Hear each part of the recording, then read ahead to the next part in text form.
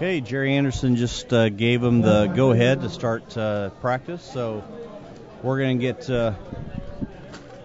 everybody throwing some shots here. Again, we're at the 2014 Holiday Doubles, presented by Storm and InsideBowling.com.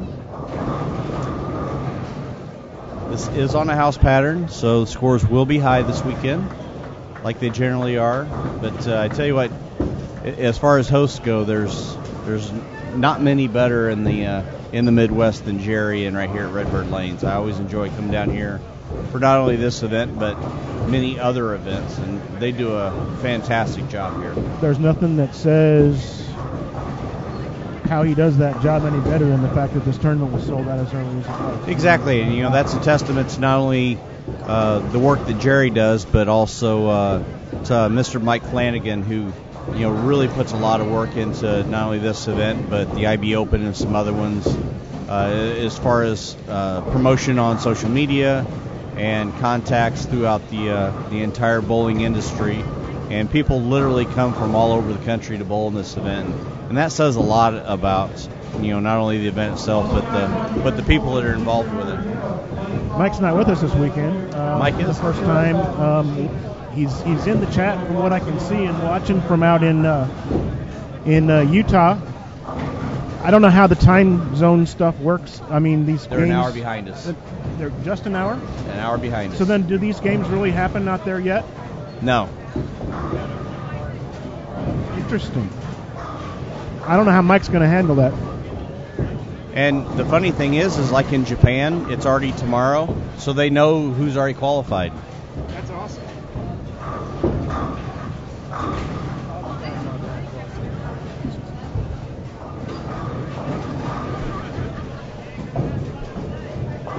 We had a little warm-up tournament here last Sunday on what I think Jerry intended to have out here. I know that if he does anything at all, he just maybe a little more volume up front here to try to get the shot to hold up a little bit longer over 9 games. So he wanted to see how that was going to play, and he announced that tournament 8 days before it happened, and he had 67 players in the field here last Sunday. So that's pretty cool too. All right, I got to put my glasses on because I can't read the chat up here on the screen, and that messes with my view of what's actually going on in the lanes. Looks like to start off tonight on 11 and 12, we're going to have Rusty Baugh, Jason Timmerman, PBA champion Mike Miniman, legendary Rich Orff, and then the team of Eddie Flanagan and Steve Taylor from Peoria, Illinois on 11 and 12. And then over on 15 and 16, we're going to have John Brocklin and Brad Miller. Brad's very dapperly dressed tonight, by the way, if that is a word. Jesse Bird, Jeff Patterson, and then the team of Darrell James and Hunter Bell from your area. Actually, Hunter is going to be one of the 5 on our team from Missouri State, so take a look at him tonight and see what you think. Okay. He's the orange one with the hair all over the place. I know, dude. Okay. Yeah, we've got to nail down a date for that this weekend sometime so we can get things turned in. Team events at the Perryville House is 16 lanes, and so we have to grab the team spot that we want quickly, otherwise we're going to get locked out. Looks like we've got about 100 viewers or so in the chat. How many we have to now, Dennis? 160 it says over here. Looks like we're up to about 160 in the chat right now, so if anybody throughout the evening has any questions, feel free to shoot them to the booth. We'll do our best to answer as many as we can. All we ask is please keep it clean and respectful in the chat. We've had some issues on that in the past. We want to try and keep this as cleaned up as we possibly can. No bashing, no hammering on somebody, no rude or lewd language, things like that. So just do your best to keep it clean for us. We'd appreciate it. All modes of communication are fine. I've got my phone here, so if you're friends of mine and you want to text me or anything like that during that's fine too. I posted something on Facebook a few minutes ago, and I'll look at those things during the night as well. Jeff's already given me some grief about the size of the font on my phone, but I don't care if it's acceptable socially or not. I'm done fighting it. I've got it as high as it can possibly go, and I kind of think that a size 36 font's a little bit too big to be on your phone, dude. That's just me, though. Well, I can read it from the moon right now. In just looking at a couple of the text messages here, there are lines where there's only one word on each line. So. And that's like the and. I just showed Ricky Matsko, and he's sitting 3 Ricky seats can read over it from outside.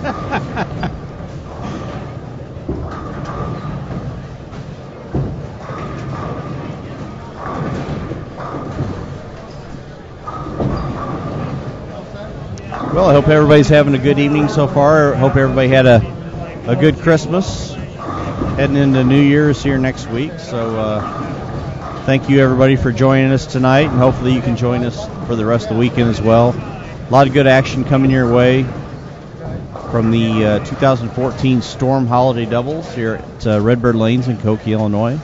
Looks like practice is finishing up right now. We're getting ready to take the live scoring action coming up for you really quickly. Ralph's asking in the chat, are they going to be moving after every game? Yes, there are.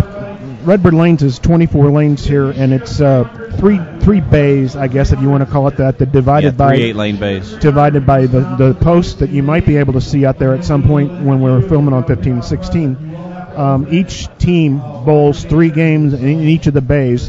This house is probably, I don't know how many different houses. I know it's at least 2 different houses when it was installed, right, Lee? From what I'm told, lane 9 used to be lane 1. Okay. So 1 through 8 are newer at some point in time. And they play differently, obviously, like every place does, depending on the direction that you oil and the temperatures and whatnot. So each team bowls 3 games of their 9 games of qualifying in each of the bays. And so you should see everybody, because everybody's going to throw at least 3 games in the 9 through 16 area, and that's our featured pairs tonight. So the really cool part about this place is, since it is wood, those characteristics really play out. I've been fortunate enough to have bowled here hundreds of times over the last decade plus, enough to where I've learned what the nuances of each pair are, and where the good points are and where the bad points are, and the pairs you want to try and hit early, the pairs you want to try and avoid. And it can get tricky navigating through this building in some points of your round. There are a couple of pair here and there that if you hit them at the wrong time, boy, they could really hurt your chances in advancing. So that's something to keep an eye on, as we move forward. I'm interested in your opinion. Typically in houses as old, I guess you might have say, as a house like this, they don't do things. Let's say seasoned instead of old. Seasoned? I know how All you feel about that when I call you old. All right. So anyways, what do you think about putting those rangefinders in? They don't do things like that in houses that are, seasoned as this place is, and they did it this past summer. So. Well, I've seen that quite a few times whenever they go to resurface in certain places where they're actually groove and engrave the rangefinders in, and it's rangefinders are a great tool, great teaching tool to use, and it's always kind of nice, especially for me in a building like this that hooks, where that secondary rangefinder is always nice to have something down lane to be able to look at and have a good secondary target. And the pair we're on right now, gentlemen, 15-16, right next to these support poles, which may or may not make a difference. Now, see, in my opinion, being an in pair. In my opinion, all the pairs in the middle bay are great. I've always had good success in the middle. It's when you get up to the high end, it can be a little bit tricky here and there. And then 1 and 2 with the approach that falls off on lane 1 for the right-handers, Lee. I know you've never had to contend with that before in your life being left-handed. Have you ever been to St. Clair on lane 50? Yeah, I have. Yeah, but you hook it a little bit more than some other lefties do. But the approach falls off quite a ways. I remember years ago bowling a regional here, watching Tommy Jones bowl on lane 1 from the floor tile, throwing it up onto the lane was a pretty impressive sight to see. Let's meet the folks we got here on 15 and 16 while we're at it. Got so the A line is Daryl James and Hunter Bell. They would be the color coordinated pair in the matching shirts.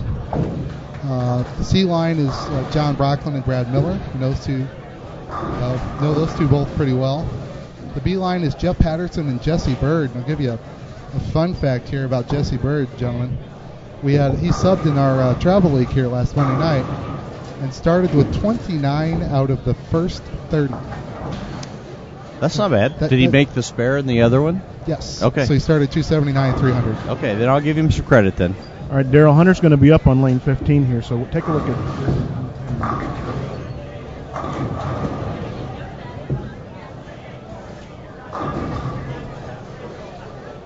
You know, with this place being wood, the friction in the front part of the lane develops pretty quickly no matter what they put out. That's why the track and left has always played so well here, is because when this place hooks, you can just basically get in and wheel it. It's going to be a matter of getting the angles matched up the right way so that you can get your ball to go through the pins the right way so you can strike at a higher percentage and keep up with the higher scores. The guys that can get the angled down lane right are the ones that will be the ones bowling on Sunday. This past Sunday, like I told you, they had that warm-up tournament with 67 bowlers. Hunter finished fourth. He was the high righty in the field that day. And he figured out, we talked about this on Monday night then down at Cape, because we bowl in that, not a sport shop, at least a more difficult shot league, if you want to talk about it like that down there. And we stayed after and worked on some stuff, and he was talking about getting in the suit early and getting this ball still to roll through the pins when a lot of other people couldn't get their ball to roll through the pins. And so I taught him a couple of things that I used to do when I needed to get the ball into a roll early, and he played around with them down there just to see what he could see with his own ball reaction. I think the important thing for the right-handers is if the majority of the field can stay a little bit farther right as long as possible and save some for later. That way you're not in lofting it game 4, 5, and 6. If you can save that until 7, 8, 9, then I think the scoring pace is going to be very, very high. But depending on each squad, how they play them, if guys start to jump in too quick and the middle part of the lane starts to really burn up, then you can see guys in lofting the gutter early, and the scoring pace could literally do anything. I don't know if you guys have talked about this. This squad is a very local squad, so they're probably going to know not to do that too quick. Right. Tomorrow's squads are a little bit more out-of-town heavy, so they might make that move prematurely. Very good point. And that's why I think, Lee, you see a lot of local teams bowl so well in an event like this. Right. You know, I know in years past the finals on Sunday has been kind of littered with some of the top teams, but there's also a lot of local teams that you may not even know their names, and here they are bowling Sunday against some of the best bowlers in the world, and the reason being is, you know, they know the bowling center well enough to where they can take advantage of, you know, the little nuances where some of the guys coming from out of town may not know it. You know, another thing to take into consideration is the fact that if you don't have to travel, if you sleep in your own bed and you can kind of just do a normal routine, it's a whole lot easier than getting out of a car after a 7-8 hour drive, putting your shoes on and bowling 9 games to try and, you know, earn a spot into Sunday. So, you know, that plays a little bit of a factor as well. There's a lot of people who wouldn't think about something like that, honestly, in a big tournament. Mm-hmm. And all these teams that make it will get a day off. Yeah, exactly. Come back and watch tomorrow. You know, I think of all the years, I've probably bowled this event, God, at least 12, 14 times over the years, if not more. I mean, I'm getting old, so my memory's going away. You're seasoned. I am. I'm right. seasoned now officially. I don't think I've ever bowled the Friday night squad in all the years. For a long time, there wasn't one to bowl. It hadn't been about the last 5 or 6 years there's been a Friday night squad, though. I thought it was only like 2. No, I think there's been a Friday night squad for several years. The one year I bowled it, the 3 squads were all on Saturday. So yeah, I know there was years ago there was Friday night squads, and it was mostly the local guys that bowled on that one.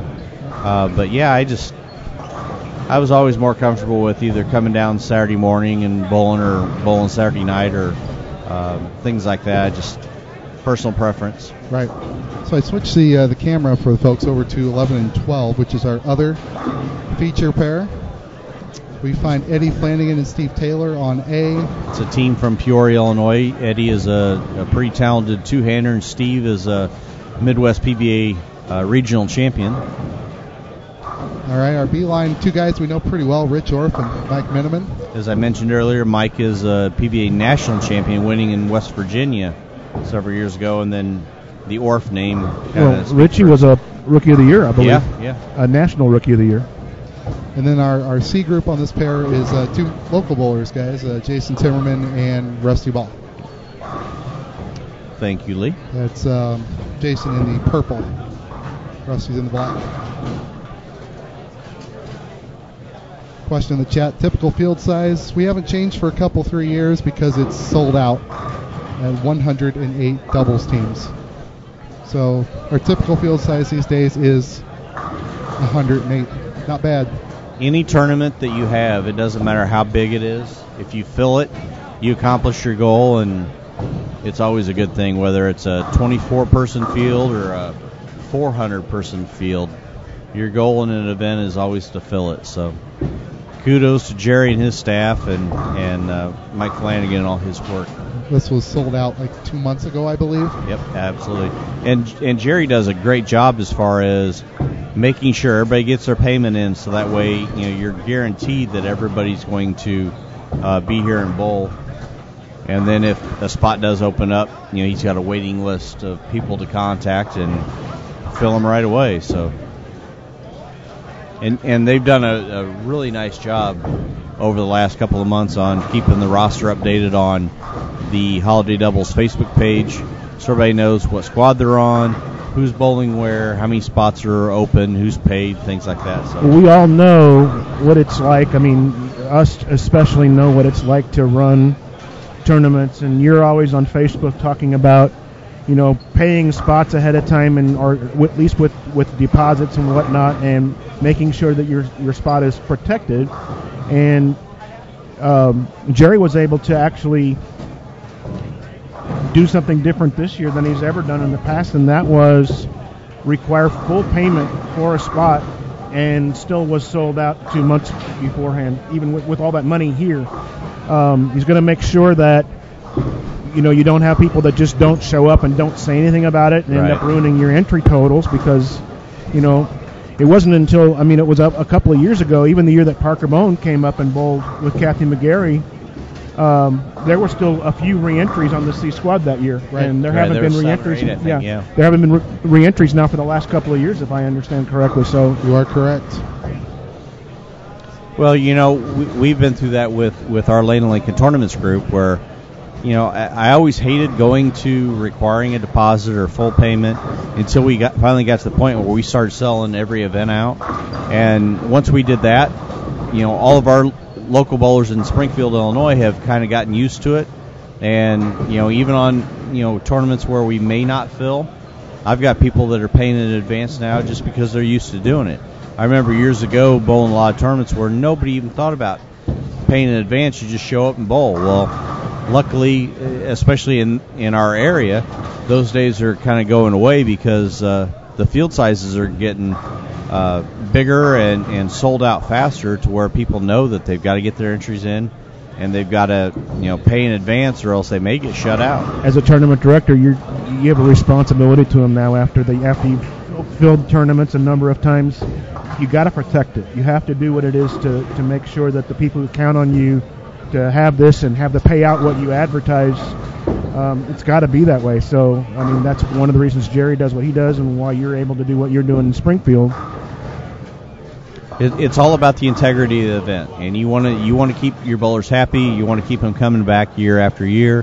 When you add another event or you come up with something different, you want them to think about coming to your event first, because they know that you do a good job running it and taking care of them and their needs. And I think that's part of the reason why events like this and the IB Open have become so successful and are in such demand, is just because of the quality of the event in general. Lee, do you have any idea what Jerry has put on the survey that he's asked for all the bowlers to fill out tonight? I didn't get to see it yet. I'm sorry. No, it's no big deal. I think it's interesting. That he made sure it was a big deal. He wants feedback from every single bowler that bowls in the building this weekend on what are the right things to do with this tournament, since it is so successful. And I mean, we are maxed out right now at 108 entries if the format is going to stay like it is. So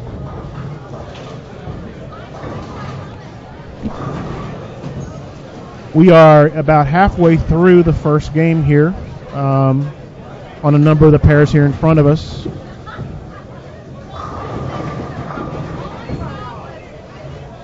We talk about the rewards yet for a perfect game? We did. All right. Yep, all the gifts are sitting down here underneath the Christmas tree right here in front of us.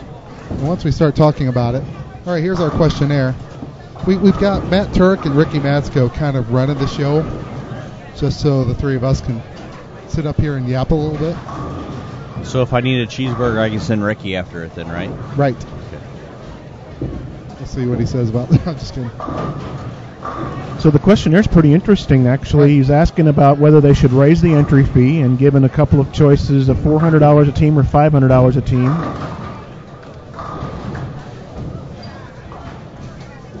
What kind of side action do they want? What format do they like for Sunday? He's got a couple of choices here, and he's got a blank line for them to write something in if they want to. And it's always a big topic of conversation about lane conditions and what do they want to bowl on. This one's always been on a house shot, and he hasn't intended on changing it, but he's asked the question here. The last one's really interesting. Wants to know what the reason is that they bowl in this tournament, and I think that's cool. That's a cool question. Got 108 teams, so 216 bowlers, and we'll probably get a myriad of answers on that one. Yeah, exactly. And that's good. I kind of have mixed feelings about the lane condition one. You know, as much as I am an opponent of house patterns for almost anything anymore, this is one of those events where I think it's understood going in. You know the score's going to be high, and I don't mind it at all. You know, I think every once in a while it's good to go out and bowl on something like this and see your ball strike for once. Even mine. When you have 216 people show up for the same thing, try not to hurt a good thing too much. Yeah, it's understood. Right. Right. It is what it is. You know what's out there. Everybody's bowling on the same thing, even though it's three squads. You know, you're bowling a house pattern, so you can't really talk about squad inequity if more teams come off one squad than another.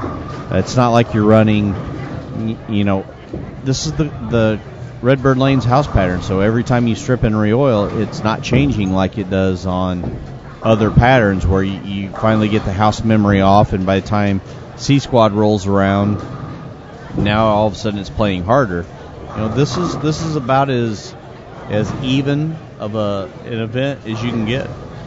You know, one of the things that you mentioned earlier about the local bowlers and them, you know, them having some knowledge of the house and how it plays, and for you, like you knew that the middle bay was a good bay for you, and the high end was where you had to be careful and watch out and you don't give away too many pins. One of the big differences, though, and it may not affect this squad as much as it does the ones tomorrow, is that you don't get a collection of people with rev rates like you have in a field like this when you're bowling leagues in this place. And so you come over here expecting the shot to be like it is when you bowl on Monday or Tuesday night. It's not. It may be that way to start out with, but it's not going to last that long. Right. And the bowlers that bowl in the league that I bowl in, it's 4 on a team. If you got a left-hander, you may only have 6 or 7 right-handers on the pair times 3 games, which is a lot different than what they'll see tonight. Right. You know that's another interesting point, Lee, is especially with the left to right issue. There's going to be a lot of lefties in this field overall. You know, typically you've got a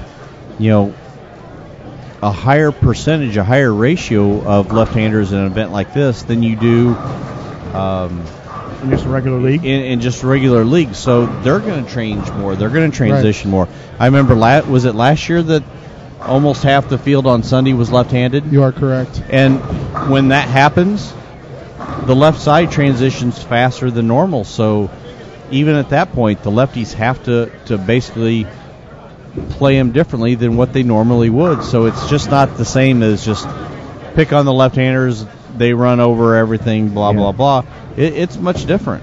And like what you talked about, if people move too far left too quick, that turns into head traffic for the left side, and then the lefties get upset. But who cares about them, right? Big Mike in the chat's asking who was the tall kid on 15 in the orange shirt. That's Hunter Bell. Talked about him a couple of times. I get to bowl with him in the Missouri State Tournament on my team, and Hunter comes from Cape Girardeau, Missouri, where I bowl leagues 2 nights a week, and it's a pleasure to work with him. He's come a long, long way in just a couple of years.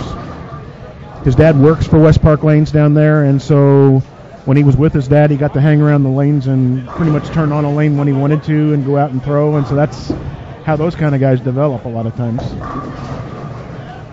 You see Mike Miniman on lane 12 throwing a crux.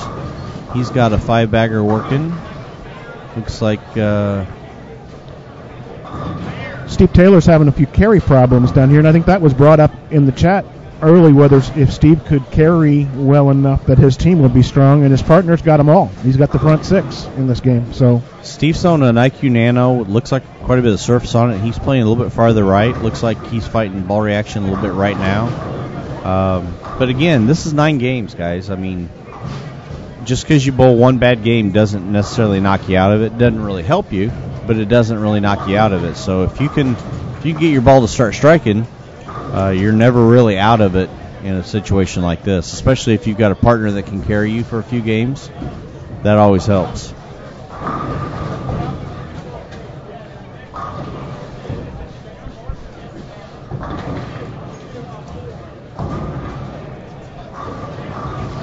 And never a bad feeling to look over and see your partner with all 6.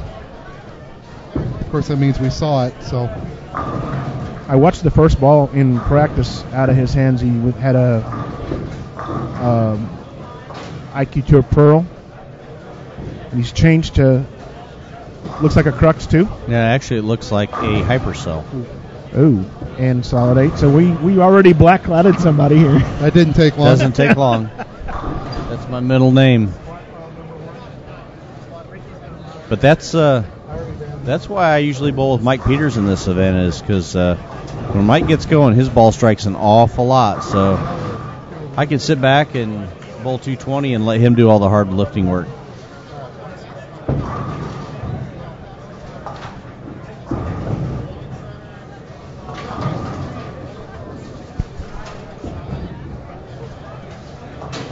So he picks up the spare. So that was a spare in the 7th. 279 max score for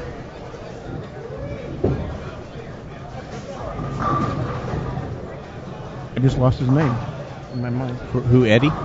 Eddie Flanagan? Yeah. Yeah. Okay, thank you. That's what I'm here for, dude. Yeah, no.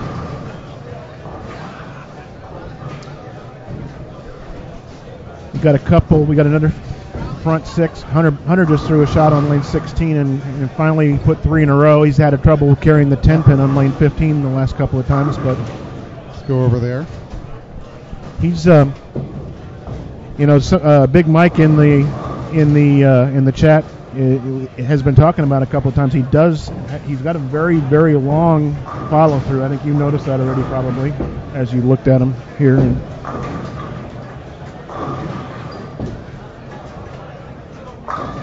I like the no fear when it comes off his hand. That's the thing with him right now. I think I fear everything anymore. I know, me too. I especially fear the first 4 shots out. All right. I fear the fact that I can't bowl without pain anymore. Yeah. Hopefully cortisone comes into play after the first of the year for me. So we'll see what happens with that.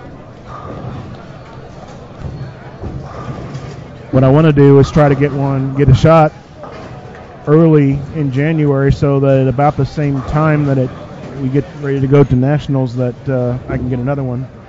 Because you can only get 3 a year, I believe, and that's every 4 months. So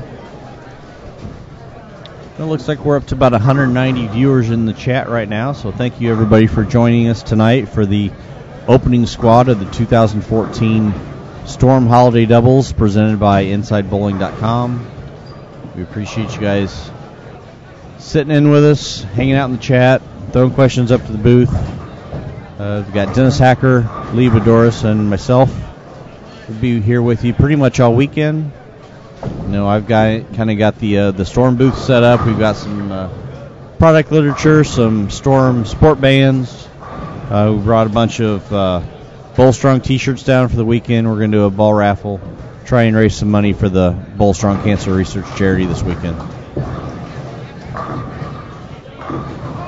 Let's see the front 7 for John Brockland on lane number 15. I just saw that. I was wondering which one it was. It was John. So throwing a IQ Tour Nano, I believe. I think somebody asked what Pete's using. It looks from my angle like he's using a Wipeout, if I can see it right. Eddie's up now. I don't know. And I think you're right. It looks like it's Wipeout, which is a very, very underrated ball, by the way. Shameless plug. We're all about shameless plugs for Storm bowling products. I can't help it, fellas. I've worked for Storm for over a decade now. Couldn't be happier. Love doing what I'm doing on the coaching side. So you can see Pete Weber on 17 through the pillars there, left at just a 10-pin. Yep. Pete struggled a little bit over the last few years in this event, and I know Eddie Bird, his partner, has been working hard to make some changes in his game. So we'll see how Pete and Eddie do this year. Throwing his PBA League spare ball up to 10-pin. You know what? I got to say this. I know that there's a lot of people out there that kind of complain about some of the things that the PBA does, but that PBA League is probably one of the coolest things that I've seen them do in a long, long time. It's something that I wish that I would have been able to be a part of when I was still out there, but I think that the PBA League is very nice. It'd be nice if they had more time to do more with it. There's always ways that you can improve something, but I think that the PBA League and the team format and the sponsors and the celebrity owners, I think it's a pretty cool concept. So the Springfield Rangers, maybe. Did I hear there's no celebrity owners this year? I don't know. I haven't really checked into it too much to see what they're doing as far as that goes. Our second Black Cloud already is Father John stuffed a 7-pin. I tell you what, anybody that's out there listening, if you guys are bowling league or anything and your opponent has the front 7 or 8, let us know, because I think that's what we do best as Black Cloud people. So if you need help, for a small fee, I'd be more than happy to help you out. So they had this warm-up event here last Sunday. They had 67 bowlers. The high game was $299. Which is unusual. Even last year when they made a couple adjustments to the pattern, there weren't very many 300s last year here. Right. No, when everybody was expecting 30. I remember the stack of presents that they brought for the 300 tree was huge last year. They're still there. Yeah. They haven't moved. Hopefully there was no perishable items in there. So I don't think there's anybody in the building that knows what's in them. Somebody's going to unwrap a year-old ham, maybe. I hope not. Ham, maybe a box of chocolates or something, but I don't think so. So high game was $299 here with, I believe it was 8 games on Sunday, if I remember right. Yep, 8 straight through. So 67 bowlers, 8 games, high game of $299. And then the folks that are bringing you this through Inside Bowling right now is a new broadcast crew, and they set up a test stream on Sunday night, right, at a different center, and they brought out 8 local players to throw a small tournament just to test the equipment and change some angles on cameras and whatnot, so they'd be ready for this weekend. We can do this the right way for all y'all. And 8 bowlers, and I think in the 3 games of qualifying and 1 game of finals, they had 3 300s. So only 8 bowlers and 3 300s in that many games, and then no 300s in here for 67 bowlers for last weekend. So, well, our Black Cloud reporter extraordinaire, Matt Turek, has reported that Rob Rao is the first 9 of them on the high end. It looks like. So he had a good run, past tense.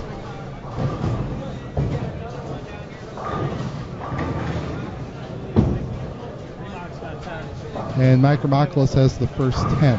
Yes. So I might have to get up here, is what you're telling me.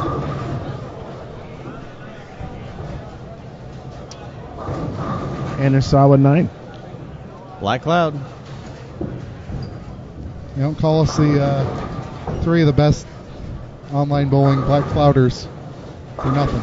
In the history of ever. Right. Eddie Flanagan with another 9 pin.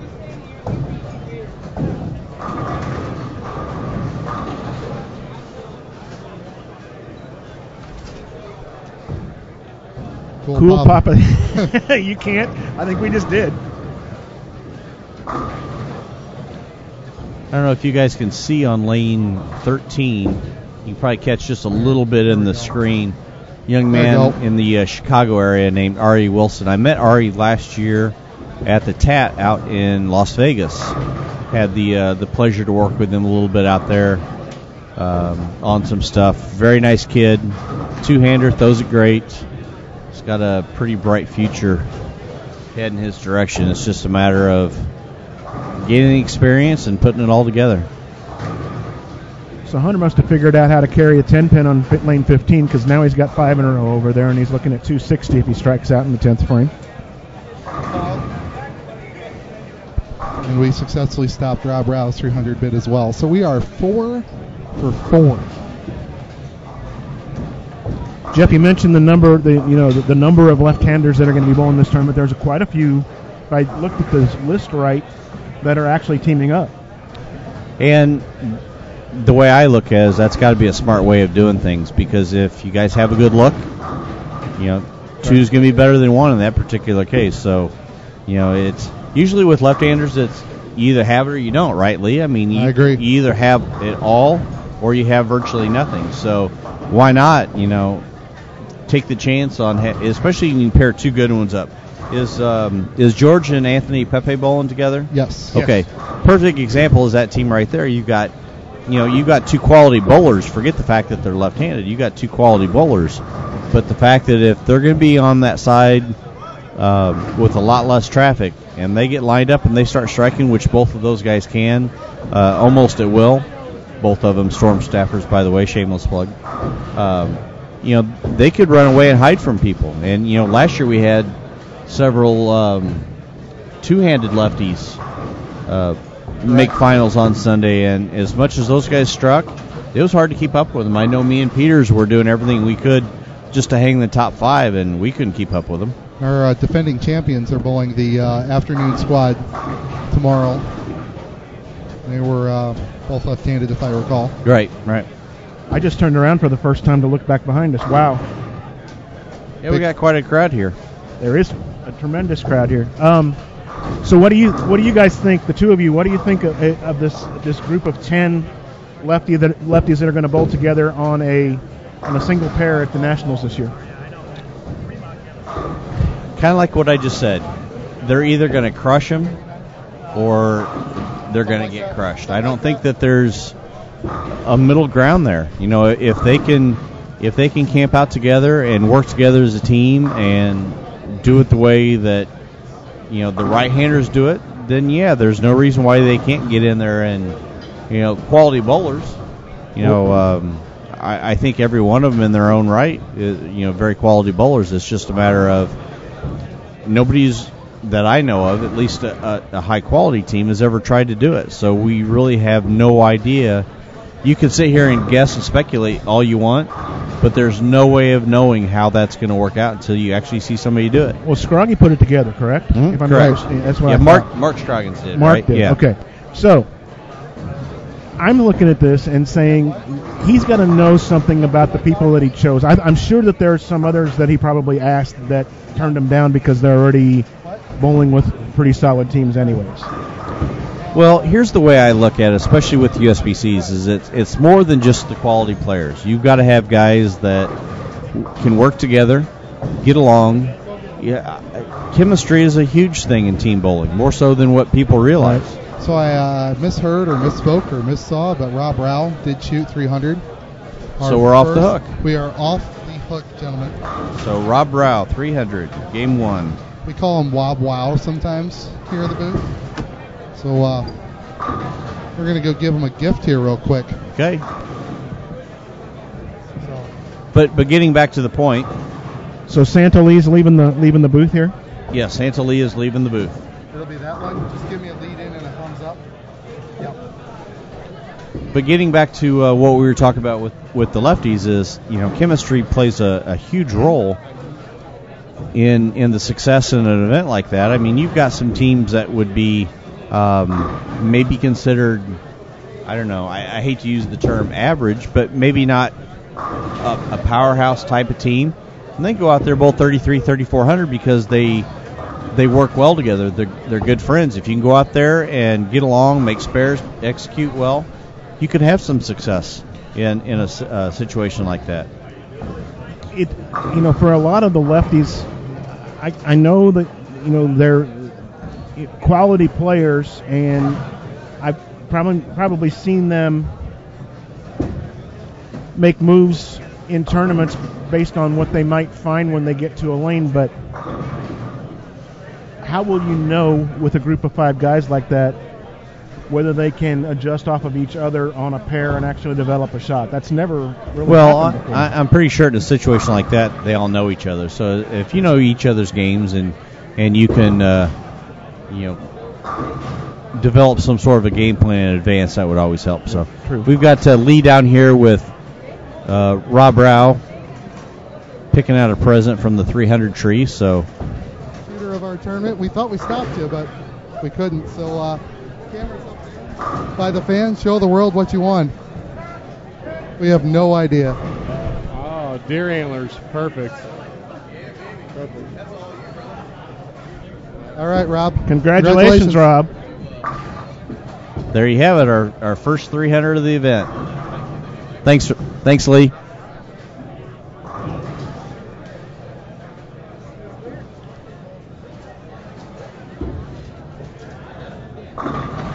I got to take my glasses on and off so that I can see. Everything's just not working on me anymore, dude. I know, dude. Rich Arf finishing out 214. Got everybody finishing up game 1 right here in front of us.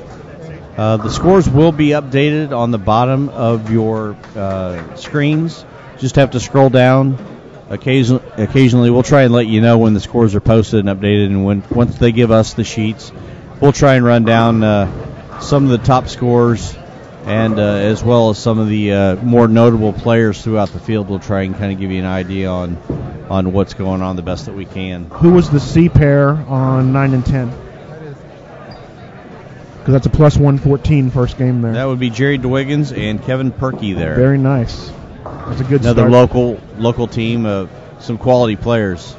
So I asked Rob. He was using the IQ Tornado, and he is an avid hunter, so the deer antlers were a perfect gift for Good deal. for the local Belleville native. We had somebody say that he should put them on and wear them for the rest of the night. So Brad Miller strikes for his first one in the 10th. One more, and that puts them 110 over for this start. Him and John Brockman. John missed the 7-pin that he left in the 8th frame and struck every other time, so a 267 start for him.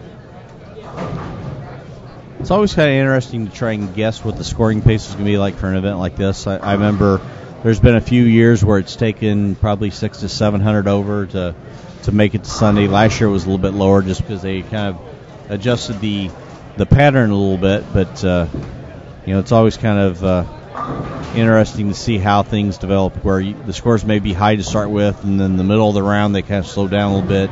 And when they really break loose and everybody's in wheeling it, the scores get huge again. So Yeah, that'll put Brockland and Miller in the 5 teens. 5 teens. 5-15 with the one more strike. Jeff and Big Mike in the chat's asking you about bowling USBCs.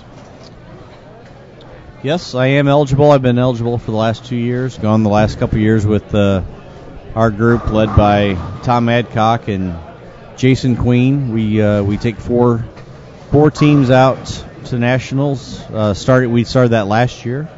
We're going out in early May, so looking forward to go out and compete. And that's one of the few tournaments I do still enjoy bowling every year. So am I the old guy in the group? you are definitely the old guy in the group. We got to get your team finished. We still need a couple bowlers for your team. We do need a couple bowlers, and we need to talk about that this weekend as well. When do you bowl? First weekend of May. May 2nd and 3rd. So we've got. Good. It's mainly a local group from the Springfield and Decatur area for us. Looking forward to it. A lot of fun. Yeah, I don't have a group yet, but that doesn't work. I don't understand, Lee. Sorry. It doesn't. I don't understand. That doesn't work. I'll have a make it work. I'll have a final exam 2 days after that. Sorry. School schmool. Yeah. It's overrated. Alan's got finals the week after that. He's still going. So. Now, if anybody needs a group for like mid to late March, let me know. Lee, I barely graduated high school and I turned out just fine. I think. Oh wait, I bowled for a living. I guess I could have picked a better career choice. So we got our ambient camera here while our two pairs are resetting. Ricky Matsko climbed on the ladder earlier this afternoon to get that, and there's the three of us. Somebody wants to know where the superhero team is of Dave Roberts and Faj McQueen, and I believe they're both wearing their pajama pants in here tonight. Yeah, they were down there on 17, 18, I think. They were. Where they started, which means they probably moved down to 5 or 7 and 8, I believe, somewhere in that range. It looks like they're on 1 and 2. They will probably be on one of the featured pairs next game. That was Dave that just threw a shot on lane 2. You'll be able to see him a little bit next game. Yep. So we got some bowling now for game 2. Start with 15 and 16. They're ready to go. So this is, drum roll please. So A is Nick Brem and Rich Bays. Rich, they're both local guys. Rich actually threw a 300 for us as a sub a few weeks ago, so we appreciated that. The B is two more bowlers from the area, J.R. Thompson and Robert Smith. Not that Robert Smith, another Robert Smith. And C squad is Andy Bank and John Flanagan, the latter winning the warm-up event last weekend. Andy needs to shave. Well, speaking of the superhero team, I take a little bit of offense to that because since I'm Batman, I don't see how they could consider themselves superhero. Well, yeah, you've never seen me and Batman in the same room together, have you? No. There you have it. And you know I've got the sign on the door of my office that says Super Secret Batcave. So. I do know that sign is there. But you'd figure that in the number of years that I've known you that I would have seen Batman somewhere. I've never seen Batman either, so. It's just the way it is. Even Batman had Alfred, dude. I would imagine Pepe and GG3 will make a TV pair at some point. I think pretty much everybody at some point in time will be on a TV pair. The way the skipping procedure is set up, everybody's going to hit one of the two TV pairs. It's just the way it is with 9 games. You're going to bowl 3 games in each of the 8-lane bays. So throughout the cross, you're going to hit them. It's possible to hit both, I guess, but we'll see just about everybody over the course of the weekend. George and Anthony, of course, don't bowl until tomorrow afternoon, but I'm sure they'll come and bug us before that. Well, it's got to work, right? If you're bowling three games in each bay, they have to hit either 11 and 12 or 15 and 16. Correct. Right here. Maybe both. It's just simple math. Yep. It's just simple math. That's. And it's not Common Core math. That's simple math. I showed my work, though. It was Common Core. To carry the 1. It's important. We have Batman in the chat now. No, we don't. But he's not here, so. It's an imposter. That's kind of cool. I think Mike Flanagan's in the chat trying to stir up controversy, like always. I think that's what he does best. He's trying to bait me into more righty-lefty conversation, and I'm just not going to do it. Okay, you talked me into it, Mike. We talked about it. Came and went.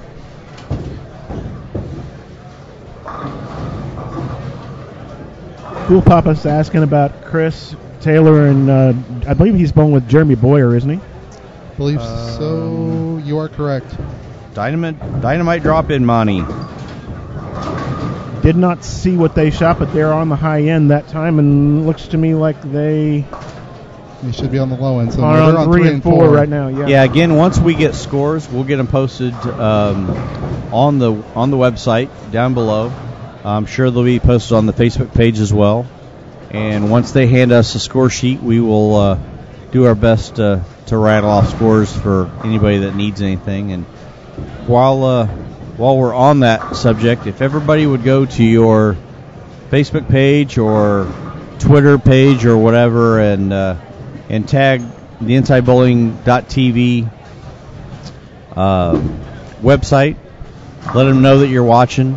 Share it with everybody. We'll see if we can't get more and more people in the chat and more people viewing, and that's how we continue to make these events grow, is by just getting more and more people to watch and pay attention to what we got going on. So I flipped it real quick here to 11 and 12.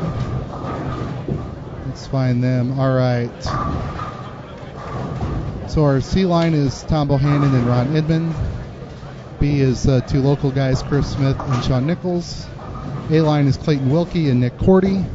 Nick told me to be nice. I don't know what that means. I think they all say that. I think everybody's worried that we're going to get in here and we're going to pick on people. And well, he was worried about it at like 10 o'clock this morning. It's like, be nice. Clayton also subbed for my team this year. He only shot .299 here at Redbird. Don't know what he was doing. Just kidding. He is from Highland, a little bit east of here.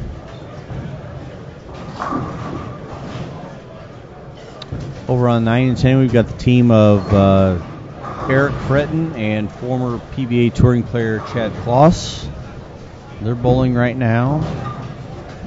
Yeah, we call him the Chad Wrecker up here. The Chad, well, actually, we kind of started that. That kind of just filtered down. That was his Midwest PBA nickname, because Chad always kind of likes to start in front of the bar return and just move lefter. Yes, I said lefter. But we use the name up here, so. Did you bring a copy of our PBA Midwest dictionary? No, I don't even know if a copy of that is still around anymore. That was those were some fun times back then creating that.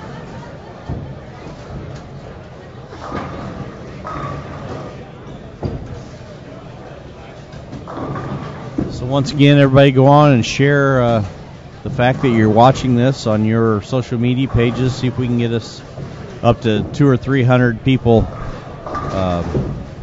logged on here. I think, wasn't it a couple of years ago at the IB Open at about 3 o'clock in the morning we were still finishing up and we had about 300 people in the chat? That was they were. Was last year the dance year for Tom Hess and Matt McNeil, wasn't it? Yeah, last year was, yeah. We had a few people watching that after the last squad got done on Saturday as well. I'm sorry to say that I witnessed that, and it wasn't real pretty.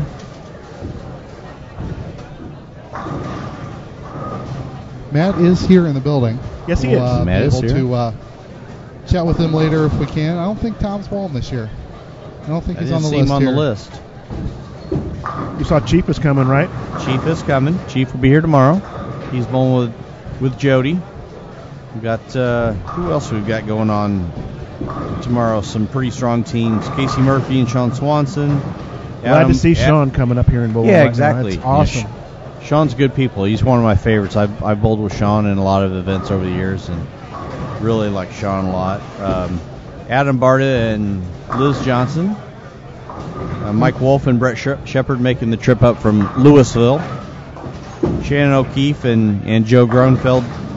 Joe's coming up from Louisville to bowl with Shannon. Now that Shannon and Brian O'Keefe are coaching the McKendree team, I get to see them quite a bit, so that's good for me. Yep. Derek, I call him Ima.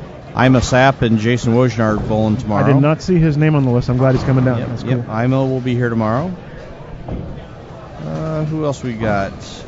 My teammates, Tom Madcock and Jason Queen, are coming down to bowl tomorrow, which is good because they owe me money. They typically bowl well here. Yep. Got Those two. Really big Got a couple of teams from my area that are coming down. I know they're driving down in the morning. Jeremy Grigg and Jason Jones are coming down to bowl in the morning. Justin Steffens and Rick Kidd is already here. And then a couple of my close friends, Matt Burdick and Racel Berry Jr., are coming down to bowl tomorrow. So Probably good to see them come down. Probably the best, one of the better local teams on that Saturday morning squad. Tim Barrett, Kyle Sherman. A little bit of talent on that team. I saw Kyle out. I thought when I saw him down here chatting a while ago, I thought he was bowling tonight. Yeah, right. So I get, real quick, I got to give a shout out to my buddy Racel Berry Jr. because last Friday night was his birthday, and bowling league, his third game, he bowled an 89. Now Ray averages in the 230. He bowled 89 his third game. Not 189. Not or 289? No, not 289, not 189, but 89. And when I asked him about it, he says, "I'm not sure I finished the game." I think he put his stuff away and quit before he bowled his 10th frame. But congratulations on the 89. So was that alcohol induced? I'm not gonna say that. We can all assume that it was. I did see him walking back and forth a few times, and it took him 4 to 5 times more steps to get from the low end to the high end than normal. So you can draw your own conclusions there. Okay. I saw some remnants of that on Facebook. What would be a good time to remind everybody that Gray Eagle Distributing is a sponsor Exactly. of the Storm Holiday Doubles. Local Anheuser-Busch distributor. I love it when those kind of companies do that for events like this. I mean, it makes sense, especially with the crowd that you've got standing behind us right now watching and whatnot. Those folks come in here to enjoy watching bowling like this from back behind, and you know they have something to come watch for this weekend because of sponsors like that. So absolutely. It's awesome.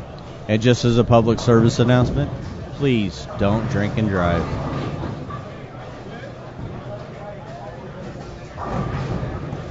That public service announcement brought to you by Jeff Carter. Joins Dennis Hacker and myself. It is 8 o'clock here in Cahokia, Illinois. It's Storm Holiday Doubles, Game 2. 8 o'clock and halfway through Game 2. What's that say for the end of the night tonight, guys? We've had some longer nights than this. We have. I guess Ray would remind us it's 5 o'clock somewhere. Yes, exactly. Okay. Yep.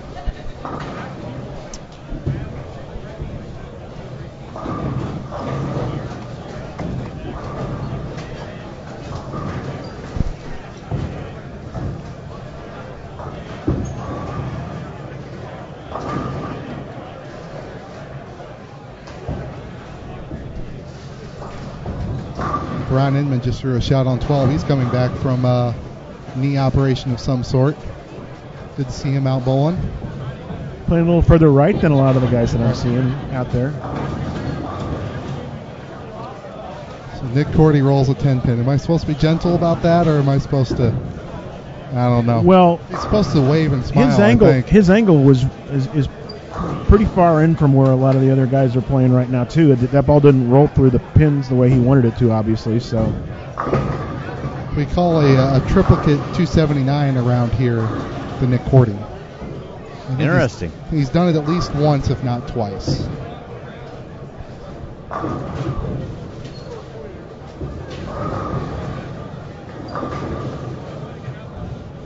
Eric Fritton's storm patch fell off, so I may have to go get him a new one of those. Just can't fall on the lane. Nope, it didn't. Stay on the approach.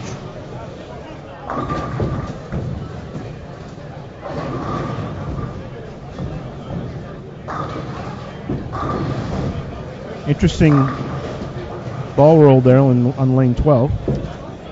So Sean Nichols, he's from this area as well, and he can play lefter. Well, it looks like it looks like with the way that ball makes a corner. It was just interesting the way it rolled through the front. By the way, I have trademarked the term lefter, so every time you say it, you owe me a quarter. You can send my tab to mike@insidebowling.com, please. I think we're going to be sending a lot of tabs to mike@insidebowling.com this weekend.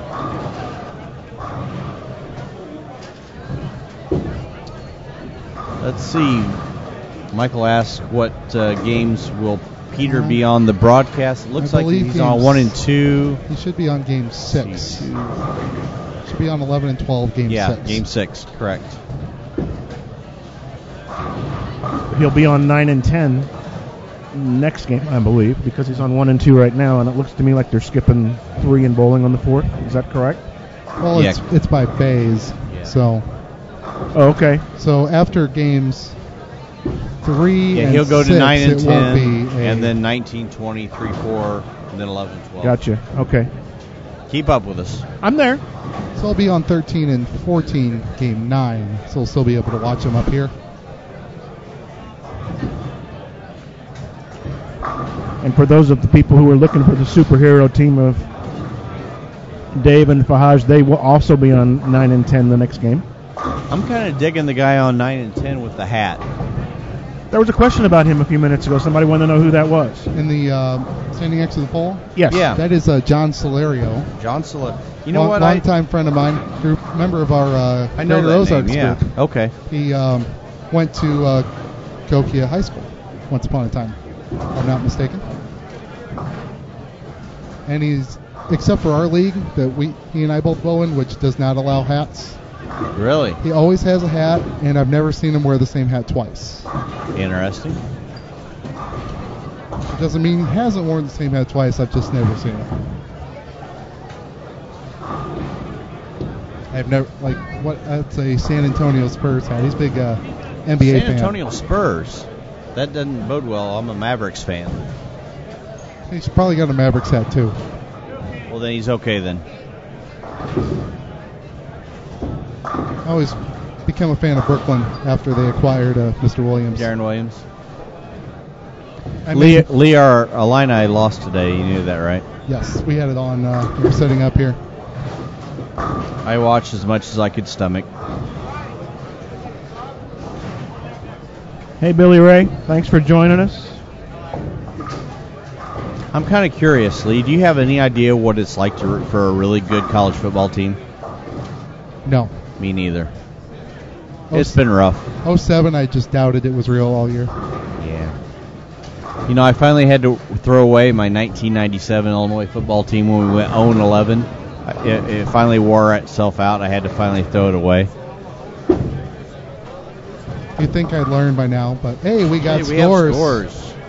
So who were we asked about earlier? Boyer and Taylor, plus 91 after game 1. For those of you asking for Chris Taylor and his partner, just to read through the top 10 real quick. First place, plus 137, the team of Hammond and Remaculous. Second, team of Rao and Rao, plus 127. Third place, Brocklyn Miller, plus 115. Fourth place, Dwiggins and Perky, plus 114. Fifth, is that Tockett? Touche. Oh, Touche. Touche and Monterusso. That's why I'm here for you, Jeff. Plus nice 113. job, Lee. I know that's why you're here. I'm not even going to try the Callaway and Chachevsky. There you go. Seventh was Duderick and Solario, plus 106. Eighth is at Corte. Cordy and Wilkie, 105. Ninth is Bremen Bays, 93 over. And again, 10th is Boyer and Taylor at plus 91. Reading down, 14th, Clausen Fritton, plus 74. 15th, Cody Clayton and Spink, plus 73. Let's see who else. Miniman Orfer in 20th. The team of Pete Weber and Eddie Berger in 23rd at plus 50.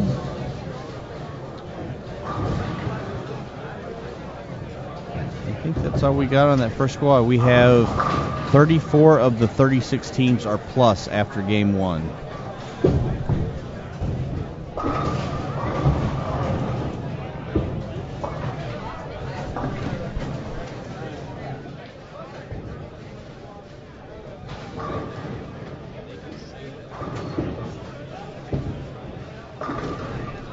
So we've got a few strings going again here out in front of us. Right now we got a split screen showing both of the. Oh, now we're back to just 11 and 12. And you started talking about 11 and 12. I switched it to 11 and 12. That's the other reason why I'm here. Thank you, sir. This is Ron Inman and Tom Bohannon. They have just one miss between them. Ron let that one run on him a little bit. He didn't get quite out to the outside where he was before.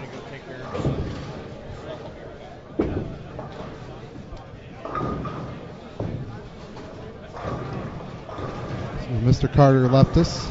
It's all right. That's all right. So we've got, I don't know if you can see it, probably not. We got Tom Bohannon, you said, and he carries again, so that I didn't black cloud him. There we go. Yet. So front 7 here in front of us on 11 and 12. We've got a Fierce Thunder. I like that. A light hit on 14. That was a front 5, and I didn't say anything about it beforehand, so that one doesn't count.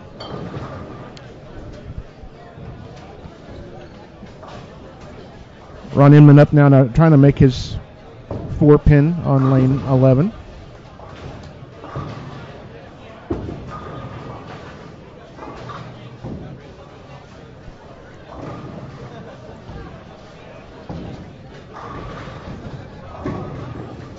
Interesting the differences in just where everybody's already playing. A while ago, watching the team of Rich Orff and Mike Miniman, even in the first game on 11 and 12, you know, how different. I mean, I understand the age and where they're going to play, different from the other guys, but already such different looks. I mean, when you have to strike, when you know you have to strike to the level which you have to strike here, you're going to try and play your A game for as long until it either works or you're convinced it doesn't. You have to. You're right. You can't just kind of, okay, 215 clean, all right, that'll work all day long, because you know it won't. Exactly. Now, I don't know that they did this last year. Jerry made a specific point of announcing it this year, but all 3 teams on the pairs are moving together, and I believe that they did it a different way last year. Right. Last year, the A and B lines on your screen moved one way, and C moved the opposite. Right. Which kind of caused some unnecessary delays, I thought. You have 2 guys waiting for a third. Oh, good point. So that means now everybody's together. The drawback is obviously if you get paired with some boomers and you don't want to have the lanes torn up every time that you get there, that would be the difference. But I mean, obviously, complaints one way, complaints another. Other people like it whenever you don't have to worry about waiting and that kind of stuff. So, have our first prediction for Mr. Flanagan that McNeil and Nida. I see that. Will be. We usually pick favorites and cut scores, but when you have 108 teams to choose from, it's not a bad team to pick, don't get me wrong, but might wait till Sunday on that. Craig Nidifer has done so much in the last year, even just all over the world. My gosh. And 2 or 3 years ago, he's probably a name that most people outside of his home area of Michigan had probably never heard of. Correct. At least I had not.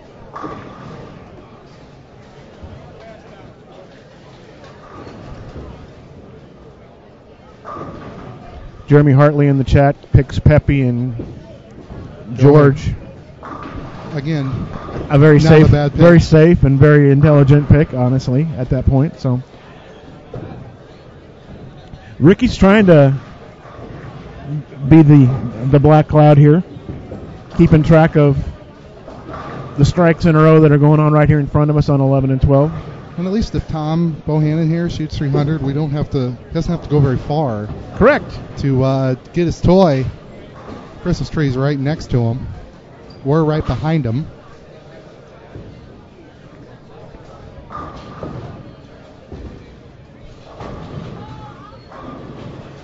For those of you who are in the chat, some folks are already chiming in. Go ahead and you got a squad list down below. You want to look down underneath the blue tab.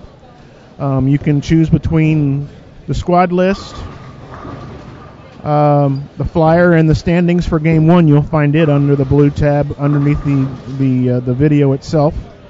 But go ahead and chime in the chat and let us know who you think might win this event. So I don't want to black cloud my buddy, Dennis, but on 17 and 18 of all pairs, Cody Clayton is the front 8. I know that pair is not very friendly. I've seen him throw 3 or 4 shots, and he split the 8-9 every time.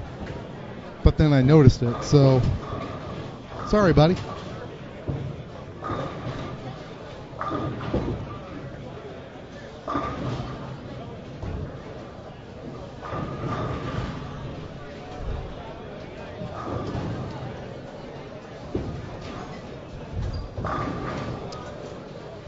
So we saw in the standings a few minutes ago, Jeff was talking about how many people were plus, and also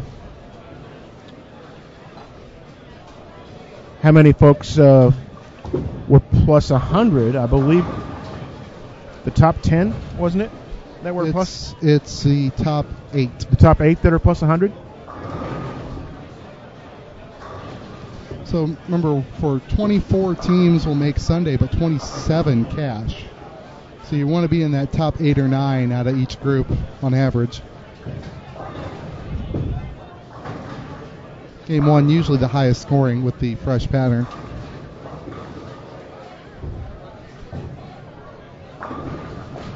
I have seen, like Jeff talked about earlier, some of the middle games where the scoring pace kind of gets tempered down a little bit.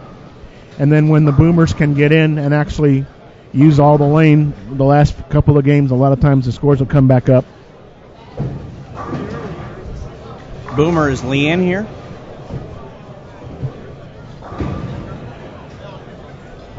CB's asking about the cut. There's not a cut after this squad. It's everybody's score goes into one giant pool, and the top 24 teams come back on Sunday to bowl 4 more games. And we just black clouded both Tom Bohannon and Cody Clayton. Well, we weren't specifically talking about him at this point, though.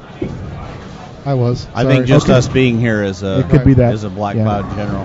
Rob in the chat asking about posting scores below, like with the IB Open. Yes, we do. It's under the event information tab. If you click on that, I think they're there now for Game 1. Standings for Game 1 is the third choice under the event information tab, so you can pull that down. We're working on getting the image changed. Trying to get the computer that they're running the event on set up to where we can actually print it as a PDF and then save it as a JPEG and get it posted a little bit better copy. So that's what I was doing back in the office, trying to get them set up with that. Cool. So they're working on that. Not sure it's going to happen or not. I don't know if there's Adobe is actually on the computer that they're using. So a tough break on 15 with a 10-pin that stood up and fought a little bit too long for Nick Brown. Rob, we'll work on that for you and get those scores. So Lee, obviously it wasn't a good shot because only good shots strike. Just always remember that. Only good shots strike.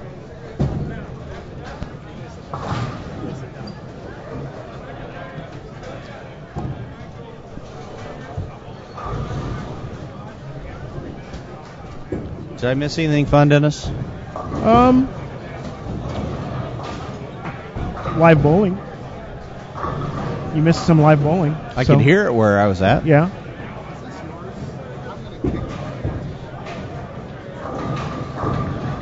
Yeah, Cool Pop is keeping track on the black clouds, the successful ones and whatnot. And I think the only reason that Rob actually did complete his 300 is that Lee called that he didn't, and we quit watching him. So that's probably the reason why that worked out for him.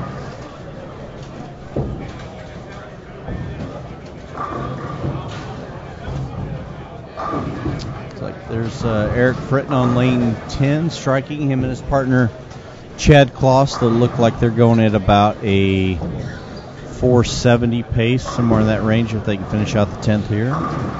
So even though 470 is a decent number, if the scores are as high as they normally are, that may not be getting it done. Chad's looking at grabbing a different ball here to come down there and finish the last frame. That's something that I've always done. It's something I've taught my college girls to do. You get a fill ball, it's always a good opportunity to try something different. Unless, of course, you need every pin. But in a case like this where, Chad's going at is he going at about 240? Yeah, so he's got a little bit of wiggle room, so it's good to grab another ball or try an angle change, try something that may kind of spur you on, in the upcoming games. You never know when you're going to have to make a ball change. If you've already looked at it on a fill ball, something good to keep in the back of your mind.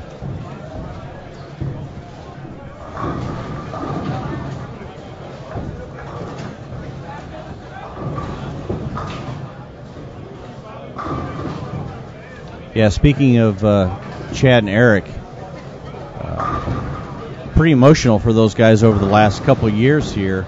2 years ago, Chad lost his father while bowling this event, and then last year Eric lost his father while bowling this event. You know, they were both down here. It's just very emotional, and two great guys. You know, something tragic like that happening to both of them, you know, on this weekend. So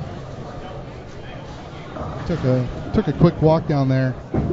Eddie Bird and Pete Weber had 277 and 280 left. On those guys can strike a little bit, and you know what? It's very beneficial for them to hit 1 and 2 in game 2, right? Because they're not hooking quite as much yet. So, you know, that lack of approach on lane 1 doesn't really come into play, you know, early on in the round. But you get to game 8 and 9, and you're on lanes 1 and 2. You know, that could be a tough pair to have to finish a round on or something like that. So that would be something we need to kind of keep an eye on, who gets down on that end the last game or two each round. Had a question if I think that Adam Barta will shoot another 300 down here, and you know, anything's possible as much as Adam strikes. It wouldn't surprise me if he had multiples. So I would think that Adam and Liz are definitely a team that a lot of people will have as their favorite to win. Liz is pretty tremendous in her own right. I would never bet against Liz in anything. Liz just recently elected to the USBC Hall of Fame and will be inducted in Omaha. And I'm going to the convention for the first time this year, so I'll be there for that one. Very cool. Liz and I are very close friends. Love her to death. She's a great person, great ambassador for not only women's bowling, but just bowling in general. I mean, she bowls everything, everywhere, all the time. And just a testament to hard work on all the things that she's been able to accomplish. The national convention is April 27th through 30th, and so I will probably fly to Omaha for the convention and then fly directly to El Paso. They're going to send you to Omaha and you don't even live there? Yes.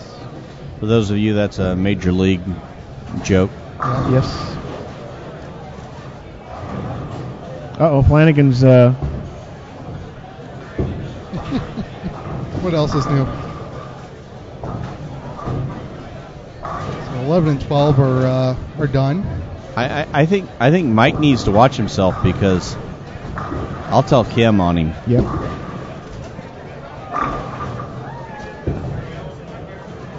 That's plus 89 for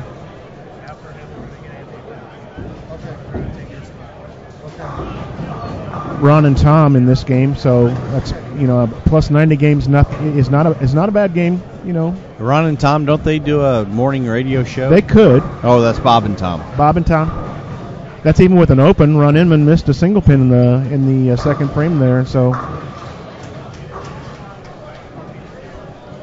on 15-16, Bremen Bays had 485. So our B line there is on here somewhere. Minus, Smith and Thompson, yeah, so they're minus 23 that game. And our local prep winner and Mr. 900 have 215 and 258 left. I think I'm going to let you guys handle the scores, because I swear I've got bowling ADD. I lose concentration. I can't look at the scores very long.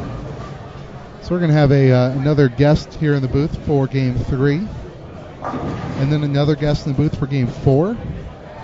And probably more after that, because that's just how awesome we are. We're going to get Jerry in the booth. Oh. And then Anthony. That's 9-10, right? No, it's 5 and 6. What was that computer. Yeah, it'll be, Probably at the beginning of next game. So, Lee, I just got a Facebook comment from Dave Roberts who said if he'd have known I was going to be here that he'd have dressed more classy. So I guess the pajama pants would have stayed at home. I don't know. I don't know. Either you would have wore nicer socks with the pajama Maybe. pants. He should have known that you were going to be here. Right? I don't know. My idea of dressing up is just wearing newer tennis shoes. I've got a new pair of Jordans that I would break out for a special occasion. We've got Dave and Fahaj on 9 and 10 right now.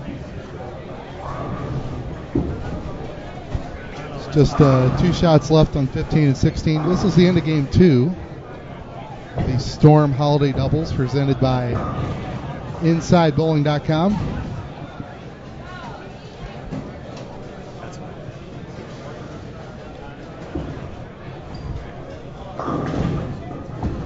That was a nice hit on lane 14. I don't know if you caught a glimpse of it, but carrying out the 6-8 for the second strike in the 10th, which is always a bonus, and a 250.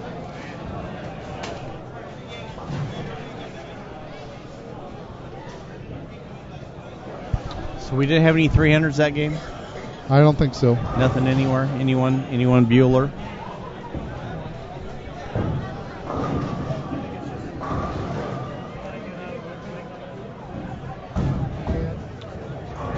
Well, if you go by the 1/3 rule, with there being 3 squads and top 24 teams going into Sunday, after the first game, 8th place was plus 105, which is going to give you a scoring pace of around 900. Now, I doubt that holds up all the way, but you never know, I guess, but we'll see. Because now you're going to have some teams that may flip-flop after a couple of games. Some teams that bowled well one game, not the next. Some teams that bowled bad the first game, bowled really well the second game. So I would imagine about at game 4 or 5, we'll kind of have a good idea on what the scoring pace is going to end up looking like. Based on what you just said, doing some Common Core math, you're saying that you're expecting individuals basically to average 250 for the day. I don't think so. I don't think it'll be that high. That's right. That's a little bit out of reach, but it is an easier way to keep score around here, though. It's just use plus minus 250 for everything. It keeps your Common Core math, your slide rule math, your calculator math, whatever you use. It keeps the numbers smaller. All right, they shot 257 and 259. That's plus 16. Good game. So we got a good view of Dave Roberts and Faj now on 9 and 10 in the pajama pants. Off to the left here. I don't necessarily know if that's a good view or not. Hi, Eddie Bird.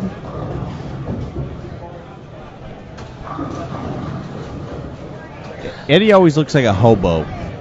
All right, so Lee, you're supposed to switch to the Skycam so you can see Dave. And there they are. There's Dave. There's Ricky. There's us. Yep. Yeah, we saw him. I'm sure Elena didn't dress Eddie tonight. You think not? I bet she didn't. I bet she had absolutely nothing to do with his outfit. Pete Weber now up on 9 and 10, so like we said, we'll see him in Game 6. Well, we'll see him right now. You can see him out of the corner of our eye using a IQ Tour Pearl. I can't remember the last time I saw him throw the gold ball.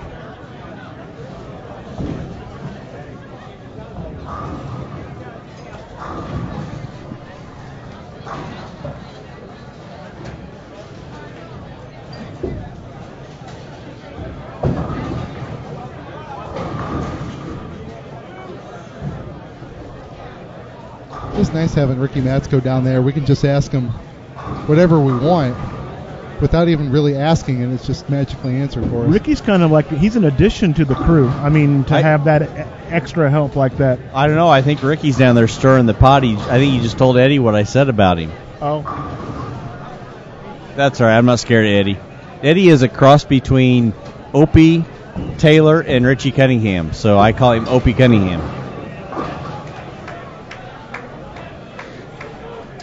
Jack Sullivan and Austin Bolds teamed up, and they're bowling on 15 and 16 for this game 3 here. Well, of course they teamed up. They won't let them bowl as singles, dude. Sorry. Or this would be the 2014 Storm Holiday Singles Tournament, which it isn't. You notice I said tournament? I did. That's from spending way too much time with Carolyn Doran Ballard and getting yelled at that I say tournament. And if you hang out with anybody from the East Coast, they yell at you when you don't say tournament. We have been lectured many a time in this booth that it is tournament. So I got used to saying tournament, so it is what it is. I don't. They taught me. Oh, we have. I don't. As long as you don't say the S in the name of our state, Illinois? you're fine.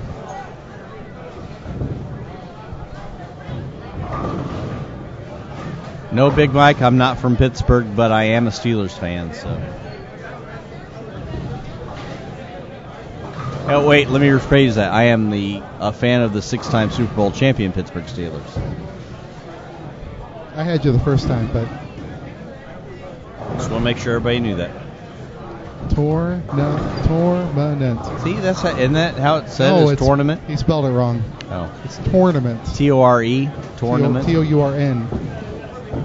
Meant. Welcome to Spelling 101, otherwise known as the Storm Holiday Doubles. All right. I'll take his spot. It's like we're going to have a special guest here in the booth pretty shortly. Our wonderful host, Jerry Anderson, is going to come in and sit and chat with us for a little bit. So I guess now isn't a good time to talk about the cheeseburgers at the snack bar then, Dennis. We're going to have to keep that to a minimum. Hi, Jerry. How are you? Fine, how's it going? Having a great time. How are you doing? So far, so good. Scores look like they're okay. Yeah, we were just talking about that a few minutes ago. It looks like probably about Game 4, Game 5, things will start shaking out and calm down, and we'll have a pretty good idea on what the scoring pace is going to be. So it'll be interesting. We've really been fighting to keep these lanes to hold up. We've had a couple tournaments the last couple weeks, and the first tournament we had only had 4 on a pair, and we had guys averaging in the upper 240s, 250 to lead. Last week we had our winter warm-up. We had 6 on a pair, and it only took 228 to cash. So it's going to be interesting. So another good field this year, sold out way in advance. Everybody was prepaid. It's got to make you feel good whenever you can put something together like that. Yeah, this was one of the easiest years ever as far as leading up to the tournament. It's been a little bit crazy the last few days, but I mean it was like effortless as far as these guys calling me, running credit cards, sending me checks. They had no problems with all the checks this year. I hated to do it. I didn't like to take all the money before Christmas and sit around, but I think it really made it a smooth transition for everybody to get checked in and I agree. I didn't even think about that part about the smooth, easy check-in. The fact that you don't have to take money from anybody except for brackets and whatnot. But the idea that you were guaranteed a full field at that point. How many times did you have to replace people who paid and then dropped out? Did that happen off the waiting list? Yeah, there was about I think there was about 5 teams that ended up dropping. And I did have some teams on the waiting list that would have got in but couldn't get here for the Friday, so they only wanted to bowl on Saturday.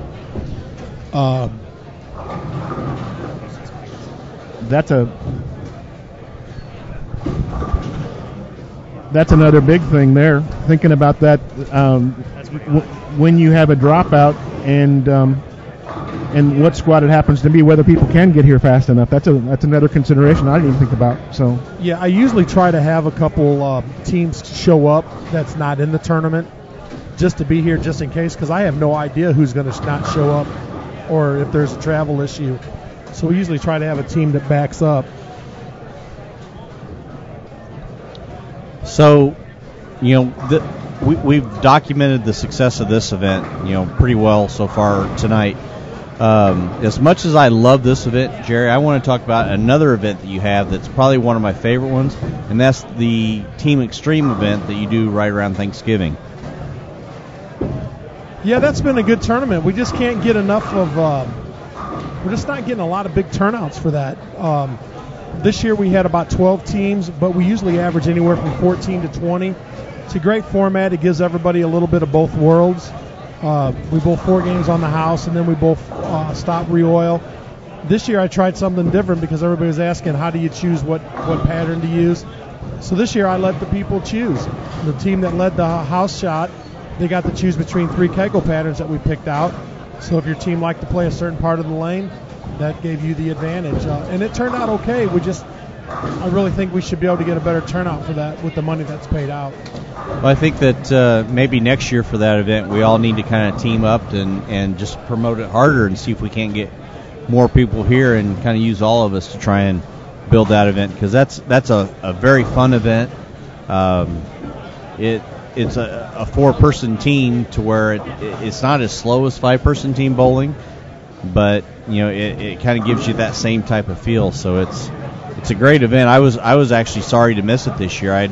I'd originally talked to AJ Johnson and Brad Miller about bowling with those guys, and with us having the college tournament at Fairview Heights, and me having to drive the girls back and forth, and it was a little bit too much that weekend. It was just going to be too much for me to handle, so I kind of had to decline this year. But love that event. It's always been a very fun one to bowl. Yeah, there's a lot going on. A lot of people have a lot of things going on now. A lot of people are running more tournaments. A lot of tournament organizers now, they've always got stuff going, and I'm not getting a lot of the teams to travel in as much.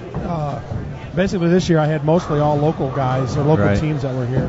Yeah, I've noticed that, especially around holidays, more and more groups are coming up with Thanksgiving Day or day after Thanksgiving or Christmas Eve or day after Christmas or things like that, to where they're kind of popping up all over the place. And I'm a tournament host and promoter as well, and you and I have talked about this at length about how do we do that, how do we work together to where we're not on top of each other, and I think it's important to have some lines of communication between the tournament hosts out there. Say, okay, especially the bigger events. Now you're always going to have events that are going to run on top of each other. I know Thomas Rogers runs his Southern Missouri Bowlers Tour, and they do a lot of events, and we do a lot of stuff up in Central Illinois as well as you guys. So those are always going to overlap. But everybody knows weekend after Christmas, it's holiday doubles, and it's smart to stay away from that. We do some stuff on Labor Day weekend, and hopefully we stay away from there. And the weekend that Mike runs the IB Open in April, hopefully people are starting to look and say, hey, we need to stay away from that weekend so we can all help each other. Yeah, I'm pretty lucky. Most people, nobody schedules nothing on this weekend. Right. Now next year is going to be a little bit different. I looked at that, yeah. Next year, Christmas is on Friday. So what we normally do on that is we always do it the weekend before Christmas. So next year, it will be the weekend before, like the 18th, 19th, and the 20th. So, we've done it in the past, and we've also done it after January 1st, the weekend after New I remember Year's. a few years that you did that a long time ago. So yeah, but then it was only 48 teams, so I don't know on travel purposes on how people are. It's tough. We have a lot of people that travel in, fly in, and then they go to another tournament after here for New Year's. Right. It's a constant struggle to try and keep up with that. I know that there's a couple of guys that run a lot of tournaments in Michigan.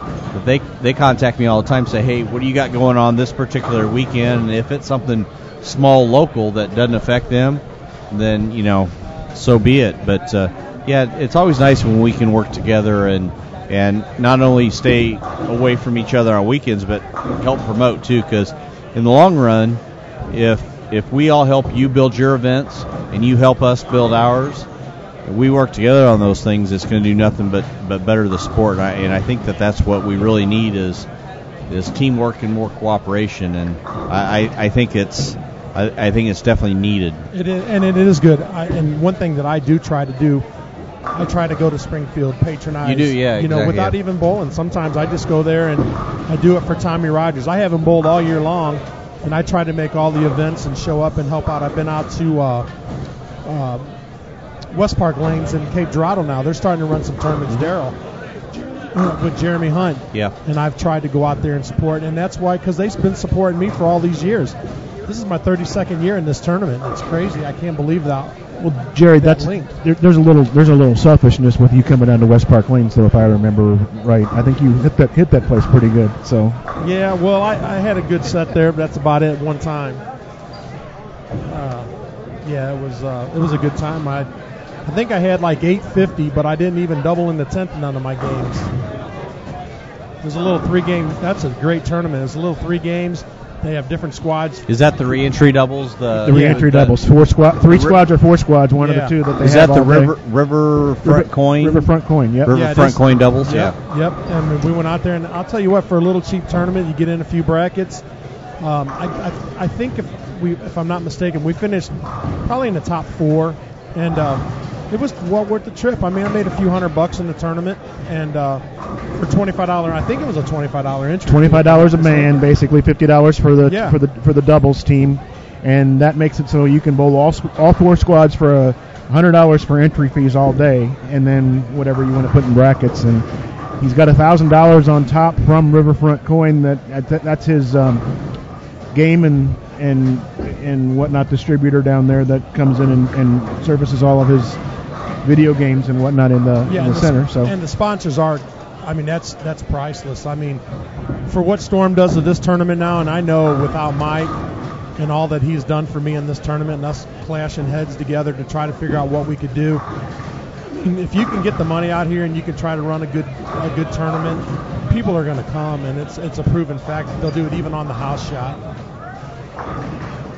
Well, it's always a fine line to decide what bowlers really want. I mean, you can ask 100 different guys, and you're going to get 10 different answers. Whether it's bigger prize funds, lower entry fees, tougher or easier patterns, different formats. And I know what we've tried to do with Lane Lincoln tournaments is vary them. We have a wide variety of entry fees, formats, patterns that we run. Different styles of tournaments. We try and pick different parts of the year that seem to work well with different events, and it's an evolving business. I mean, you have to constantly change things. Kind of like with your questionnaire, asking questions about this event for next year. Considering raising the event, the entry fee, and things like that. Depending on what they come back and say. At least you'll have some information to make your adjustments for next year. Yeah, and I looked at them already, and I didn't get a lot of them turned in, and I tried to make people, but they're not going to do it. But I got enough turned in, but what's really amazing is it's all about split as far as what people want to see. Now, most of the people wanted the house pattern. They didn't mind bowling that. They'd like to see maybe a little more modified house, and I would like to see that too, especially here with this wood. We can do things and still make the scores high, but when I tell people it's going to be the Redbird house shot, now we've got 5 or 6 different house shots here, depending on what we're putting it out for. And of course tonight there are going to be a little bit more oil, and we're seeing, watching 11 and 12 now, a bunch of the local teams going through the nose, and we're only in the 3rd game. But see, Jerry, we talked about that earlier. They're bowling on what they think is the house shot here. But even in leagues, they don't have this many bowlers with rev rates like they have and bowling balls like they have that they bowl with during league. And so these lanes are going to change differently than they normally see them in here. And hopefully they've thought about that. I mean, wouldn't you think? No, and that's exactly right. And that's almost could be really against them for being in the house. They expect it to be this way for this long, and if they're not paying attention, and I told all my local people today, you better pay attention to who you're following, because it's been proven that this lanes are going to break down, and I think the scores for the right side it could get a little bit tough, but we always can maintain the middles. The middles hold up fine, but then it gets to be that cliff, and that's where they start having their troubles. Hunter Bell was the high right-hander in your warm-up last Sunday, and he told me that his strategy at that point was to get into the soup and stay there and not let the ball get out. You know what I mean? He didn't go off the cliff, right, like you were just describing it. And the problem is these things play so good at the start, and they play so smooth, but they are pretty slick. So what the problem is, these guys get all these sanded down bowling balls, and they play in the track, and it burns away. Right. And then when they try to move in, it's just there's too much oil there unless you know how to bowl. That's why I usually just start in around 5th arrow and wait for it to come to me. I figure the Earth's round. It's going to come to me eventually. Well, I tell you, the people that can do that and alter their speed is the ones that are going to have success later. Because there's still going to be the middle oil. I'd almost figure that. Yeah, you saw Jeremy Boyer just went through the nose, 3, 4, 6, 7, 10, and picked it up there in the fifth frame. It looks like or fourth frame. Sorry, he had started with the front 3 in that game as well. Everybody's going high on 11. Right. It's like Matt just threw me some scores for Game 2. Give you a little rundown of the top 10. First place, team of Hammond and Remaculous, plus 230. Second place, the team of Rao and Rao, plus 206. Third place, Hartnell and Crumley, 204. Fourth place, Touche and Monterusso, 193. The team of Weber and Bird jumped up from 20th to 5th. They're plus 175. Sixth place, Miniman Orf, 173. Seventh, Bremen Bays, 168.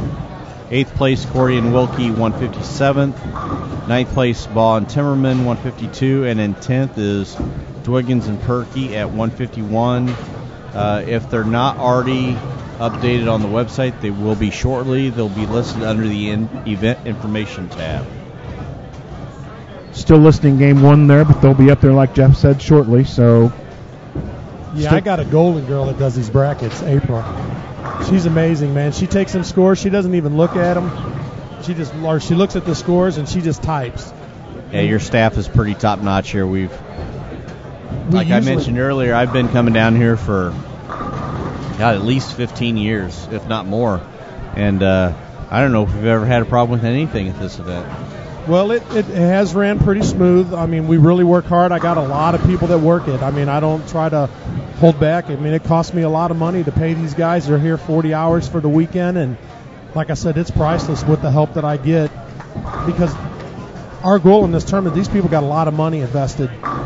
Some of these tournament organizers you go to, they don't post brackets. They don't post nothing until Game 3, Game 4. They're running scores. They're running 3, 4 games behind.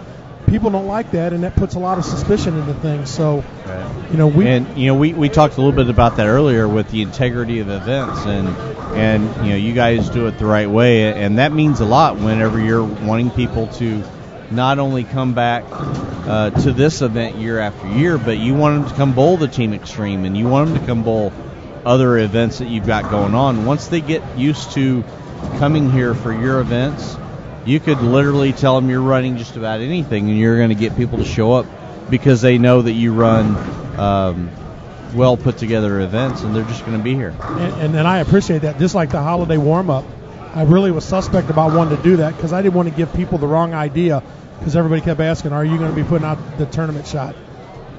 And I never did tell them that that's what I was going to do, because even if I did do it and it played differently, then they're going to blame me. So I just told them it's going to be as close as it can. We had 67 bowlers in an event that I tried to do in 10 days. Right. And that says a lot, so. Oh, I was really happy with that. What does everybody think about the skipping procedure? We talked about that earlier. I've actually used this one a couple of times. I think it's great. I think that when you're in a setup like this with the 3 bays, not only is it fair for everybody, but it also ensures that everybody's going to come across the TV pairs at least once, if not more than once, depending on where they start. But, I think that the only thing I would do differently is if I was actually bowling, I would make sure that I don't hit 1 and 2 or 21 and 2. That's the only thing that I would ask you, Jerry. And I don't know if that can happen, but if it can, no. You're the tournament host but and the tournament director. Into the system. You can make it work for me, and here's an extra $100 for that to happen. And we might work that out. I think my career average on 21 and 2 is about 160 in this building. And the weird thing is we don't ever use from 17 down to 24. We don't even have that many big leagues. We don't even use down there. So that end used to be a lot tighter. Everything used to be tight from 1 moving your way down, but now, and it's going to be really interesting, 21-22 has been probably the lowest scoring pair with 19 and 20 in the tournaments we've been running over the last couple months, because they break down. Lane 11 is really starting to break down. Right, it is. They're surprising. They're being really surprised by the ball reactions right now. Jerry, what do you think is going to happen as you strip and oil as many times as you're going to over 2 or 3 day period here? versus what normally happens? Well, I think it's definitely, they probably do get a little bit tighter, but I don't think it's going to make much difference because I still think that the track is going to be the ultimate play zone and how long you can stay in it. And it might let you stay in half a game longer, maybe. Well, the fact that the pattern doesn't change kind of helps that process because you're not trying to get the house pattern memory out and running a different pattern. Kind of like with the Team Extreme. One thing that is always tough to do in a multiple pattern event when you don't have enough time to double strip or to totally do it that way is the one pattern kind of bleeds into the other one, whereas you don't have that here. You've got the house pattern going 3 times, and they should play as close to each other as you could possibly get it to do. And we did not double strip this year. We did that a few years back, but we didn't have. There's no way we'd have enough time to be able to do that, especially tomorrow. So we're just going to keep doing it as if we got league each set and run with it. It is what it is. Everybody's bowling on the same thing. Let them go. My goal, as long as they can throw the ball right and it comes back, then I did my job because that's what the people wanted, and they got it. What they do from here, I can't control. There is definitely some change going on out here because we're seeing some folks that are just really surprised with their ball taking a dive at the head pin, so they're going to be moving a little bit. And we talked about it earlier with the characteristics of not only pair to pair but from bay to bay. That could be the great equalizer as far as the scoring pace goes. If all of a sudden, let's just say, for instance, lane 11 or 11 and 12 both looks like now. Look at the shot on lane 12 just now. Let's just say, for instance, if that pair is just on fire right now, anybody that comes across that pair that hits it, especially later, that could be an equalizer as far as the scoring pace of getting into Sunday. So it's always interesting to see how things develop. Yeah, the 4 teams, or there's 2 teams on 11 and 12 that are house bowlers. Mm-hmm. There are 4 house bowlers, and Chris and Jeremy Boyer, they bowl here a lot, so they know.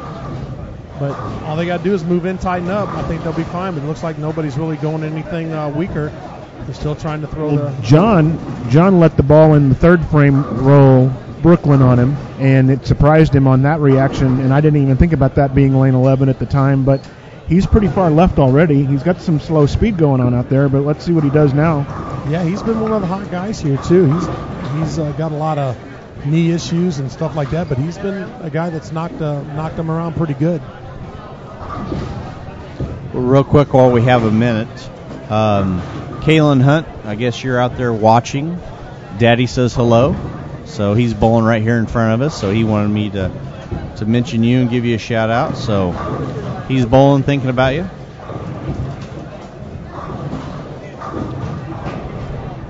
Pajama Boys on 11 and 9 and 10 are throwing a few strikes now. Could you pull that look off, Dennis? I don't care if I could pull it off. I would do it. I used to wear them Zumbas. Remember Zumbas? Yes. I do. I used to wear the Zumbas to bowl in my tournaments. Those are some comfortable drawers. Somebody needs to ask Dave Roberts if him and his partner are going straight to Walmart when they leave here because they're dressed for it.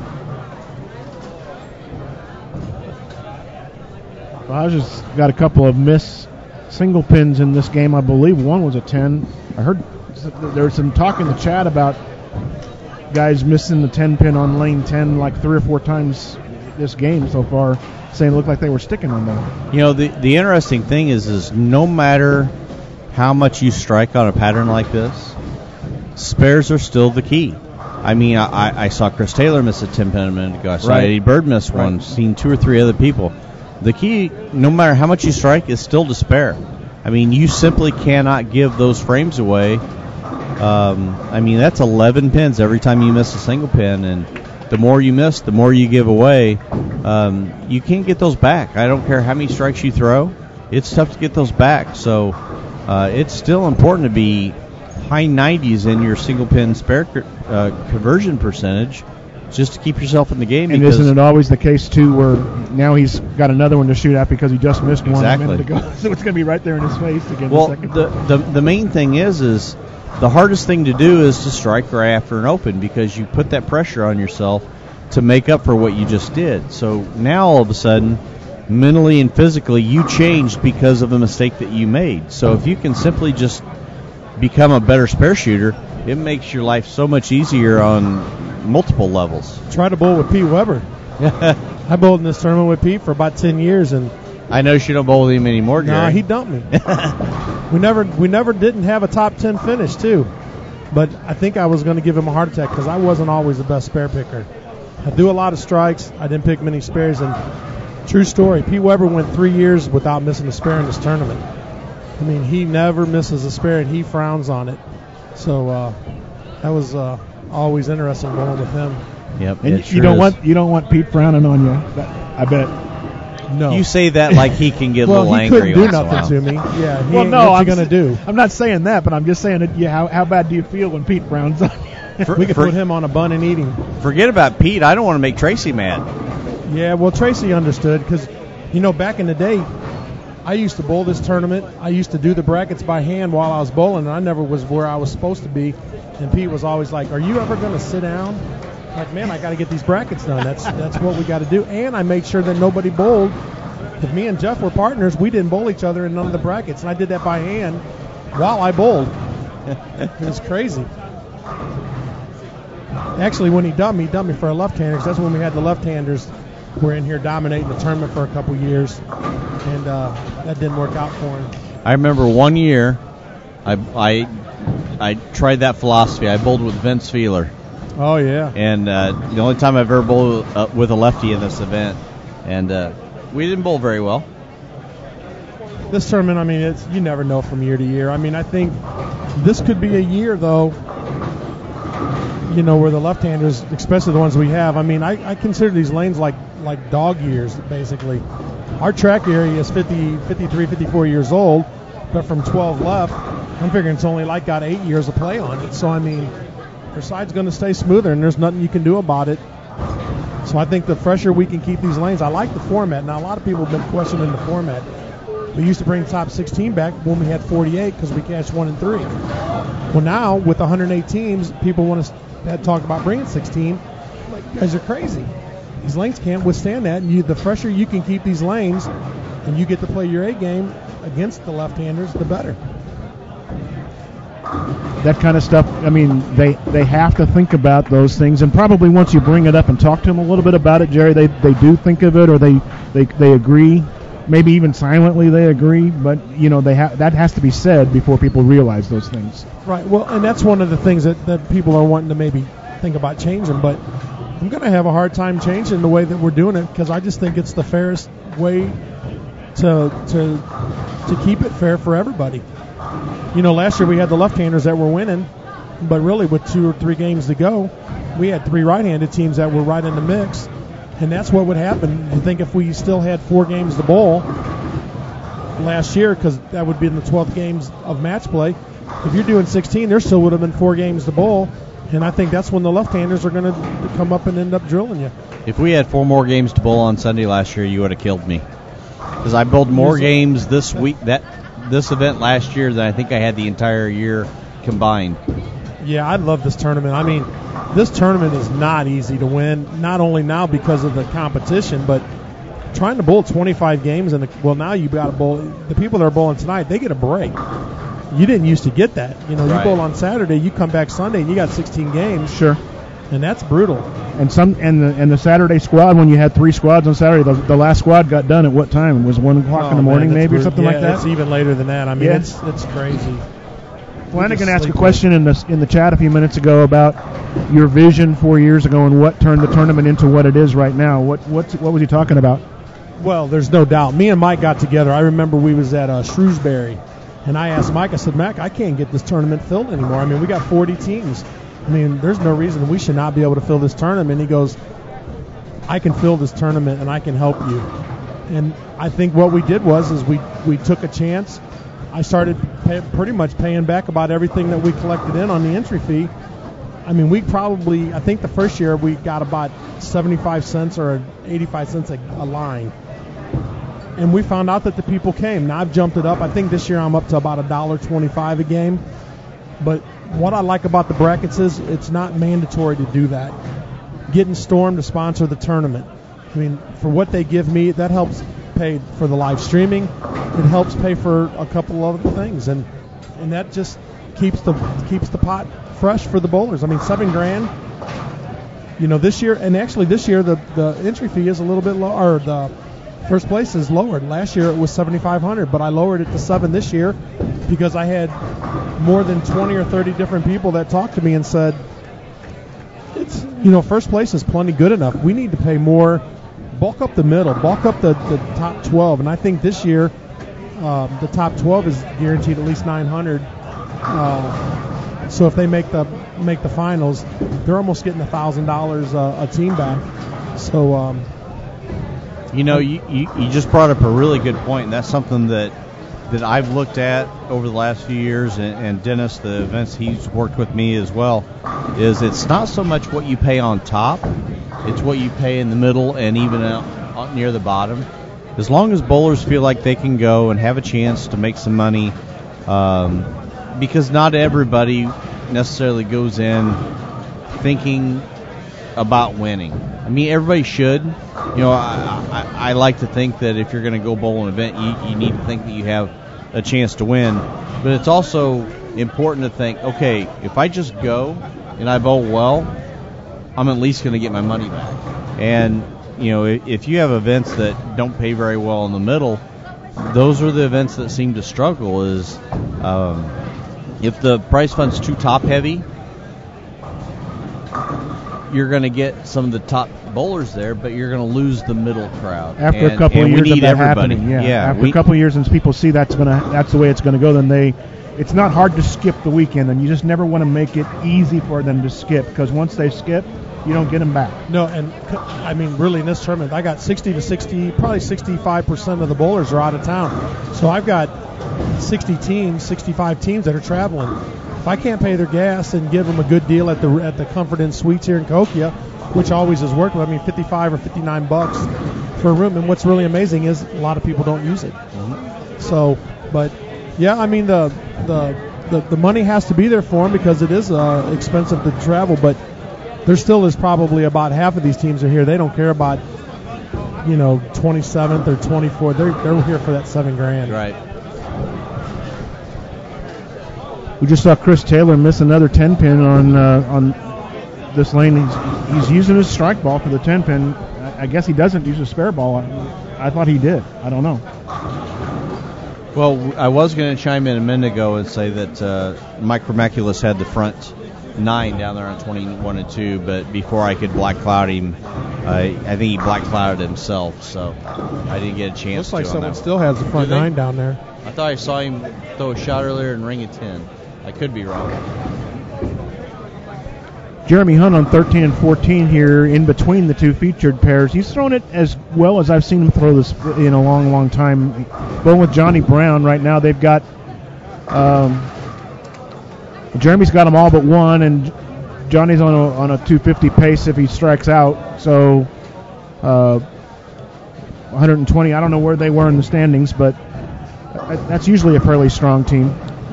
And Jeremy, what a great guy he is.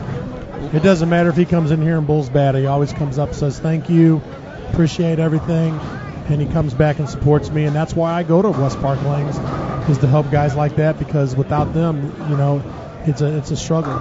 Let's just not tell Jeremy that he's a great guy, because he gets that swollen pumpkin thing going on, and we can't have that happening. We had 20. I think I had about 27 teams on the wait list this year too. That's awesome. And people said, why can't you open up this up? And this is the fairest we can do, and I don't think it can get any bigger. Only way it could is Friday afternoon squad at noon, but that would only be if I got 36 paid teams that were willing to do it. Well, because that squad's got to be as fair as all the rest of the squads, right? That's what I tried to tell, and I don't see us filling that. I mean, right. To this point, we've never got to that situation where I even once considered thinking that we could fill that squad. Well, have you sat down and done the numbers? Would another squad of 36 make that big of a difference in what you're trying to do here? No, because I'm as happy as I can be with what we got. I mean, this is a long enough day. We've been here since, me and my wife were here yesterday, stocking beer, right. Cleaning toilets, doing stuff, because we have literally six staff members here. Here's the way I look at that, Jerry, is you can continually look and see, can we add?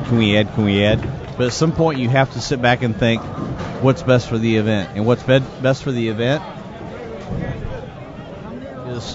is to have some demand for it.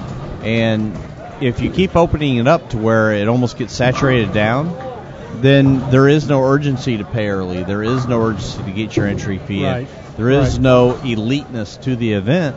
And when you say 108 teams, first 108 pay, get in, it creates a little bit of a buzz, with the event. So it makes people know that, hey, if I'm going to be one of these 108 teams, we got to get entered.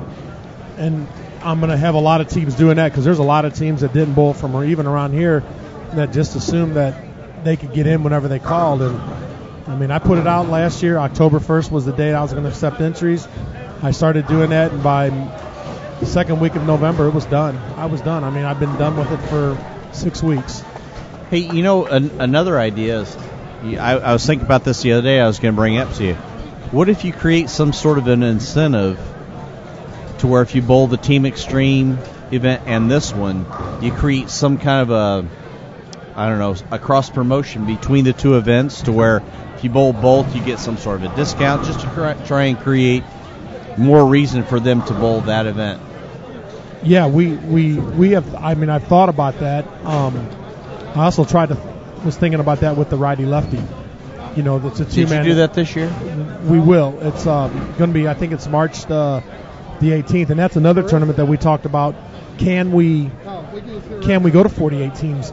I get 24 very easy in that, and that's another tournament. If we can get 48 teams, I want to run a tournament where like it used to be, bowl 5 games, let the others bowl 5 games, come back, bowl 5. Yeah, the old regional formats, that kind of thing. Regional formats, just something like it used to be.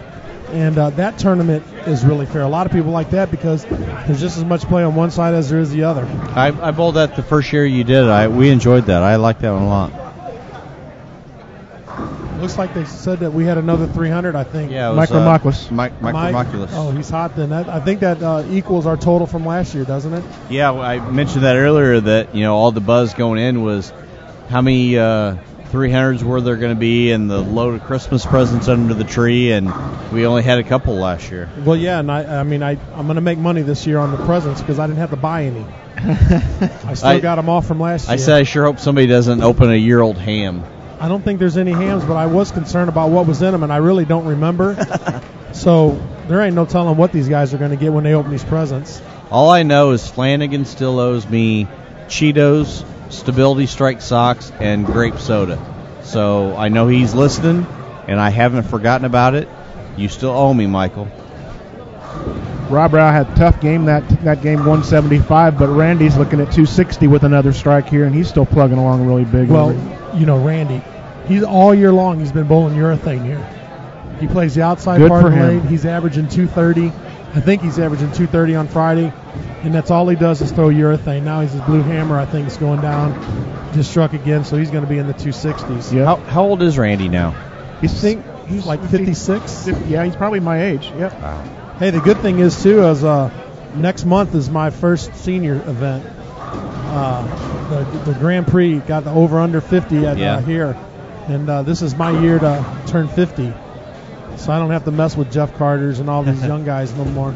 I'm catching up to you, Jerry. I'll be an over before too much longer. Jerry, I got news for you. I had the very same thoughts 6 years ago whenever I jumped over that hump. And it's tougher out there than you think. Well, I wasn't really too much worried. It's just going to be fun to be able to even have more options to bowl more tournaments. And, I've always tried to.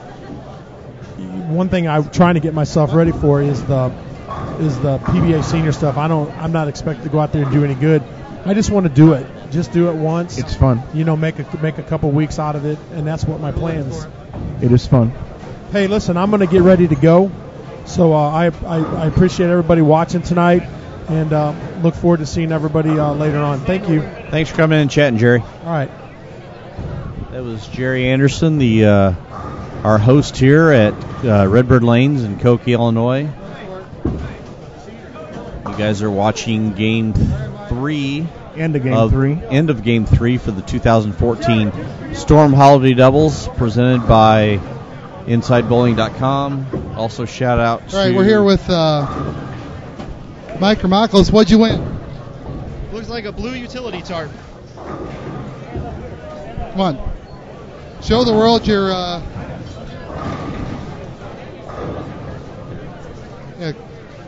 Here with Mike Hermopoulos. He shot 300 on 21 and 22 and won a blue utility tarp.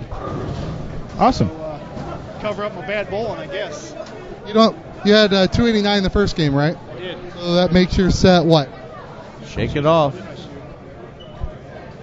820 maybe? We'll count that as a lot. Good bowling. Good luck the rest of the way. Very nice, Mike. 820 for him. Yeah, the leaders have been hanging around at the top all day so far. We haven't had anybody shoot a great big game and fall off. So.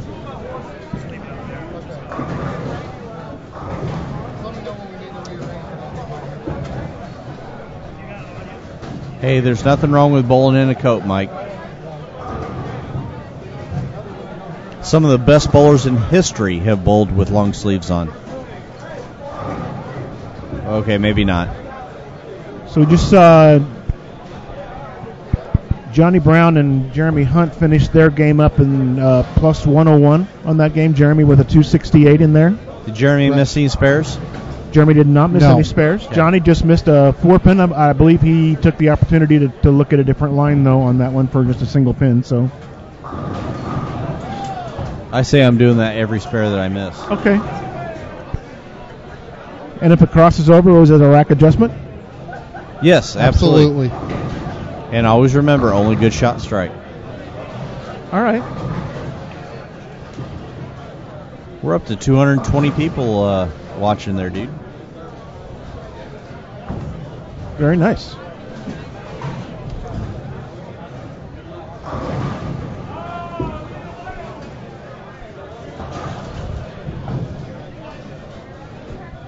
Asking about where Pete Weber is. He just finished bowling on 9 and 10, and that means that he'll probably go to 19 and 20.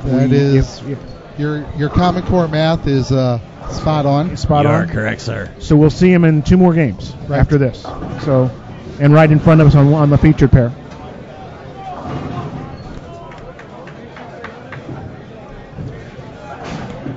We might have missed one, boys. Missed a 300. Where's our crackpot staff at on that one? All right, guys. We're going to switch this real quick. Lee, you're in control of the camera. That's true. I just ran out of hands. Okay. Can't really see him, but it's Justin. What was your last name? Kremling, and he has a gift to open.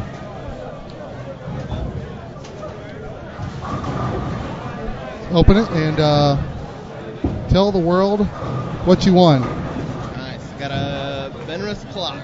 All right. Let me hold it up here real quick. It's decorative, too. It is decorative. Nice looking clock. Nice looking game. Thank you. All right, we've got... So we're up to 3 300s. 3 300s now. I had a...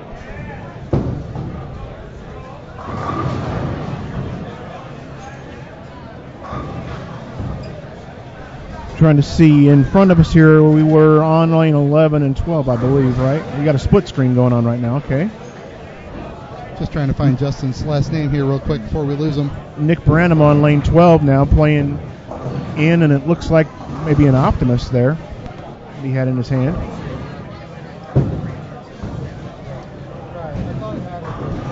This must be Tyler Corbin up here on the left lane on lane 11 here, Nick's partner.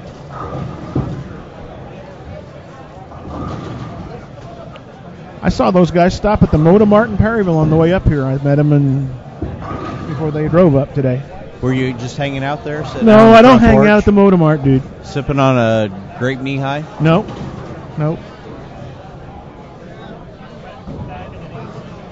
Was there to get just enough gas to get me up the highway to where it was, I believe, probably 17 cents cheaper. So right now, the way gas is, It doesn't take a whole lot to fill the tank. That's very nice for a 30-gallon tank, too, let me tell you. Yes, absolutely.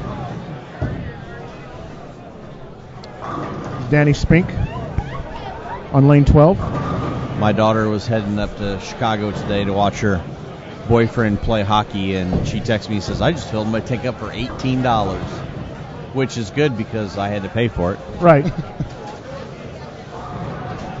Hey, Steve Bone is in the chat. The snow has finally come to Minnesota.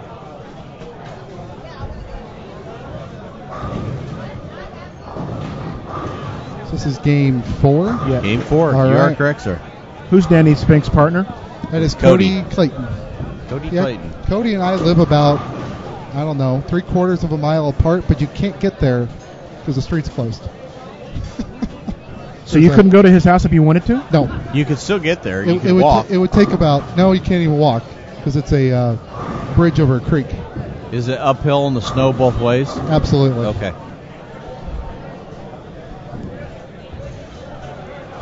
We're actually starting to see some of the guys come back in front of us for the second time now. Over here in 13-14 right in front of us, we've got Steve Taylor and Eddie Flanagan again. And both of them made drastic ball changes. Steve was using an IQ Nano the last time we saw him. Now he's all the way down to an Outcry. And Eddie Flanagan was throwing a Hypercell earlier, and he's throwing a Gold IQ Tour Pearl now. So What makes those drastic? what's that? The ball changes. What makes those drastic? The front part of the lane. When the front part of the lane goes that quickly, you almost have to make 2 or 3 ball changes at a time just to be able to get the ball through the heads. Well, my buddy Daryl James on 9 and 10, bowling with Hunter Bell, hasn't figured that out because he's still got the same ball in his hand and he's got split to start the game out. Oops. Some people can get away with it depending on what their ball roll is, on how their ball reads the front part of the lane. It doesn't affect everybody the same, but Remember, especially somebody like Eddie Flanagan with, I almost said Mike Flanagan, but Why would we Mike's ball roll isn't nowhere near what Eddie Flanagan's is. But with Eddie being a two-hander and his rev rate, yeah, he's going to have a hard time getting the ball through the lane, front part of the lane, if he stays with something like a Hypercell too long. could always go up and over? Yeah, ball doesn't hook in the air. I thought we were talking about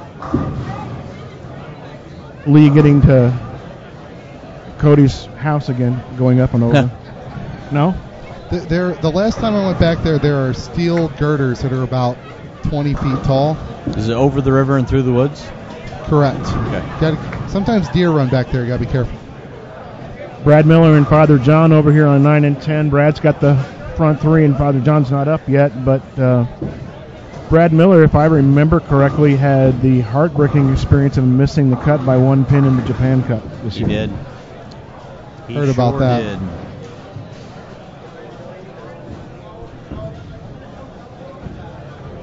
And you can look at it as he qualified for the Japan Cup, went all the way over there and bowled well. It's the glass half full version, but still it's a tough break. Yeah, I'm not quite sure how that qualifying for that works anymore. I think anybody can go now. I still think you have to be in a certain position on the point list to be able to get to that. But I remember I had actually come down to the area. Actually went to see Kiss and what was it this year? Was it Kiss and Def Leppard?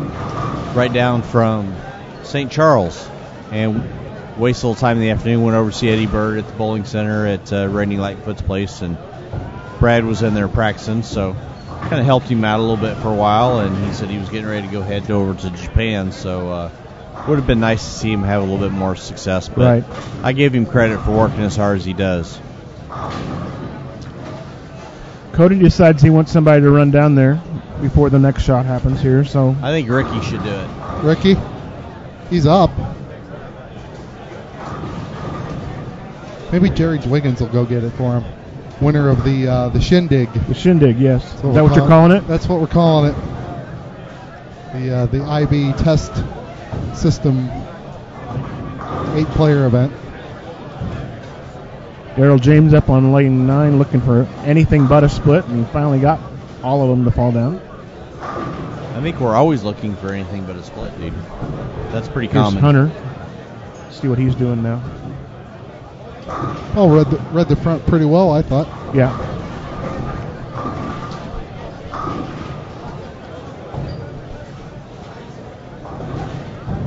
His arms and legs are so long he can almost reach to the arrows whenever he throws the ball, so that shortens the lane up a little bit.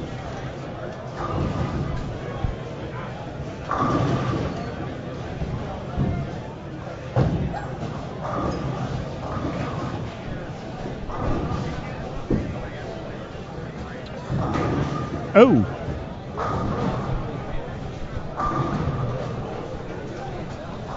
Definitely seeing some severe transition going on, especially the pairs right here in front of us. Well, I don't think Kevin expected that ball to slide as much as it did to you. Well, I don't necessarily think it slid. I think it was a case where it actually used up way too much energy too soon. It was fairly tight, though. Yeah. That's Well, probably that's the problem. lane. That's the problem. Whenever the fronts go away, the lane kind of flip flops. That is lane 11 too, though. We've watched lane 11 doing what they will. I mean, if you want to get technical about it, carry down is sort of a myth. A lot of people think that there's a tremendous amount of carry down where it's actually the front part of the lane burns up, your ball loses energy. When it gets to about the 40-foot mark, it's done hooking and it goes straight. Where a lot of people think that it quits hooking because there's oil down there. In a lot of cases, it's just done. It's used up all of its energy. Right. All right, we're gonna do some. We have a special guest joining us. One of the newest PBA champions is going to be sitting in with us, joining us. We're surprising you. We're not telling you who it is yet until he talks. Drum roll. Joining us is, again, like I mentioned, one of the newest PBA champions, Anthony Pepe. Anthony, how you doing, bud? What's up, guys? How are you? Good. It's good to be back here. What squad are you guys bowling on? We're bowling B squad. B squad? Yeah. I mean, I'm sorry. Oh, C squad. C, gotcha. I can't believe it's been a year already.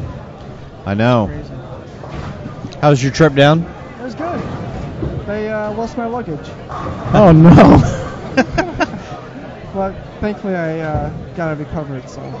That's part of the reason why I don't fly anywhere hardly. Does luggage include bowling balls? No, just clothes. Okay. So I guess we were safe there. Sounds like another friend of ours, Mr. Cunningham. Oh yeah. Out Cunningham. From he's in the building. At least he was. I saw him walking around earlier. He's here somewhere. It was Las Vegas where he went, right? That he lost. He went from Reno. I'm sorry. New York to Reno, but his equipment went to Denver. Denver. Oh Yep. God. And visited for a while. Yep. Whatever works for you, I guess. It happened to me one year. I think I'm still the only person in PBA history that's bowled an event in jeans and a sweatshirt. Because I literally got to the NRPC one year right before we started, and they lost all my luggage, so I had to bowl in whatever I had on. Oh wow.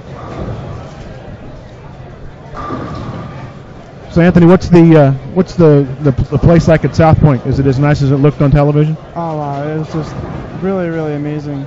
I mean, the facility is just outrageous. It really is. Beautiful setup. What's it going to be like for a USBC Nationals, do you think? I think it's going to be great. I mean, it's just great for bowling overall. I mean, I think the World Series of Bowling next year it's going to be just there. It's not going to be at the center, the South Point Center.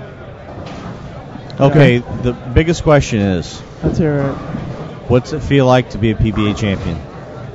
You know, I must have watched the video over and over again, and to think that I've accomplished something this soon in my career is just something I can't really describe. It's something I've always strived for and practiced for, and just means the absolute world. It really does.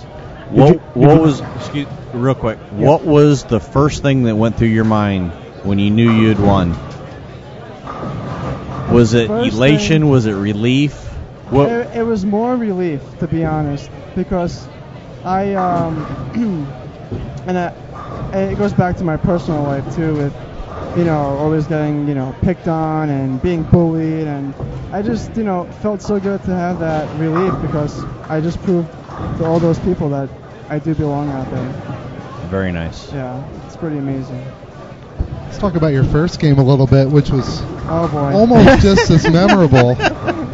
I try and block myself off from the results of the World Series until the show's there. Yeah. And this year I've successfully done so. Yeah. So I had no idea Yeah. it's going to happen. Well, the first 11 were pretty good shots, and then I knew I should have re-racked there on the 12th shot. I just got a little bit too quick there, and just pulled it at the bottom of the swing, and definitely got penalized for that. Still a heck of a game, though. Yeah. But not a bad TV average for Mr. Pepe, guys. Like, 250, give or take? Pretty solid. So I gotta be honest though, Chris Schlemmer definitely kept me in check. He has a way of doing that. Yeah, he really does. Anybody know if he's coming this year, or he usually stops by? No, he won't be here this year. He's at home in Utah. I just talked to him yesterday, so big shout out to Schlem and everything he's done for a lot of us over the years. I know absolutely. he was my babysitter for over a decade. Hey, he's a really great guy. He has a big heart. it's probably fun to watch the show and do like the commentary over it, knowing what went on in conversations between you and him in between shots, and being able to tell people that you're watching, okay, here's when he told me this, or here's what we that kind of stuff. So. Yeah, it's just I relive those moments again. We had a big viewing party at the center I practice at. We had about 80 people show up. I saw that on Facebook. That was kind of cool. Yeah, it was pretty amazing. And did they know? We all acted as if we didn't know who won. Did you have a copy of the show before Yes. before the show actually aired? Actually, no, I don't. No, so I didn't that know. was the first time that you actually saw Oh it? yeah, I'd never seen it before that. Interesting. Yeah. Awesome. Yeah. Okay. It's pretty cool. Has a cool picture. Yeah, me and Mom. You felt your friends on it, though. I ran to her as soon as I threw my last shot. She's been through so much with me, so. Tell us about the jersey. The jersey. Well, my background is obviously Italian, and my mother actually was born in Italy and moved to the States when she was 15, and I just figured, you know what, might as well do a half Italian, half American flag, since that's my heritage. So I'm going to go out on a limb and guess your mom's a great cook. Oh my God, we had Christmas Eve a few nights ago, and we had a no joke, literally like there's 12 big dishes of pasta and all kinds of great food on the table. I'm actually going to pull it up right now. I think I saw it on Facebook when you posted it that day. So It's just, it's pretty amazing. Here it is right here. Oh, wow. yeah, I saw. I That's remember impressive. seeing that. Yeah. Yeah. Wow. Yeah. So A lot of food. this was the first tournament of the World Series, the Cheetah, right? The qualifying was the first event. Qualifying, yes. Yeah, Yep. okay, so Mhm.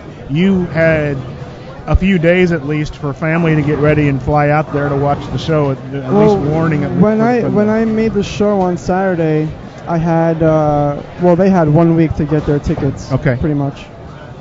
And they flew in Friday, and we left. We all left Sunday night. Pretty awesome feeling. I haven't seen the show yet, but chatting with Dell and Schlem as things were going on, I knew about it as the match was going on. So, I tell you, it's always nice to see somebody win their first title.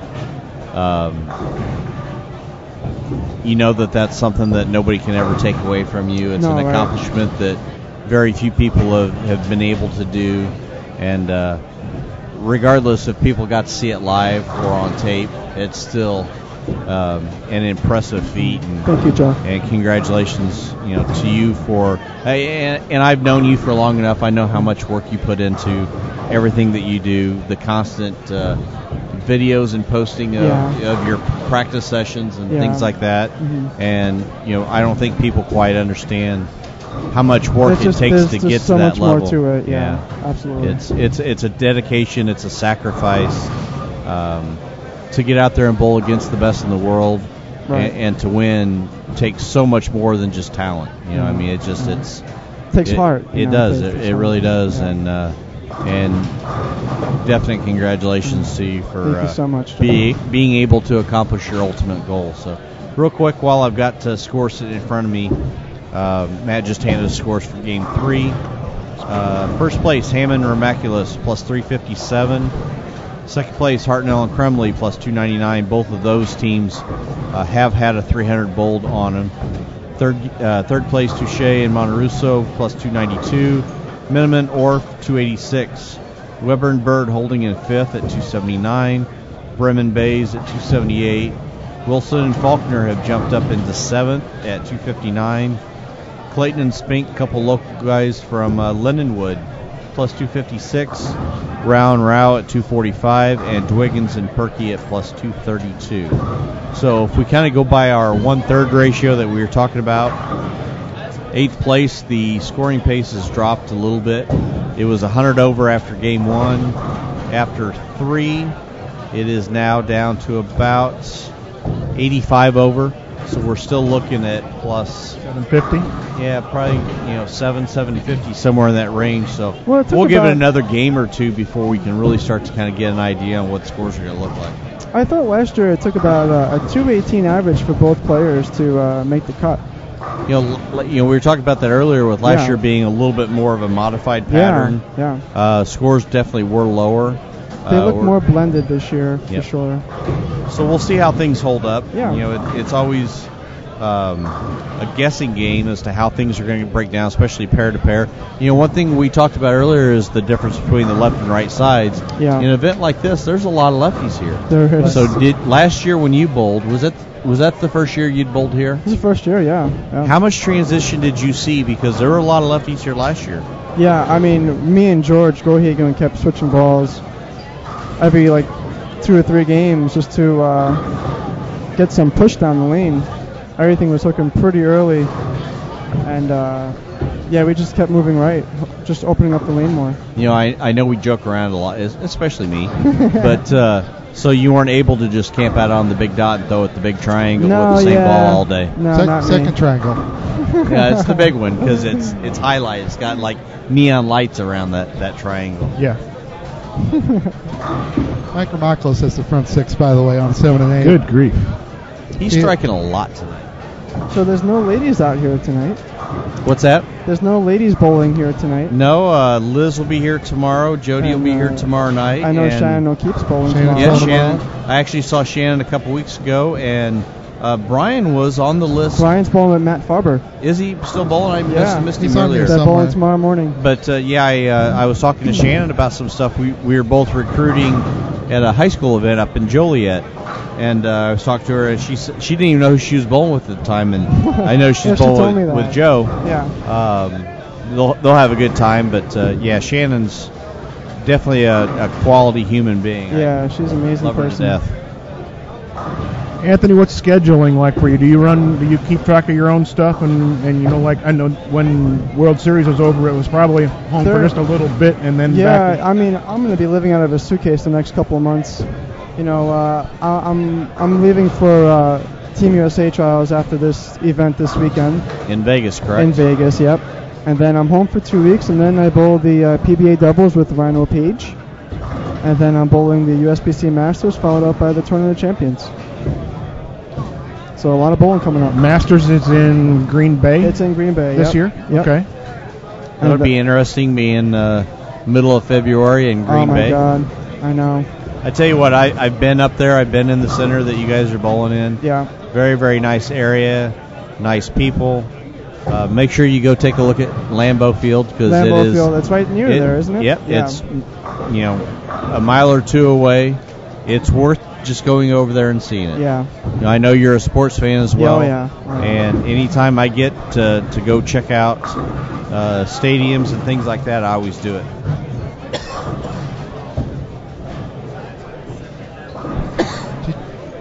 Did you get to bowl USBCs in Baton Rouge, Jeff? No, I didn't. Or Anthony? I did, yeah. I took, to your point, I drove by the LSU Tigers football stadium. Yeah. That was, it felt almost like it goes straight up. Right. Because there's just so many people that have to fit in there. Because some people actually show up to watch their college teams play. Unlike our team. Unlike ours. But, so Anthony, USBCs is over for you for a while now, isn't it? Yeah, I'm not sure what the penalty is for that. But, The penalty. unfortunately, I am banned from a lot of tournaments back home too. Yep. It's unfortunate. And it but changed just because of that win? Yeah. But it is what it is. Right. Yeah. I don't think you trade it for anything, would you? right. Oh, absolutely not. All right. Question. Yes. Not like we haven't asked any questions anyway. So Shut up, dude. I don't think we're the first people Okay. to ask him questions either. The prize check, the trophy, or the banner? Which of the three was more important? The price check, the banner, and the trophy. Yep. I have to say, the banner. I agree 100%. The banner means everything. That's the first thing I was thinking of actually when I won, is what colors am I going to choose for my banner? And what did you choose? I chose a black background and an orange lettering. So And the reason for that? honestly, I like Halloween, so kind of Interesting. resembles it. Yep. Lee will be happy to know that my banner colors are navy blue and orange Oh, very for nice. the University of Illinois. There you go. Proud to say, for basketball and baseball purposes. And I gotta be honest too, after I made the show, I was looking at all the banners just to see what everyone picked, what colors, and no one really has black and orange. So There you go. Good problem to have, having to pick your banner color. I want to be able to not be, The same as The same, do right. the black and gold with all the Wichita State guys. State guys, yeah. Just there's like Generation. 70 Wichita State guys that have won now, Yeah. so I know. Just to let you know, Anthony, in the chat, Mike Flanagan's in there and says that you're not banned from the IB Open. You can still bowl that. Oh, Mike, thank you. He's the man. IB Open is open to men and women bowlers of the world. yes, Yep. exactly. So that's the only restriction, is that you have to be Aliens are not allowed. aliens or not. That does bring up an interesting point, and as a tournament host and promoter, I'm back and forth Wait, on what do you that think topic. about that, Jeff? Well, as a bowler, I am all for everybody should be able to bowl everything. Yeah. As a host, when we were running the team challenge and things like that, it's difficult to weigh that, because when we were setting up the rules, we were trying to make it to where it's fair for everybody, where you couldn't have teams just load up. Well, the first couple of years, the first year that we had it, a team that had Fagan and Wolf, Mike Wolf on it, win. So then we adjusted the rules a little bit, and the next year, Tommy Jones' team wins by 600. Oh, wow. So, we're sitting here thinking, I want them there. I want them to come bowl. I mean, I think it's great. It's anybody that doesn't want to challenge themselves against the best is fooling themselves. But as a host, as a promoter, it's tough because you have to weigh the total number of entries. What's better for the event compared to what's better for the bowlers in some cases, and it's a tough decision to make. And I know that a lot of these groups, I know down here in the St. Louis area with the Grand Prix, are they still the Grand Prix, Lee? Or did Reynolds change that to... They're merged with the Nationwide Bowling Tour, okay. But I know Reynolds struggled with that for years and years about if you win a title, you're banned. And I understand it. Yeah. May not like it. I even had a couple of things, at home in my area that I couldn't bowl for years because of whether being a PBA member or winning or whatever. It's tough to swallow that kind of thing because I'm sure you look at it the same way as I did growing up. My only thing was I wanted to get better. I wanted to be the best that I could be. Yeah. And now somebody's telling me that I can't bowl in certain things because I achieved my goals. I feel like it's the only sport you get penalized for being too good. Exactly. But, now being on the other side more, being on the tournament host side, I kind of understand it. I'm not fond of it. I'm not a fan of the whole process, but I understand it. Yeah. The idea is not new. I mean, I remember back in the 70s, it used to, every tournament entry forms would always have that line that said "Touring 1 and 2 pros not allowed," or whatever. And that's back then it also used to be exempt pros, which is obviously no exempt anymore. But right.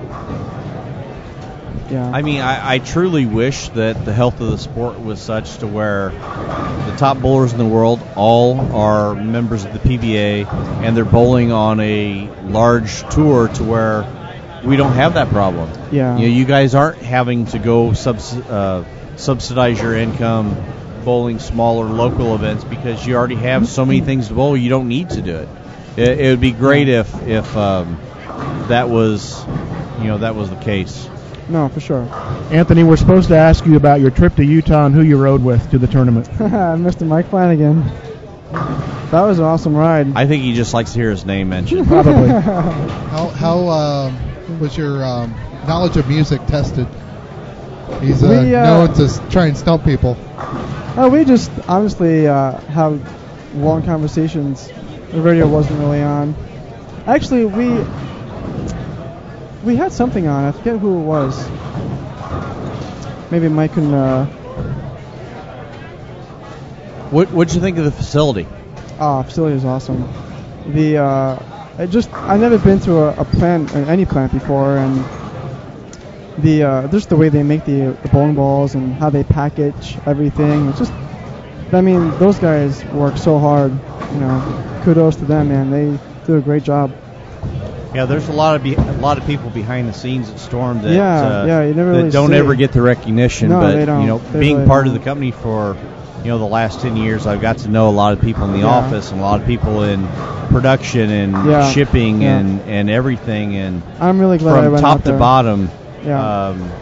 I don't think people, regardless if it's Storm or Brunswick or the Ebonite brands, I mean, there's an awful lot of people that work very, very hard behind the scenes to bring you the products that we all use that never get the credit. I mean, it's easy to look back and say, the people that thank you very much to Chris Schlemmer, or Del Ballard Jr., or Hank Boomershine, or whoever. But to sit back and think about the Corbett Austins and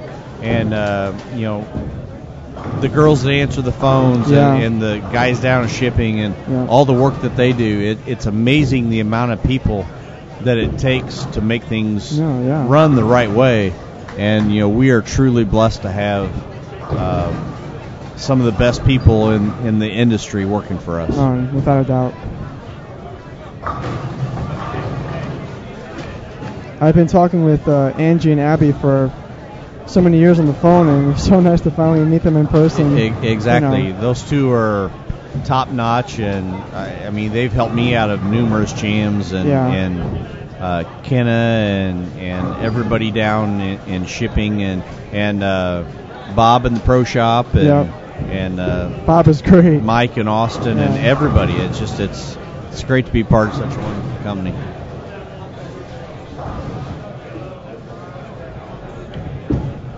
Nick Branham looking for another, and he carries a second strike in the 10th here. We're looking at 260, right? I see a front eight guys, I'm not going to cloud Remaculous again, so we're not even going to talk about the fact that he's got the front nine. Whoops, too late. Just shooting 300 the last game, correct? And having the front 10 the first game. And front 10 the first game. So he had 820 something. We said he lost count.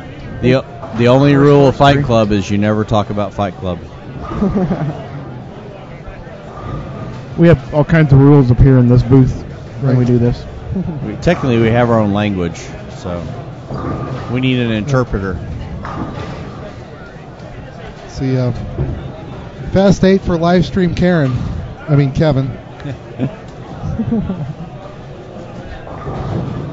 11 to 12 doesn't look too awfully friendly. The scores are a little bit higher this game than what we've seen the last couple. Look at 9 and 10. Wow. Now 9 and 10's a tricky pair in this house. When we make it to match play for Sunday, 9 and 10's out. Yeah. Last year, me and George struggled on 11 and 12. Well, 11 and 12 wasn't fun for a lot of people most of the day on Saturday when we did the broadcast last year. Right, either. you are correct. Yeah. But I like 11 and 12, so there's your problem. You look at it differently than we do, Lee. You probably look true. at it the same I as look at it the Anthony. same way as him. Yeah. I look at it front to back. Okay, Anthony, what was your theme song almost going to be on TV? And then what was it? Because I haven't seen the show yet. My theme song was almost going to be the theme song from Saved by the Bell. Nice. Speaking of that, didn't Screech get arrested today? I just saw that on the news. Yeah. I'm so disappointed. He was my hero. He doesn't look too good right now. Alan Chedester, why are you complaining about me being in the booth?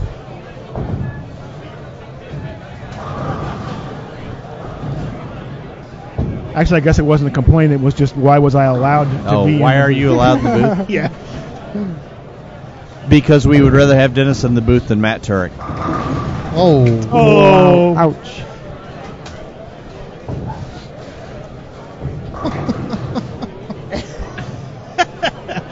As Ricky's laughing. Yeah, Ricky is laughing. Danny's throwing it pretty nice. Danny throws it really good. Yep. Former winner of the IB Open. Second year, I believe. Didn't he win junior gold too? Who's that? Yeah, Danny? Danny and Yeah. Cody. They've bowled this. Danny and Cody have bowled this tournament for a number of years, and it seems like they move up every year by 3 spots. Yeah. You know, Like the first year they missed the cut, then they went to like 11th, and then they went to like 8th. you Give know them a couple more years, they're going to have this thing done. the really cool thing about some of the events here, and this is a true testament to Randy Lightfoot, but I've been bowling down here for an awful long time in a lot of different events, and especially over the last 5 or 6 years, there's an awful lot of Lindenwood kids here bowling every year, even when they're still in school. Yeah. They're still bowling these events, and it's a testament to the collegiate program. My I'm buddy, very proud to be part of collegiate bowling right now, and the amount of talent that's out there across the country, men and women, is unbelievable. And if you want to see the true health of our sport, go look at some of these high school and collegiate events going on around the country. I was just at one in Joliet that was 44 high school teams of girls. That was just, you could barely even walk. That's awesome. Strike Fest is unbelievable. We hosted one in Springfield a few weeks ago that we had 34 high school teams there. So it's so awesome to go watch it. Regardless of what the quality of bowling is right now, the fact that we've got that many kids involved in the sport at the high school and collegiate level speaks volume as to where the sport's heading. Yeah, I really wish I experienced college bowling, but never had that opportunity to. See, well, I guess he's got his card now, but Yeah. there is no age limit for college bowling. What's But also once- great but about once you're a college pro, bowling is that some of the events are also live streamed too, Right. which is Right. great. But it's a lot of fun to be part of. Yeah. I coach a girls team, and to be down there in the middle of when the chanting and cheering and everything is going on, it can get a little annoying every once in a while. But I tell you what, there's the energy in the building when a college tournament is going on is unmatched. I mean, even on the higher ends of the professional levels, there is absolutely nothing better than collegiate bowling right now. Yeah. So much fun to watch and be a part of. Actually had an opportunity to be part of a live stream for some high school events here in St. Louis. Was that part of the MOUSBC? No, dude, it was not part of that. And quit singing Just about checking. quit singing about us. But anyways, some of the parents who hadn't seen the college events and seen the excitement and the chanting and all that stuff, one of the high school teams chose to do that, and they actually had parents going up to the tournament coordinators and asking them if they couldn't control the noise that was happening there with these kids and these teams. And we told, because it was bothering their youngsters, and we told them, you think it's bad now, wait till they get to college. They better learn how to do it right now. So I remember watching the Match Games tournament that's always around here. There's a team that hooked up a video camera to a car battery. So the video camera was like 8 foot in the air. Oh, wow. But so they could watch and see over everybody. I'm like, that's awesome. Bonus points for creativity. Yeah. So some of the Lindenwood families had that going on at Fairview Heights last year. That's great. So, Anthony, you didn't bowl collegiately? I never did, no. I went to a local community college for about 3 years, and honestly, I never went back because I just was traveling so much, and I chose bowling instead of college. What were you studying? I was studying at the time criminal justice, and I never pursued in it. But I have a whole different attitude now about nutrition. I'm like a health freak, a gym rat, just love staying fit, I travel a lot for business. I know that being on the road doesn't make that easy. It's so hard. So that's a really difficult thing. I bring a lot of healthy snacks with me. But even, where you stay, sometimes they've got decent places where you can go and work out. They do, yeah. And some, hardly anything, so it's difficult. The hotel I'm at just has a couple of treadmills, and that's about it. Right. Tell you what, guys, there is a huge crowd here watching tonight. Yeah. I know there's a lot of people here that are bowling tomorrow morning that came in early, coming to hang out and watch and hopefully support Jerry's bar. But boy, there's an awful lot of people here watching. Yeah, I turned around a few minutes ago. I tried to estimate, just based on grouping, how big of a spot 10 people take up and trying to figure it out. But I bet you we got 250 people behind us right now. I see Zeke sitting over there eating a pizza. We may have to go snag some from him. Speaking of pizza, Anthony, favorite pizza place in the New York area? Wow. There's so and many good thick or places. thin crust. And remember that they're probably going to hear you say this now, so the rest of the places that you get. I see endorsement I'm trying to get you a opportunities. sponsor. Right. Thick crust, right? Thick crust, Okay. absolutely. So any favorites? There's a lot in my right in my hometown in Astoria. There's Villa Guardia. There's L'Incontro. What else? Alba's Pizza is very good too. Okay, so if you're on the road Yeah. and you're going to get pizza, mom and pop place or a chain? Oh, definitely not a chain. Yeah. I don't really eat much of pizza anymore. Well, yeah. Yeah. But I used to love it. My favorite food. If I go to an Italian place, I just get some kind of fish. Gotcha. Yeah. We're winding down on game 4. Question mark? Yes, I believe it's 4. It'll be game 5 coming up. Actually, game 5 starting on 9, 10, 11, and 12. Game 4 finishing up on 13 and 14 and 15 and 16 right now. We had someone ask in the chat about a recap on the tournament format. We've got 9 games tonight. This is A squad.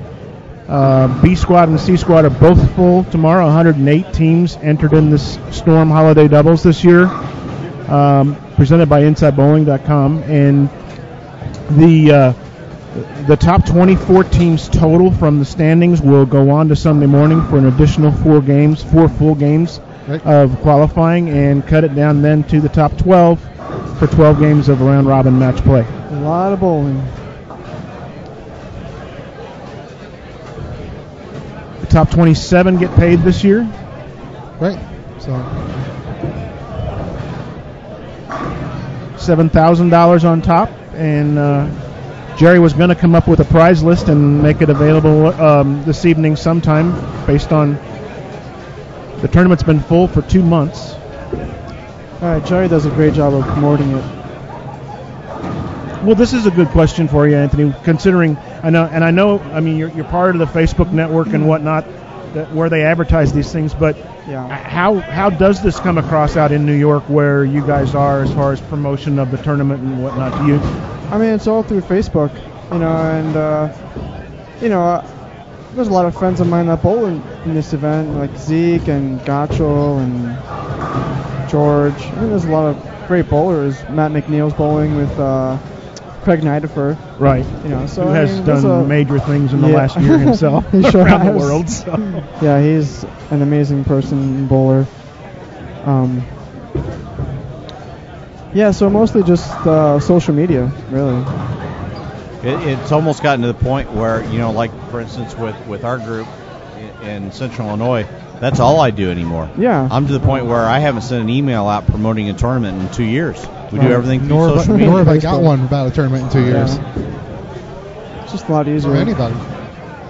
And we've kind of got a lot of the people in our area almost trained to the fact that if they weren't on Facebook before, they are now, strictly because of things like that. They know where they can go get schedules, tournament updates, results, you know, different things like that. So my whole news feed is bowling all the time. I got to search for things that it's not anymore, just about. So every once in a while I have to block habitual fig jammers, but other than that, it's all good. My news feed consists of a lot of foreign languages from bowlers all over the world. I would imagine. Yeah. I have to hit the translate button quite often. So, okay, somebody having fun wants to ask me a question. Go right ahead. I think fig jam's pretty universal, though. Wouldn't you think? I think so. Don't translate. Yeah.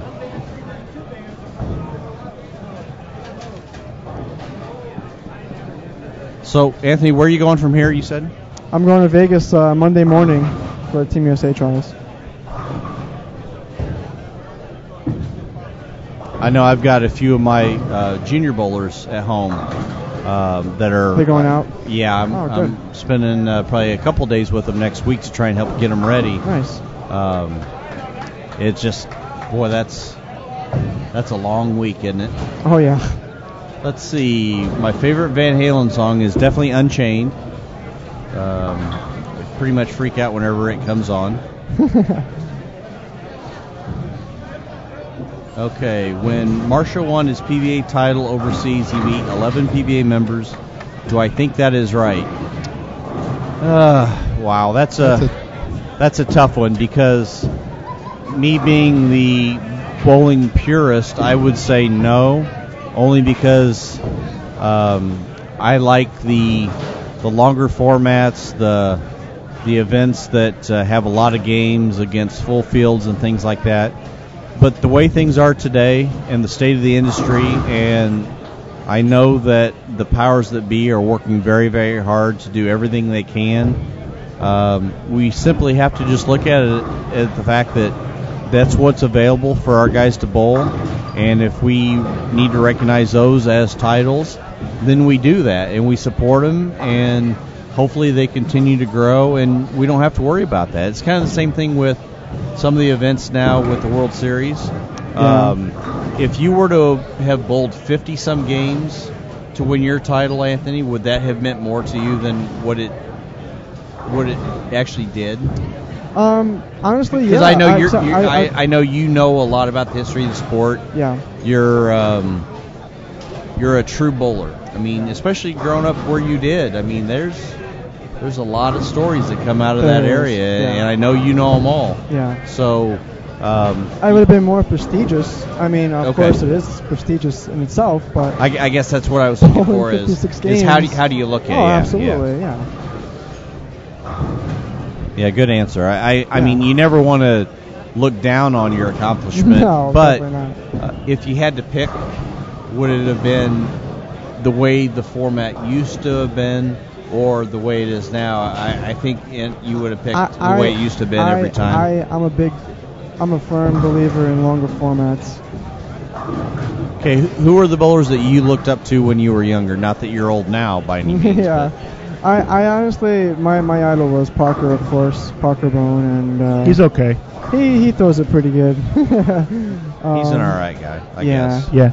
Whatever. Just on and off the lanes, you know. He just. Now, were all of your favorite bowlers lefties?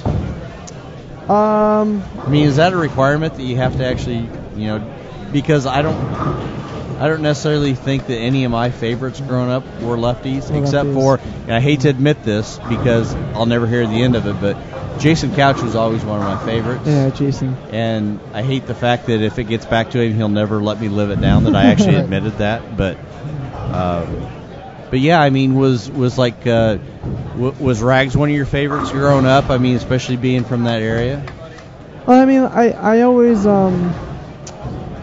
well, even when I was younger, I always just loved going down the bowling alley and trying to, imitate Parker and his style, and I never really focused on anyone else. I always tried, seeing what I can do from his style, and didn't care about anyone else.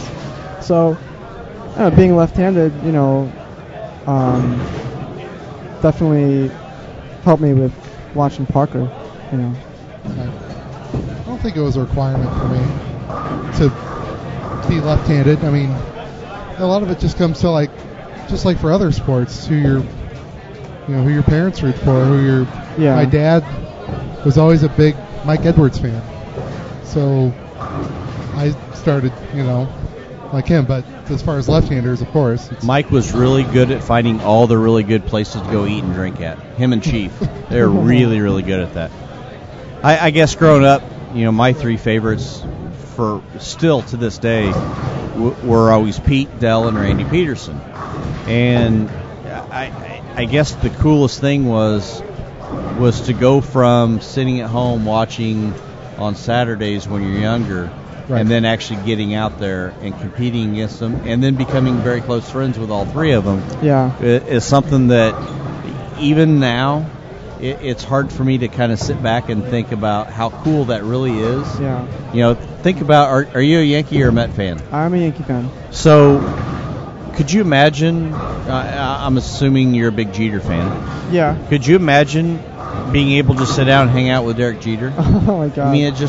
I mean, think about how lucky we really are. I kind of grew up in an era before you, so I watched Roth and Holman. And I grew up watching Carmen Salvino and becoming very close with Carmen and Dick Weber, and being able to spend quality time with them one-on-one and share a meal with them. Or actually, you don't share a meal with Carmen. You basically just sit there and listen to him for a couple hours.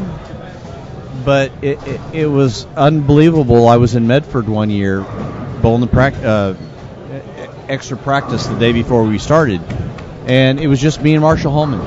For 2 hours, just me and him, talking and bowling and practicing. And that took me when I was a couple years ago, before I got my card, and I just took a ride to New Jersey, and I practiced with Parker and his kids, and it was so much fun. At Halloween's, really? Yeah.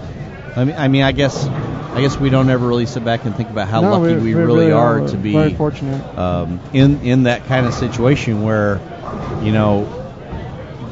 I can tell you some really, really cool stories about Dick Weber that I probably shouldn't tell. But it's just awesome to be able to look back and have those memories that can never be taken away from you. And I got to be honest, too. I mean, going back to, who I love to watch, even up to today, I mean, he's not on tour, but my buddy Alex Cavagnaro, I mean, he has one of the most smoothest arm swings. That is crazy. I bowled next to him last year in the Bowlers Journal tournament out in Reno, because they were there the same weekend. Yeah. And I've seen him bowl before, and you're right. I mean, his release is just crazy good. It reminds me a lot like Fagan. Fagan exactly. Too. Rubber arm. Yeah, exactly. Gumby. Yeah. Yeah, I mean, I'm just a fan of bowling, games, so I mean, I like to watch. I like to study people and see how they do things, and even the players of today. I mean, I can enjoy watching. Even though I'm very close friends with it, I can sit there and just marvel watching Tommy Jones. Tommy. I can't really. Is he bowling this year? No, Don't think so. He's not here. I have a hard time being able to watch Rash because I roomed with him for 4 years. Yeah. So when you've seen Sean in boxers and black socks, you really don't want to ever watch him bowl anymore. It's a visual that you can't get out of your head, and it's stuck there forever. I know. But did you ever meet anyone in your few years on the tour that you like, oh, crap, I just talked with so-and-so? Honestly, Marshall Holman. Oh, there you go. I took a picture with Marshall. I'm like, wow, I just took a picture with him. And Yeah, it's just, that's awesome. it was such a surreal moment. I put it on Facebook, and I got so much positive feedback from it. It was really cool. Parker saved my daughter from drowning when she was 7 years old. No way. The Wow. first year that I was doing his website, him and Leslie invited me and down from. I was living in the Albany, Saratoga area in New York at that time. Yeah. And they invited us down for 4th of July. So we went down there, and my daughter was 7, and she didn't understand the difference that there was a 12-foot section of a pool and a 3-foot section of a pool. So she asked him if she could go dive off the diving board, and he thought, sure, she must know what she's doing, and she went and dove into his pool. Oh, no. And Well, Parker has a nice pool, too. he does have a nice pool. And so all I knew the next thing was he dove in and drug her out. And so I always let her know. He always lets her know all the time. Yeah. About her not knowing what about a diving board. So Mike Flanagan here in the chat room asked me what my arsenal is for this weekend. And, well, before I got out here, I shipped the case box to Vegas for those patterns that I'm going to be bowling on next week.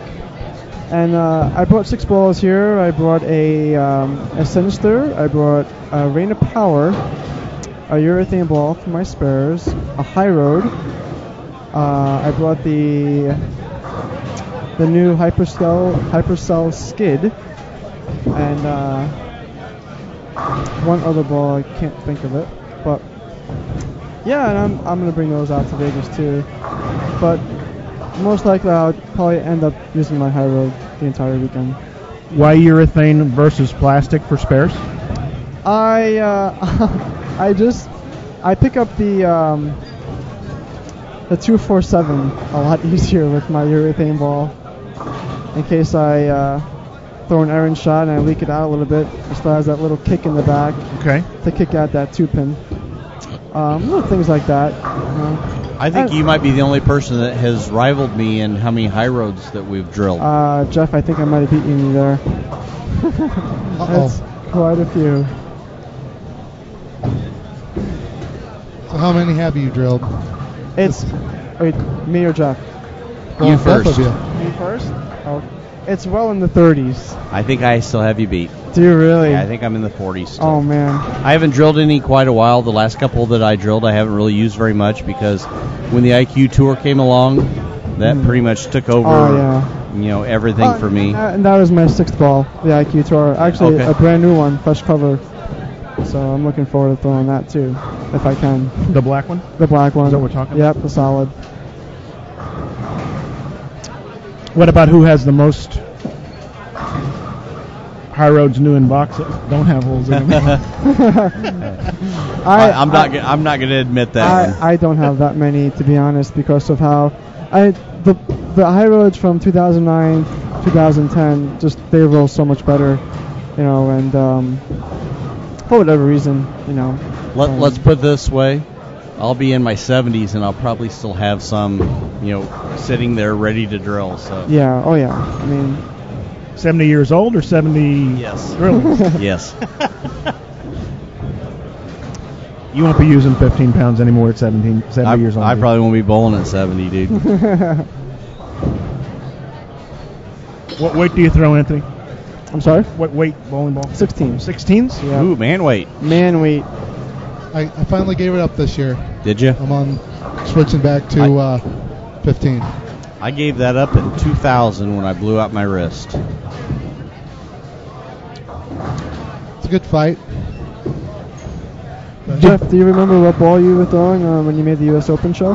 Absolutely. That was 2 different agents. The agent. Wow, Yeah. nice. Yeah, that was an awesome ball, That too. was a great ball. Yeah, if you had to pin me down and make me tell you what my favorite ball of all time, it'd be hard for me not to say a high road, but there's no way I could argue against the agent. That ball, the core in that ball matched up so well with my game that I could almost use it on anything I wanted to, and I was really lucky because that year for the U.S. Open, the agent matched up really well, and right before we went in to start practice, Schlim says, "Hey, I got an idea. Let's go do this." So we went and drilled a different agent, and we did something that we'd never done before. And we went in there, and the TD pair hooked so much more than what we'd You seen guys are all bowling week. on, yeah. And I struggled a little bit the first game, and finally I says, you know what the heck, I'm going to go to this other one, and it blended the lane out, and I ended up winning the match against the late great Double D with that, which was an honor just to bowl against him, and then to win the game, and then Pete had the front nine against me the next game, so I was kind of dead in the water, but just unbelievable feeling to not only make your first TV show, but to make it at the U.S. Open. Yeah, that's pretty amazing. That was a thrill for me. Ramak was up here in front of us on 15 and 16. Single pin, 3-6-10 now to start this game out, so he doesn't have the same look over there that he had. Somebody must have found his kryptonite. Maybe. They must have. We're in the middle of Game 5 now, folks. 9 through 12 are 5 frames into it. 13 through 16 are 3 frames into it. But this is Game 5, and we've got 4 more left after this until this night is over. It's already 10 o'clock, so... Yeah, the night is young, Dennis. Yes, it is.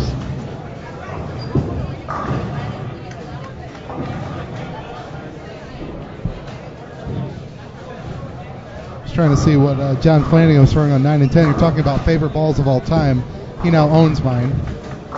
What's that? I sold it to him. Oh.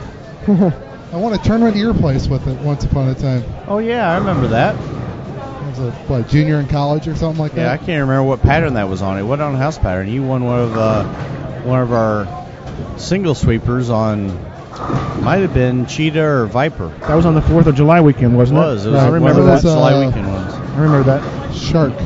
Maybe it was, yeah. Shot Maybe 300 on Shark with a red zone. Yeah. With a But red that's zone, wow. It's probably my best single game ever. Yeah. A pattern I don't like.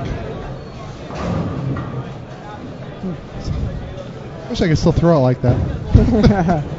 So we are in the middle of Game 5 right now, the 2014 Storm Holiday Doubles presented by...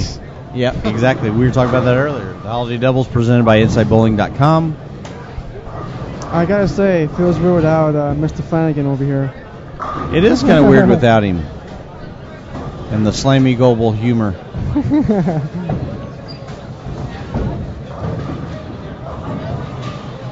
He's putting up with the Utah internet, though, and staying with us. Yeah. They got snow out there. It snowed quite a bit out there. I saw Leon's post on Facebook, Yep. and yeah. Yeah, Barrett got to have a white Christmas. Yeah, I'm sure he really was happy. nice.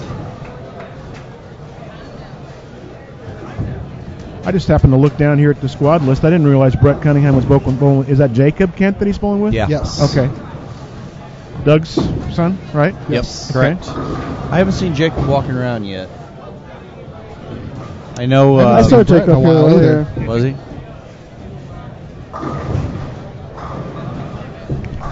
He still pops in once in a while at some of the collegiate events watching, so I see him every once in a We've while. got standings after 4. Go ahead, Lou. Our leaders by, let's see, that is 60, or it's 44, 65 pins. Hammond and Romoculus at plus 421. They Weber, both got a pretty slow start here in game. Weber game 5 and an unknown local bowler named Pete Weber. Who's that guy? He bowls. He's from St. Louis side of the river over here. All I know is the 4-year-old before we started beat him. Right, 8-0. Yeah, 8-0. Shutout. They're in second. Justin Crumley and Derek Hartnell are in third. Nick Cordy and Clayton Wilkie from Highland are in fourth. Wilson and Faulkner in fifth at plus 326. So they're 95 out of first, and they're in fifth place. Wow. Clayton and Spink are in sixth. It's all pretty close. Team English is in seventh. Miniman and Orff in eighth. Bremen Bays in ninth. Dudark and Solario are in 10th at plus 288. You said Clayton and Spinker in 6th? That is correct. And Cody had a pretty bad game last game, and they still hung Danny in there. had a good game, though. Danny had a good game, but, I mean, it wasn't like the two of them together. Right.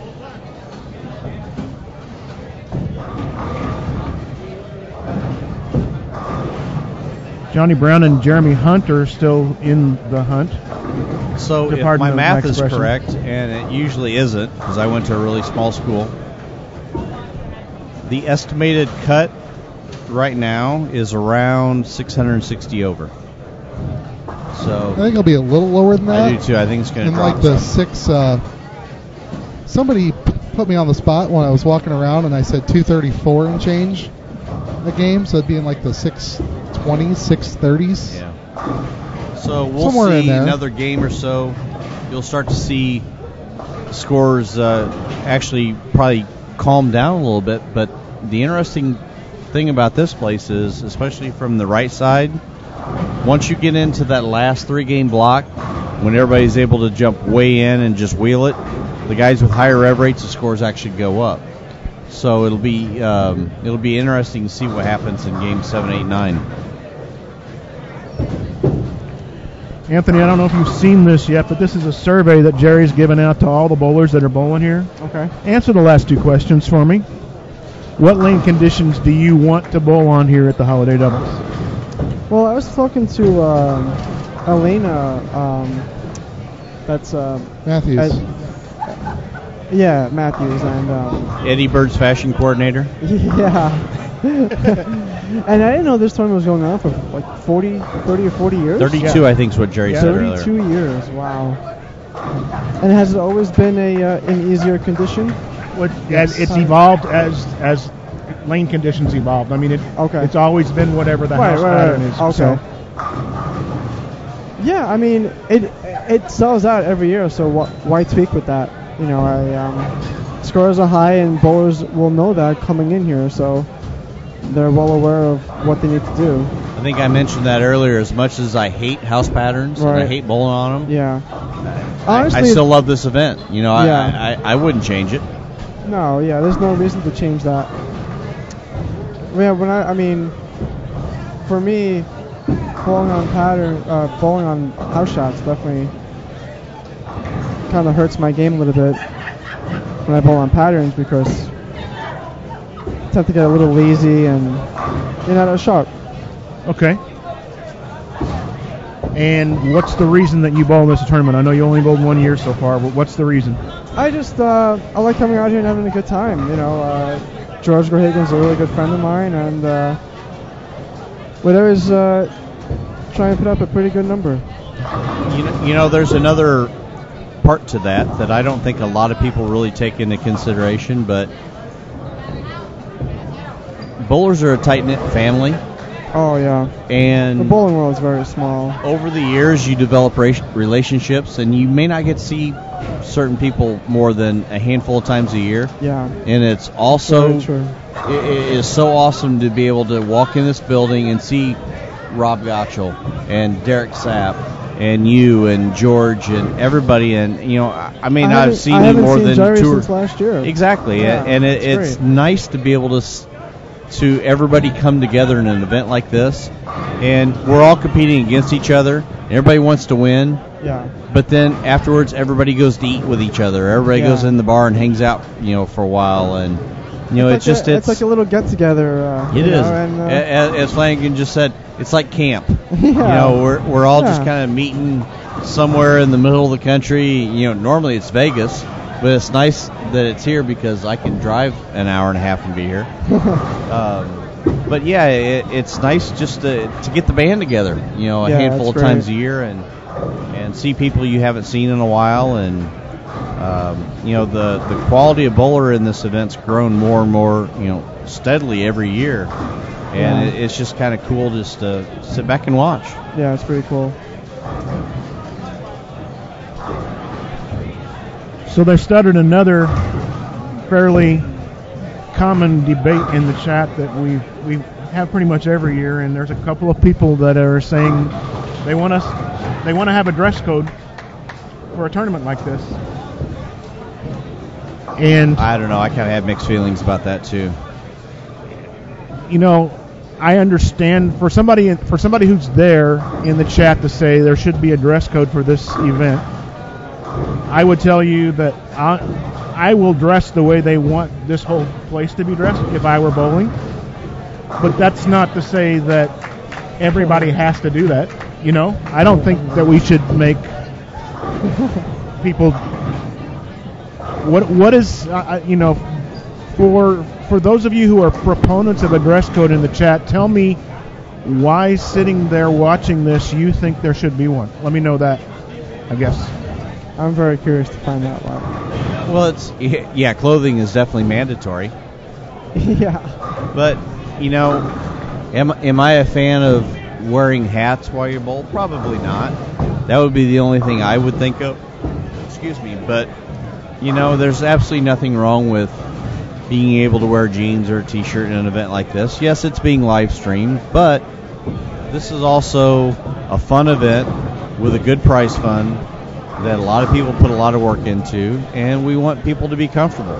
Let them come out here and bowl in a relaxed environment. If you want to put dress pants on and a jersey and go that route, all the power to you. You may look better than everybody else, but I, for one, am a fan of bowling in jeans and shorts, just the way I am personally. I don't like dress codes. Do you, Anthony? I would rather wear jeans and a t-shirt, to be honest. But, being on tour and bowling regionals and whatnot, you gotta wear slacks and mock shirt or collared shirt. But, yeah. And, there is a line that can be crossed. And I know that you would encourage somebody not to cross that line, but I think it is what it is. It's the way the industry is now. I remember years and years ago where you didn't see anybody in a bowling center at all that didn't have a collar shirt and slacks on. And then I remember when I started bowling Megabucks back in the mid 80s, all the No Fear t-shirts were the rage back then, and I remember Wadka just absolutely kicking my butt one game at the Dream Classic with a No Fear shirt on, and I had a little fear going on during that game. So, things changed back then, and it is what it is. So there are some teams out here right now who are wearing matching shirts. So that's pretty cool. Yeah. And and that's there's their one team choice. That's the idea, though. Yeah. They want to do that. And right. What if we turned around and said, okay, no doubles teams can wear matching shirts? What if that's the rule we make? You know what I mean? That's a silly rule. There's even a team wearing matching pajama pants. Yes, there are.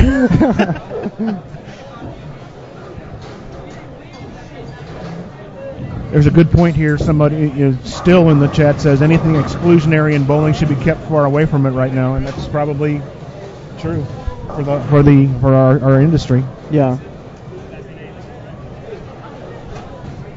Winding up game number 5 on lanes 9 through 12, and for you Pete Weber fans, he's going to be on lanes 11 and 12 in the next game. We knew that, so stick with us here and let anybody else know who wants to watch him. He'll be right here in front of us for the next game.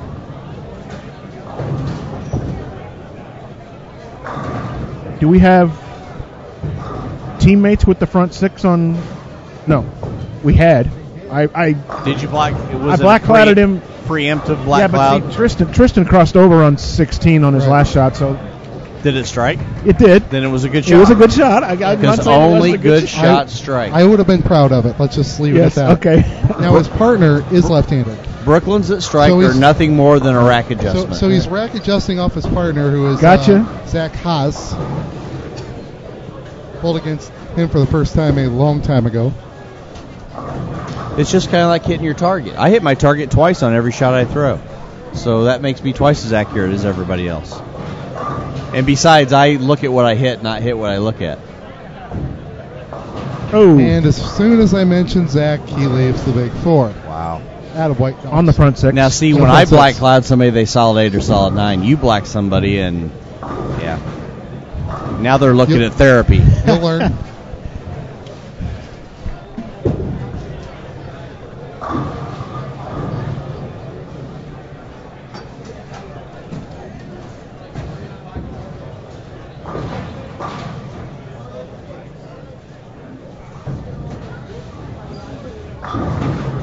So, Jeff, I have a question for you. Yes, sir. What do you think of the bowling ball technology? What do you think it would be in 10 years from now? Hard telling because, when we came out with particle bowling balls, nobody knew what was going to be next. And then technically we regressed from there. We did away with particle, and we came up with new ways to improve the standard reactive resin. A lot of that was due through chemistry and testing and everything else. So it's really hard telling what direction the bowling ball manufacturers are going to go next. Right. I don't think it's all about creating maximum hook anymore. I think it's creating shapes. And the beauty about that is now that, we talked earlier about the high school and collegiate levels growing, the collegiate kids out there, they're demanding tougher lane conditions. They simply don't know any different. Until they get sharper, absolutely. Right, and it's funny that, I listen to people at home complain all the time about house patterns, about this and that. And my college team, if they go out there and they're averaging 180, 190, there's not a complaint among them because that's the way it is. It's a good game. And with collegiate bowling being our next group, if lane conditions start to change because that's what they're demanding it, then these bowling ball manufacturers can start to adjust the way they make equipment. Right. Because now they're going to start to say, okay, we have a different crop of bowler. We're not looking for nothing but maximum hook. Now we're starting to look at more shape creation like the IQ Tour. Like some of the other manufacturers are starting to create lower RG, lower differential bowling balls that are more for control and less for maximum performance. Right. So you could see the industry go in a totally different direction, but it really boils down to where are things going to head with the other side of the sport first before we ever see anything change like that. But I mean, it's a good question, and I think about that all the time because where can we go? Right. So, yeah. I feel like we're at the highest level right now. Right. But we think that. Right. But what happens if tomorrow a lane manufacturer comes out with something that's so hard that we've never seen anything like that? Before, the manufacturers are going to have to combat that as well. So yeah. it really kind of depends on a lot of variables. But I still think it boils down to what is the next generation of bowler going to demand? Right. Are they going to demand stiffer conditions? Are they going to demand heavier pins? What are they going to want? And I think that once those things are answered, we'll know what direction the bowling ball manufacturing world's going to go. Have you seen those videos Robert Smith has been posting? How funny are those? Those are great. Oh, my God. Can you enlighten those who haven't seen them? Well, I think they're, what, are they 5 pounds? Some of them are between 4 and 5. They've done it. They've actually done more testing with where to put the weight in the pin, right? Whether it be higher or lower, right. Centered in the center of the pin or more towards the bottom. And some of the things where they hit the head pin or they hit the pocket, they get 6. Yeah, it's kind of wild to watch. Yeah. I actually brought that up not that long ago. That I think that if you could go to it's pretty clever. A 3 pound 10 ounce or a 3 pound, just slightly heavier than what we got now, it'll slow the scoring pace down. Oh, yeah, without changing everything else. Yeah. Right. But then, I mean, things that people don't say, and I don't know how much that small of a change in pin weight would make it, but there are machines right now that would have issues transporting the pins just to put them in the racks and stuff like that back there by forcing them to change their pin weights. And we don't know what the infrastructure could actually handle in that situation. The pins here in Red Bear right now, Dennis, are about 4 weeks old. And don't even get me started on my whole tiered membership spiel. We'll be here all night. Don't start on that, dude. I mean, I'm a firm believer that we need tiered membership. We need people to have options as to how they want to be sanctioned, but that's a whole nother ball game. And actually, I had a conversation with Billy Murphy recently, and I guess that was actually discussed for a while at USBC, and they had some issues as far as how they could regulate it. And Billy or Chad? I was talking to Billy because with him being Chad's brother. The good thing is I am a firm believer in the direction that the USBC is heading. I think that there's some people in the right positions. It's just going to take time to make possibly the change that they want to make, and hopefully the next generation is going to be the ones that that help everything. It's going to take time, but it's also going to take patience by the folks that are still part of this. And right. I mean, I'm big on that right now. It's almost like there's a mob mentality against the USBC in a lot of cases, and it's not fair. And we do have the right people in charge now, and I expect that they're going to do the job we want them to do. We just got to let them do Well, it. what are some changes that the sport of bowling want? Like what are they? What are we striving for? I think bowling we have an identity crisis.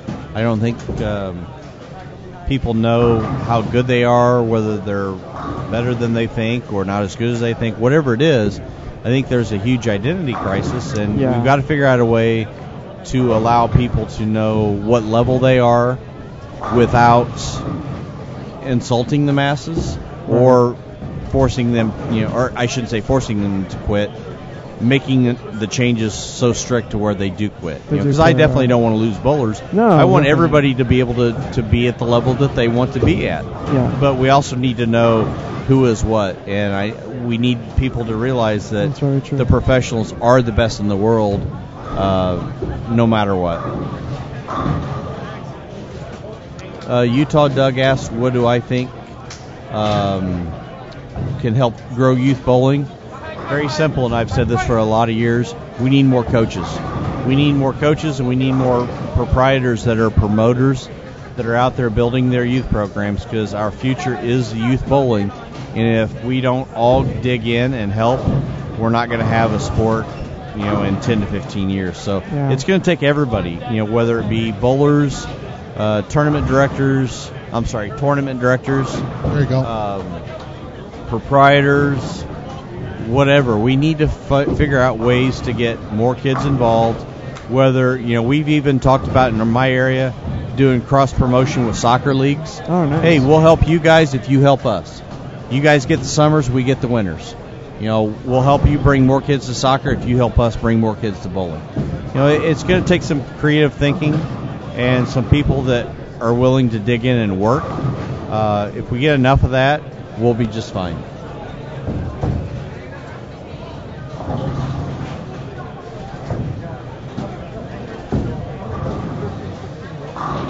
And when I talk about more coaches, it doesn't necessarily mean just people that volunteer on Saturdays to kind of babysit. We need people to teach the kids the sport, teach them the fundamentals, head them in the right direction. When they see themselves improved, then they will want to continue on from there. That's all we need is just to nudge them. That got to be a big part of it too. You've got to get them excited. They can't just be, you can't just get people who know let's say the game. They've got to be able to be a people person and teach, get them involved and get the kids excited. So absolutely.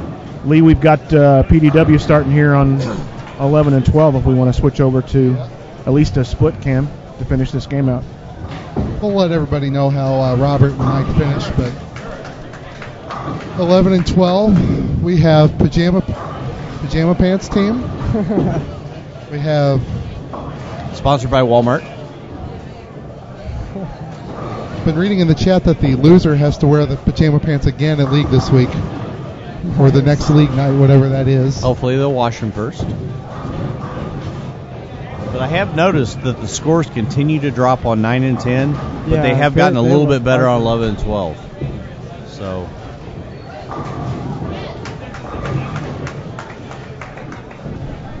Mike Remarculus bails out 220 this game.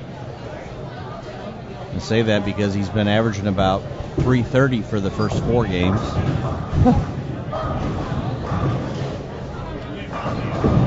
So it's about a plus 50 for the team, right? No? Yep. Yeah, looks like it. You can get to plus 56. That's almost 228 a man.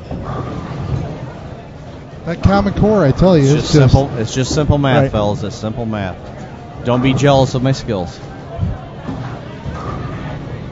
Hey, Anthony and I are left-handed. We can count the 2. 1, 2. Wait, there's more arrows out there? Yes, there are. The sad thing is I use the same 2 that you guys do. So these shots coming up here on 11 and 12 will be interesting. The first two teams have not had a very good reaction in their first ball here. Let's see what Eddie and Pete do. Eddie Burden up on the right lane now. So now you guys get to a first-hand look at Eddie's outfit that Elena had no help in picking that out. She even said that. He said it too, right? And if Eddie would take his hat off, he would clash even more. Should send someone out to the car, get my sunglasses. Somebody should tell Eddie that anybody with red hair shouldn't wear an orange shirt. But nobody has. No. I think that's an IQ Tour, Jeff. Looks like it. Yeah. Was a very nice read there. Yeah, it looked pretty good. It pretty much stopped in front of the pocket. Well, again, we talked about that with as much friction as, in the surface to start with, and then when you get this many games bowled on it, it starts to get torn up a little bit. Yeah, definitely you're going to see a lot more of that. It's just a matter of getting the angles right. Right. If you can get your ball to face up the right way, the same every time, then yeah, there's no reason why that reaction won't work. Right. Tristan Choate for 270 this game here. 278, and that kid strikes a lot. Yeah, he does. He really does. His team was plus 100 basically for this game, maybe 99 or something. I didn't see what the other 97. That was a nice shot on lane 12. So this is the where do these guys start? So the A line is Andy DeCalway and Henry Zashevsky, and then Dave Roberts and Fasaj McQueen. Denver Bronco orange for Eddie is what Mark Beery is saying. But this also goes to show that there's been some lower scores on 11 and 12, and you get a new group move over, and a couple of the guys struggle on it right away, and then you've got Pete, who just is Pete. What can you say? He's gonna.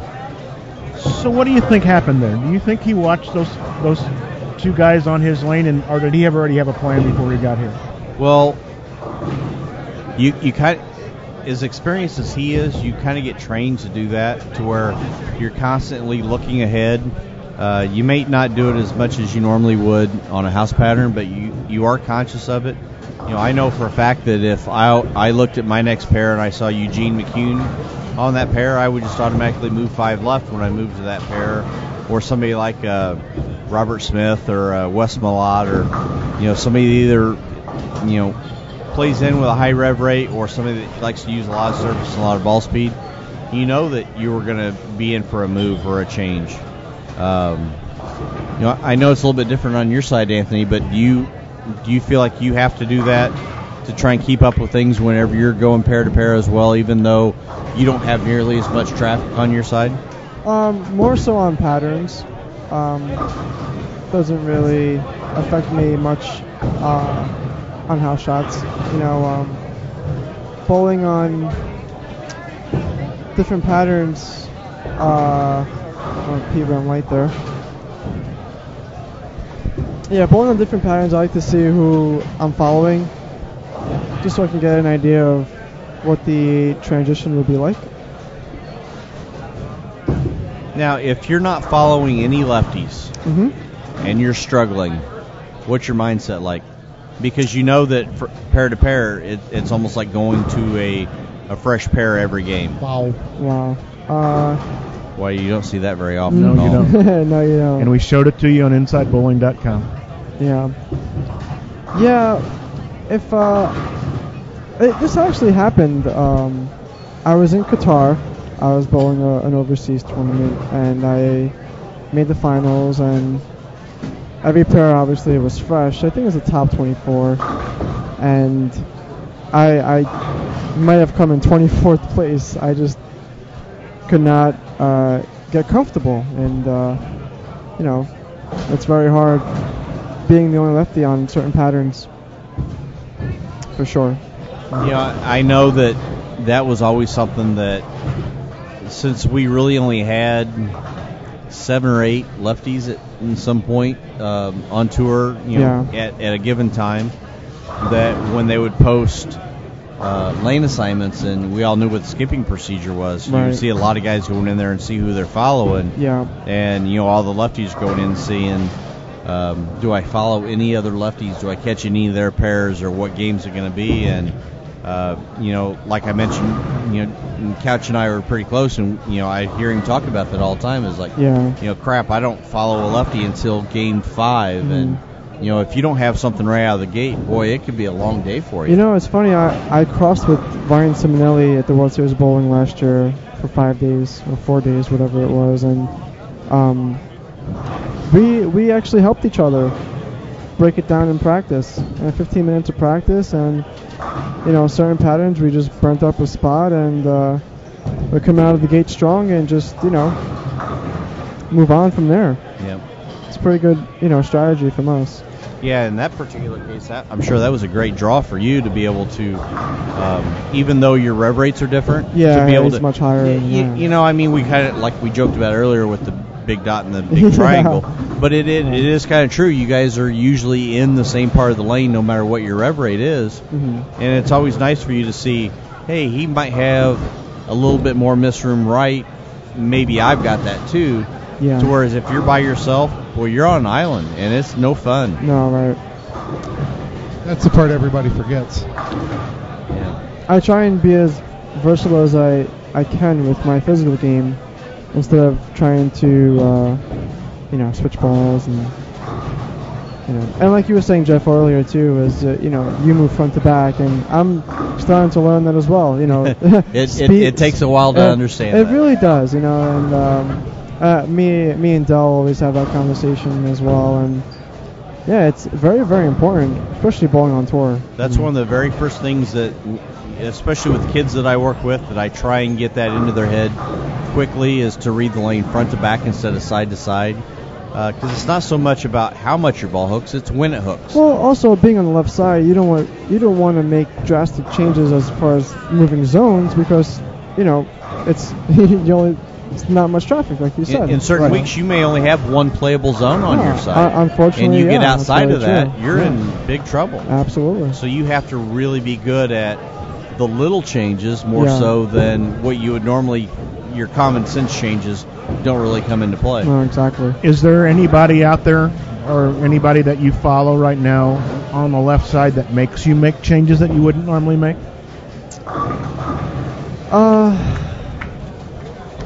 about somebody like a Scroggins, where Mike uses a lot of surface? Yeah. Does he burn up a spot faster, or does I guess Simonelli would probably be the highest rev rate? I mean, Simonelli on our side anyway. Yeah.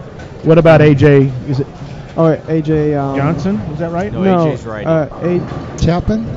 No, AJ Chapman's righty. AJ Rice. AJ Rice. We're Thank going to you. get there sooner or later. Yeah, I mean, if I was crossing with him on tour, I mean, that would definitely benefit me as well, because he's breaking down the pattern, chewing up. So for you, I mean, the way you like to look at the lane, somebody helping you break it down more is better than somebody just playing in the same place that you play, and that kind of thing. Okay. Absolutely. So have you been in a booth before?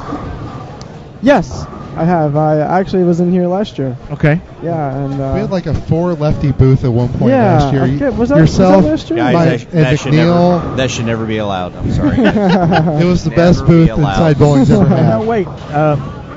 Did you guys have to adjust how you talk because of all the lefties in the booth? Yes. Did you have to scoot all the chairs over and align them a certain way? Yeah.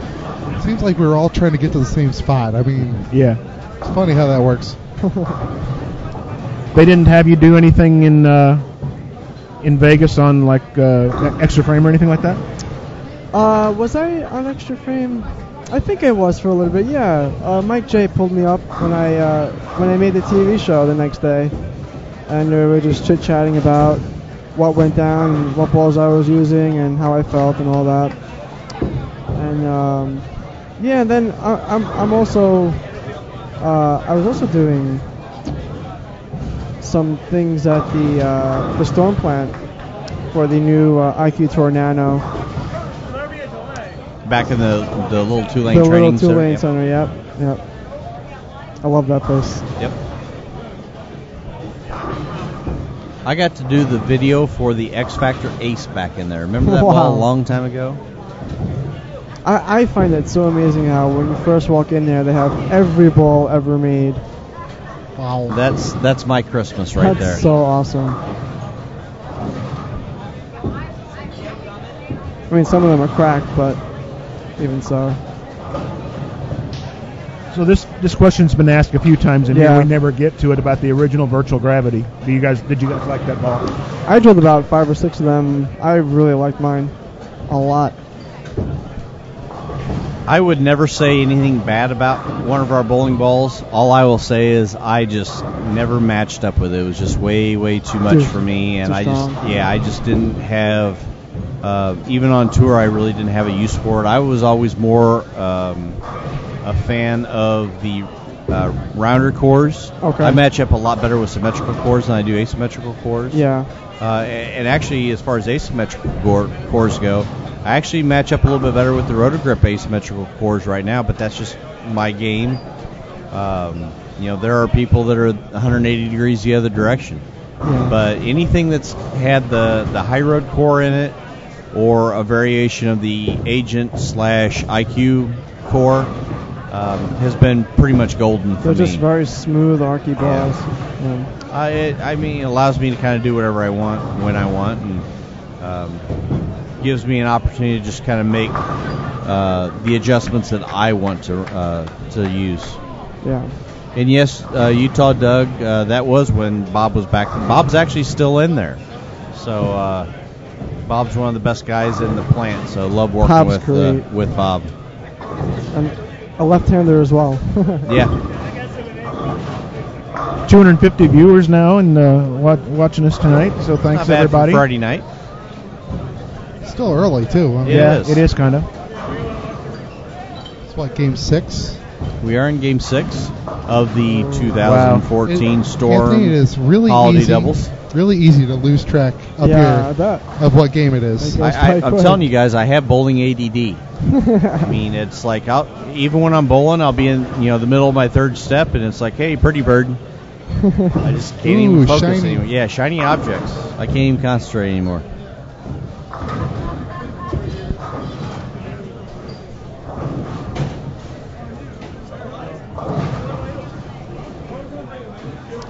Anthony, have you bowled Team USA trials before? I bowled last year. I actually bowled summer team trials. I saw that. Prior to that, Yep. And came close, and gonna keep coming back till that door opens.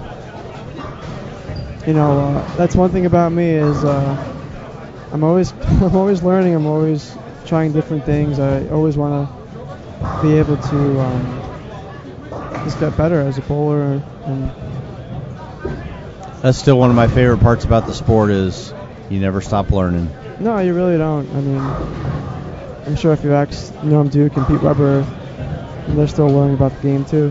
What do you think about the way that they do the standings, I guess, at Team USA trials? I think they did last the year. rankings, The yeah. rankings, and then adding those numbers Yeah, up I mean, and giving it's a lower. it's crazy. If you have a bad day, it's like you're kind of out of it already. I mean, it's unfortunate to say that, but reality sets in, and it is true. Yeah, I think that's another one of the things in a long list of things that I'm sure that they're looking at, and they're looking at different ways. You know, I don't think anybody puts together something like that with the idea to kind of hose somebody, so to speak. But they're trying to come up with what's going to be the best way to choose the best bowlers, and in that particular case, they're rewarding consistency over. Is it 6 patterns? I believe it's 5. It was 5. 4 and 5. 5. It's not 6. Yeah. Oh, yeah. So that's a boy. I thought the same thing last year, Dennis, when I was kind of going through that boy, that sure is a tough way to do it. But when it was all done, and you kind of look back at the results, you're thinking, you know, it makes sense. Yeah. Granted, it's not the greatest situation in the world, but it still makes sense. No, absolutely. Well, if I remember right, I know Rob Gottschall did he win it last year? I think he got selected. Was it a selection? I think He might have it been a was selection. Okay. Yeah. I remember the year before that I forgot who was actually talking about this, whether it was Schlemmer or whether he was even involved in that. But I believe that John Serbinski was so worried about not finishing so bad on any one day that year, and he actually had a very good tournament the year that he won it. He finished in the top 10 probably in every single day. Right. Dennis, we've got scores after 5. Go right ahead, Lee. Well, I wasn't All asking Lee, but thanks for letting me know that. That's why I'm here. I'm coming up with reasons why I'm here. I'm up to 3. Yeah. Dynamite drop-in money. Yeah. Hammond and Ramacla still lead. They're plus 473. Derek Hartnell and Justin Crumley are in second. Nick Cordy and Clayton Wilkie are in third. Eddie Bird and this local St. Louis Pete Weber guy. Still trying to figure out who he is, but they're in fourth. Wilson and Faulkner in fifth. Tristan Choate and Zach Haas moved up to sixth. Mike Miniman and Rich Orff are in seventh. Rusty Ball and Jason Timmerman are in eighth. They are 107 behind first, and they're in eighth place. That's pretty close now then. Jerry Twiggins and Kevin Perky are in ninth. Cody Clayton and Danny Spink are in 10th. That makes local teams, if you count, people who live in the St. Louis area make up the first, third, fourth, sixth, seventh, eighth, ninth, and 10th teams out of 10. Cody and Danny are 117 behind first. They're in 10th.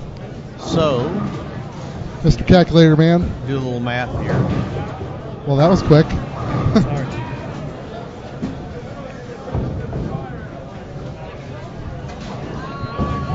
So the cut line at 10th is plus 354. It's not really cut line, but 10th place plus 354. So the scoring pace is about the same as what it was the previous game, so we're still looking at 650 to 660. So, and as hard as it is to say, the two squads tomorrow may be even stronger. So, hard telling what this number is going to do, guys.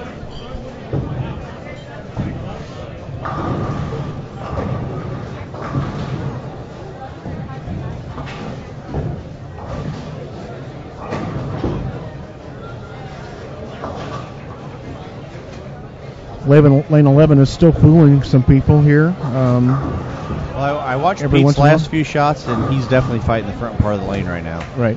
Everything he does, he's fighting the fronts. So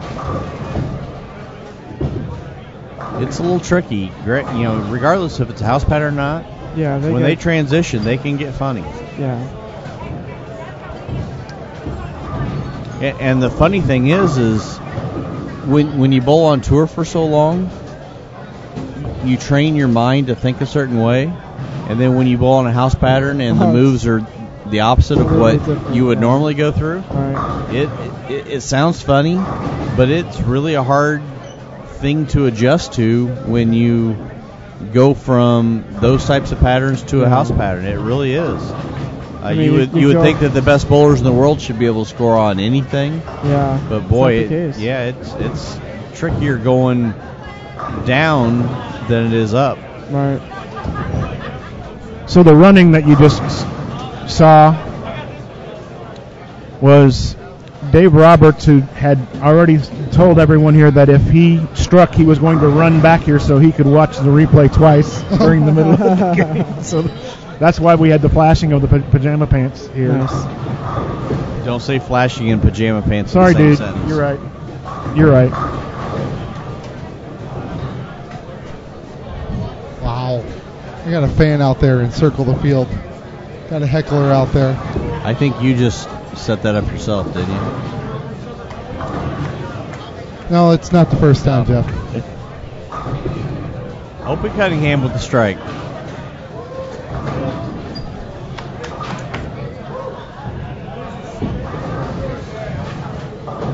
All right, guys, I should probably be going to bed. All right, Anthony, you're bowling tomorrow morning, correct? I'm bowling tomorrow afternoon, but okay. I've been up since 3 a.m. We'll see you then. I don't blame you. Need to Thanks get for some joining rest. us. And Thank you so much, guys. Sitting in here and answering questions. So we'll Yeah, see you tomorrow. And again, See you guys tomorrow morning. congratulations. You earned it. Take care. Well.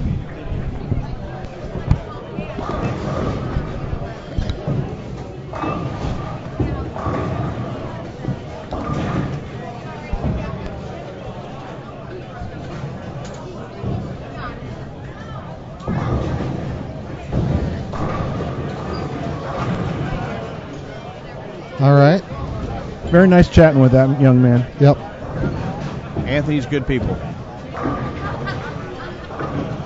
Should we try and round up someone else, or am I going to? I think it's fun having somebody in here to talk to like that. I agree. Not that we Dennis, don't talk between ourselves. I'm going to anyways. put it on, make it my responsibility to find us a new All right. special guest. I'll be back soon. How All right, about sounds that? good. Yep. Lee, feel free to bring us some food.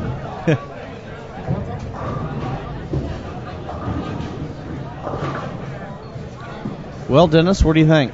Well, I was trying to see what we've got going on here. Eddie's up on a double here after a split broke up a string here on lane 12. You can see the left side of his orange shirt there on the split screen. That was a nice shot. Eddie gets in trouble a lot whenever his swing gets a little bit too steep, when he starts to kind of muscle a little bit, and that's when he'll fight so much early hook, or then he'll try and project it and it'll blow right through it.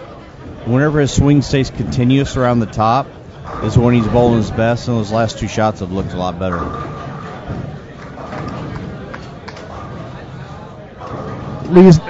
Brian Lee's not in here anymore right now. He's out finding us somebody else, but feel free to heckle him anyway. Yeah, you can heckle him. It's fun. It's fun knowing that you're doing that. So, and I'm sure he'll enjoy it when he gets back.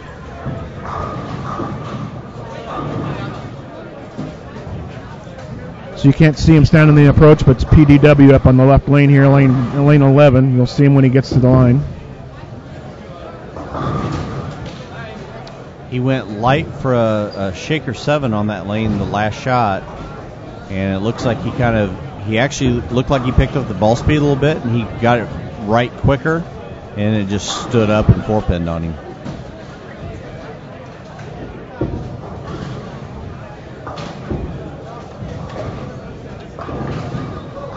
We've got the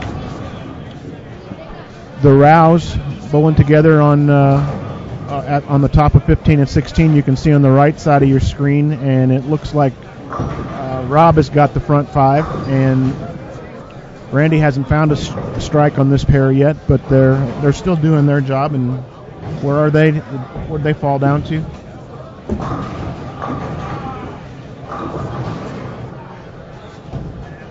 They were in the top.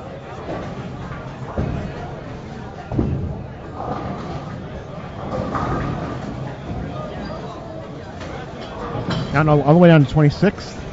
Wow. They did. We are still sitting on 300 games so far for the night. Rob Rao, Mike Romaculus, and Justin Crumley so far are the 3 bowlers that have been able to open the Christmas presents.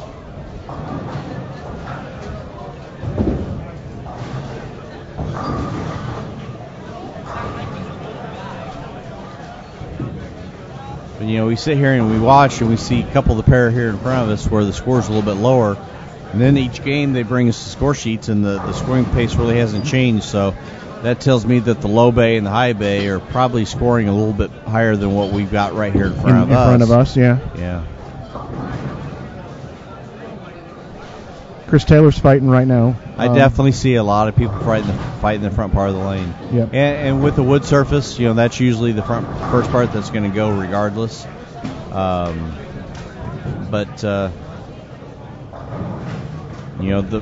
guys that will make the moves the fastest, whether it be ball changes or adjustments left to right, hand position, things like that, are going to be the ones that we'll get through and make it to Sunday.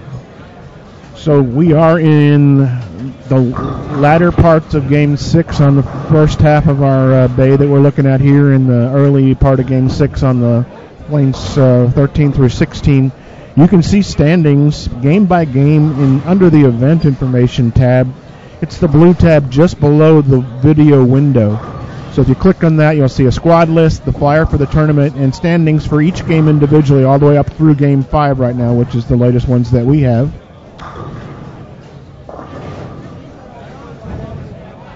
Still got a pretty nice-sized crowd in here.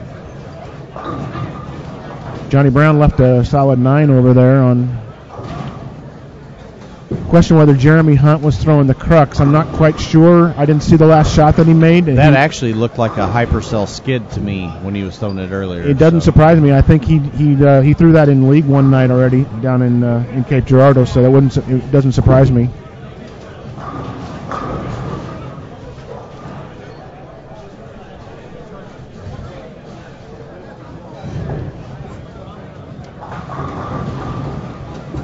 Yes, Jeremy is definitely a new ball nut. So Opie's got it going now. He's got a 4-bagger, right, or as I like to call it, a ham bone. Ham bone.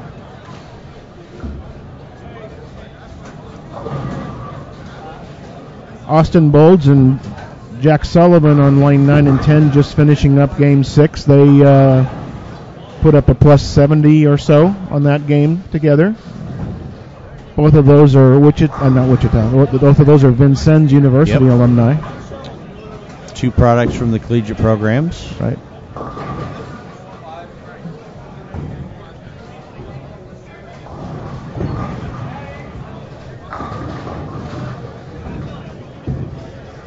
I think that'll be a common theme as the weekend goes on. We're going to see an awful lot of current or former collegiate bowlers coming across and see just the amount of talent that's out there, and some of the best talent, collegiately, they're home for the holidays or they're traveling to Allentown, Pennsylvania, and they're not here. So it could definitely be even stronger if a lot of those guys were here.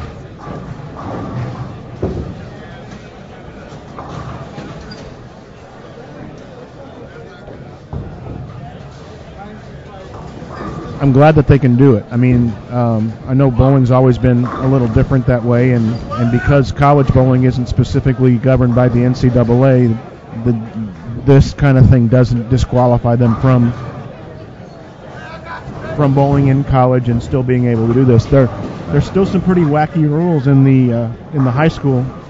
Yeah, definitely, and I've had right to now kind of navigate my way through some of those as far as coaching goes. But I think that. Those are things that are easily worked around. We can still do some great work with the kids in the off season, but it's still nice to see high school and collegiate bowling growing at the rate that it is.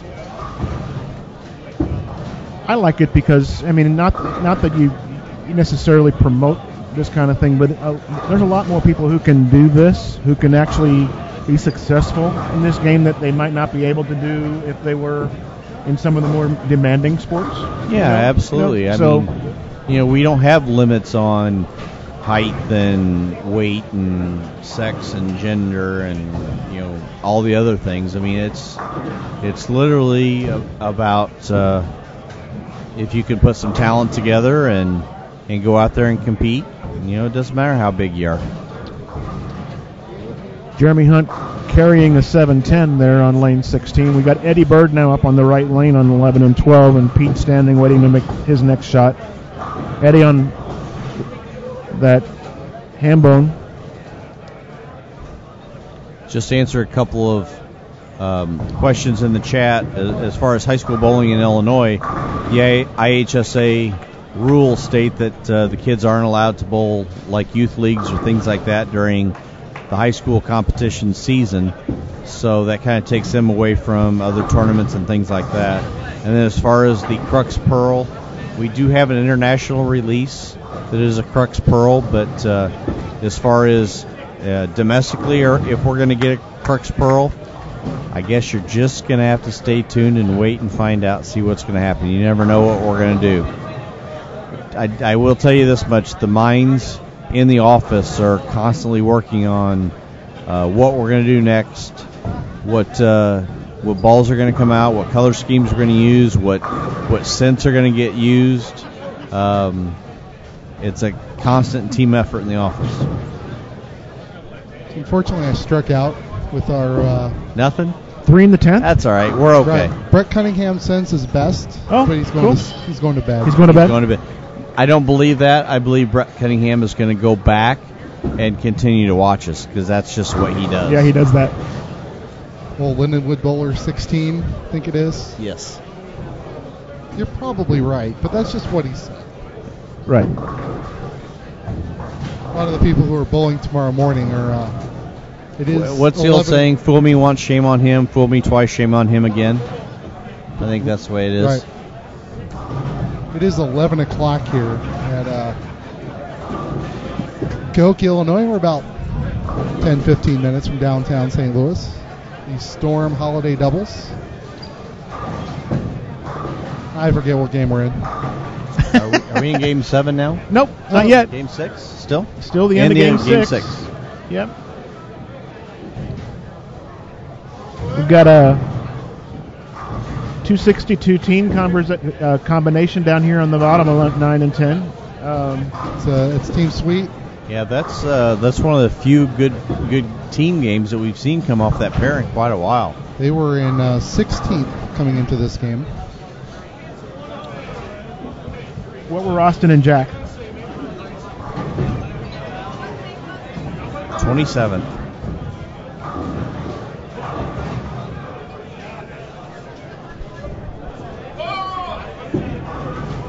I think Rob Rao has proven himself black cloud proof. He's got the first 6 again. Yep. Randy's really struggling over there right now, and I don't know if it just hit a bad pair or if it may be time that urethane ball just stops working. I know that it's a good idea in theory, but it's tough to stay with it, almost a little bit too long in some cases. Right. I don't know if I told you, but I drilled a pitch black. Pitch black. Yep. I actually I practiced a little bit last week, which is very, very rare for me, or 2 weeks ago, and I have to say that watching the pitch black go down the lane is fun. It's such an interesting reaction to get to see. It truly is an old school urethane reaction, and it's a lot of fun using it. I didn't think I would like it, but it's kind of neat to watch. It sure is a different look on the lane, I'll tell you. I mean, it's funny, too, and especially if the people behind you don't know what you've got in your hand, and they watch the ball turn, and then it just doesn't do anything, and they're all looking at, like, what did you just do? Because that ball looked like it was running away, and it doesn't go anywhere. Well, if you want to see something interesting, go on YouTube and watch the video of Pete's first win and see how much he was just absolutely hammering on it at the bottom. Yeah. And the ball hooked about 3 inches.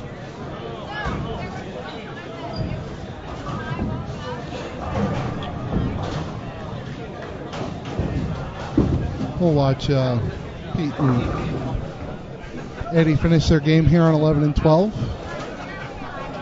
They can still pull this game out pretty good. I mean, honestly, it's not as bad as it looked like it might have been there for a while. We've got, 482 left? Yeah, I believe so. See a lot of head scratching going on. See a lot of bright shirts. You wouldn't think that you'd see a lot of head scratching going on a house pattern, but there certainly is. Well, I think there's still a mentality that, and not necessarily one that's totally mistaken, but you're bowling on a house pattern, so you think scores are high, and whenever you don't have that kind of a score here, you're thinking still, without looking around, everybody else still is, and they got to look closely because there's a lot of people that aren't still, right. And pay attention to the pace of bowling around you, I guess, is the best way for me to say it. As you just saw Pete throw probably the best shot that I've seen him throw this game so far.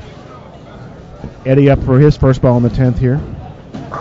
That's also that was tough. That's right also there. what makes Pete so good at what he does is he could look absolutely lost on a lane or on a pair for so long, and then all of a sudden when he needs it the most, he just absolutely pures one. So it's just he's gotten better with age, and you can't count him out in anything he does anymore. He is who he is.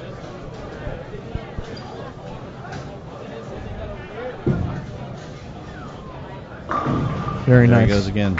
Very, very nice. And to be honest with you, the first 5-6 frames this game, his reaction wasn't very good on this pair. And then he just absolutely, butters the last 4 or 5. Getting a note here from the scribe. Wow, very interesting. That is interesting. Yeah, this will be one for Mike Flanagan's conspiracy theory files. All 3 300 games tonight so far have been on lanes 21 and 22. And which pair did I say earlier, guys, is my worst pair 160 on? in Central Illinois or in the entire state of Illinois is 21-22. So basically what that says is it's just me. I'm really bad on 21-22. So Eddie misses a 10-pin in the 10th frame and goes 220 instead of 240. And Pete shows 225, so they went from 80 to 47. That's a big difference right there. That's kind of what we talked about earlier with the importance of spares. Even in a situation like this, they both of them for the team they both missed a single pin, a 10-pin. So right there, that takes them from 447 to 470, right, or 460, or no, 470. 470, right. yeah. Yeah, it takes them to 470 at least. Plus so. not striking on the first ball of the 10th. I mean, my gosh. We'll watch 15 and 16 for a bit. Okay. 11 and 12 is open. We've got 3 rows down there. We're going to have my little buddy Hunter Bell here in front of us on 11 and 12 and see how he's doing at this point of the night. I'm interested to see where he's playing the lanes. He told me earlier in the week he's going to go home and watch the recording of it as quickly as he possibly can because he's interested in what I'm going to say about him on here.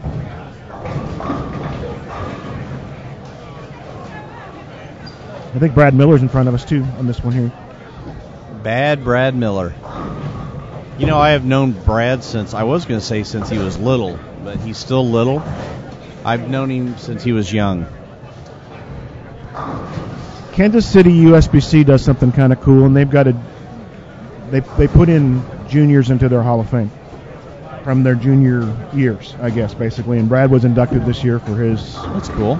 junior bowling success, I guess. I think it was around 2000, somewhere in there was the first time I met Brad. Him and a group of junior bowlers from Little Bowling Center just outside of Kansas City in Raytown, Missouri. Bowled with them in the Pro-Am, had a blast, struck up a friendship, and heck, I think 5 or 6 of them spent time at my house a couple of times and came over and bowled some of our tournaments and came over and I worked with them. And it kind of goes back with what we talked about with Anthony is the relationships that you build through the sport. I've known Brad now for, probably 13, 14 years, and it was all from bowling a Pro-Am with him in Kansas City. He won one of the Missouri junior scholarships that we give away from the state at the state level one year, and that's the year that I first met him when they brought him over there to get that at our banquet like that you went to that year. So. Right.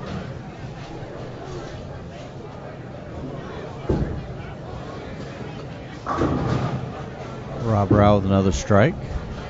So he's going at 279. So, but Lee was successful in black clouding him. He was, of course. Yes. At least it wasn't a big 4. Right. In typical Lee fashion. Randy is still throwing the blue hammer, so he has not switched, and he went 5 through the middle on a double. So pulled against Randy a couple times and with him in a tournament. He's went the.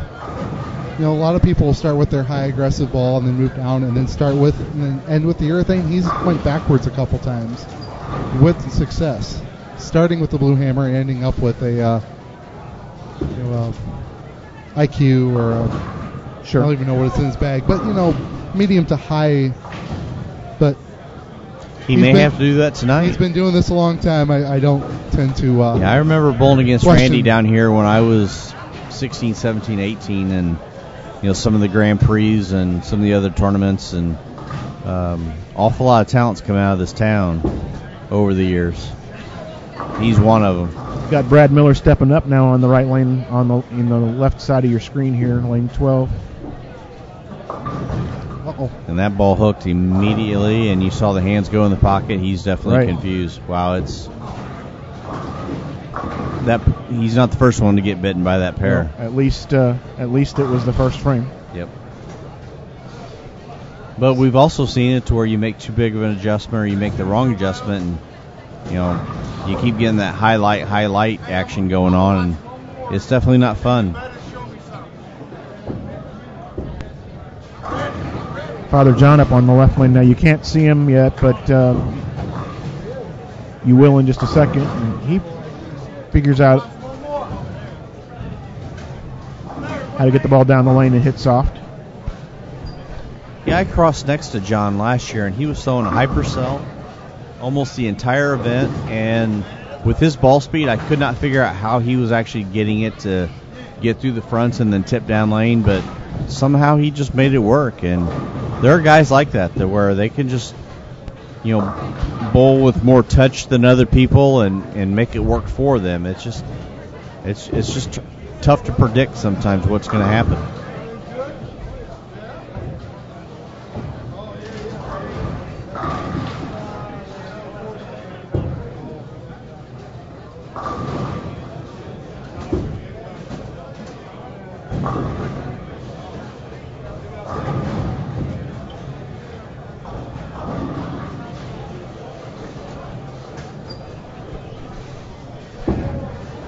The shirt color combinations we got on our split screen right now. A little bright. I thought Eddie had a bright shirt. I think Ryan's got him beat on 16. That's good news. My Mavericks held on to beat the Lakers tonight. Mike Peters will be happy about that. That shot right there, is that tip going, is it running up on you? Down there. What's been happening here, 11 and 12, has been that way. Don't forget this. So we're in the second frame on the left-hand side of your screen and the 10th frame on the right side. Especially on that lane right there, because that lane right there is the one that's been the trouble. So it looks like if the Rows both strike out, they're going to be around 450. Looks like 270 and 170 there. So Randy's still struggling a little bit. Jeremy Boyer up on lane 14 had a chance to strike there for 250 and went through the face and up 247. So we see some decent scores here, but then some bad scores, right around it. So it's kind of tough to get a read on what's going on pair to pair, and then the overall scoring pace. Because like we mentioned, I think the other two bays are scoring a little bit higher than what our middle bay here is. So we're like 2 frames into Game 7 right now on 11 and 12 in front of us here. Started at 7 o'clock tonight, so you figure 2 hours for 3 games, and that means that we'll be done around 1:30 in the morning maybe with this squad. Luckily the bowlers on this squad get to take tomorrow off. Hunter Bell right now up on lane 12. He's on the left side of your screen in an orange shirt as well.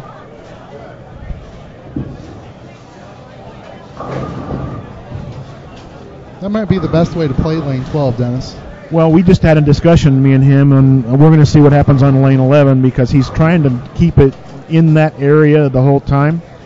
And he's going to back off on the wrist a little bit on lane 11 and see if he can get the ball to have that same shape.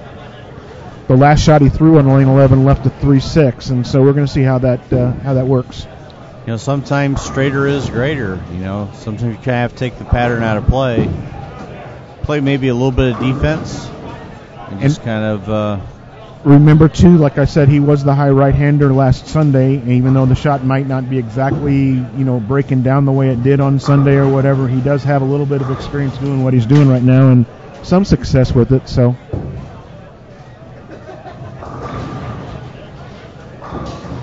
The cool thing about this kid, for me, is that he's at the point right now where if I go down and tell him something, 2 shots and he's got it if he needs to do it. I mean, we can make that kind of an adjustment and he'll do it in the middle of competition and feel confident enough to do it, and I like that. So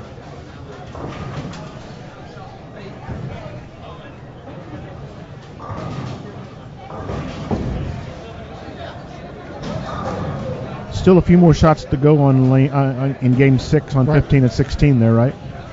Yep, they're still working through the 10th. Rob Rao is in the 250s. And Randy managed 170. Correct. Where were they at? They had moved down to no. They were. We had said we looked at a few minutes of 16th. 26th. 26 is where they had. They must have had a really bad game. They've struggled a little bit lately. Yeah. I think you got Team Sweet confused with Team Rao. Look at Brad. Right there's kind of a testament to yes how hard Brad has worked. Those are a few things that him and I worked on over the years, getting him a little bit more versatile and being able to play in. And his collegiate experience at Lindenwood helped with that because you're forced to do that more times than not. But he's increased his rev rate, and he's getting it off his hands so much better now than what he ever did, that where now when he has to get in there, he's more competitive. He's not giving as many pins away when he has to do that. So that's just a testament to him and how hard he's worked over the years.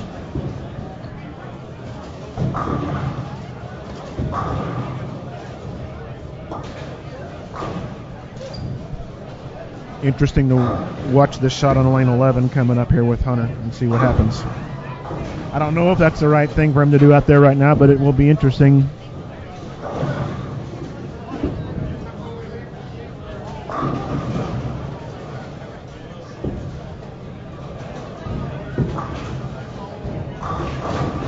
Not bad. Well, the good thing that he's got going on right now is his ball roll is so forward that it's actually going to read early and blend itself out. So even if he's not lined up to where he can strike, he's not going to get himself into a lot of trouble unless he just makes bad shots. I mean, that's still the key is you still have to execute.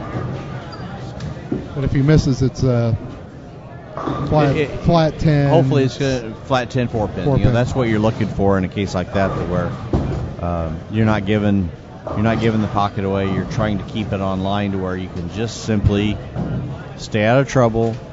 If you can catch a couple doubles here and there, maybe bowl 210, 220. If not, you're not going to give your 190, 2-0 away.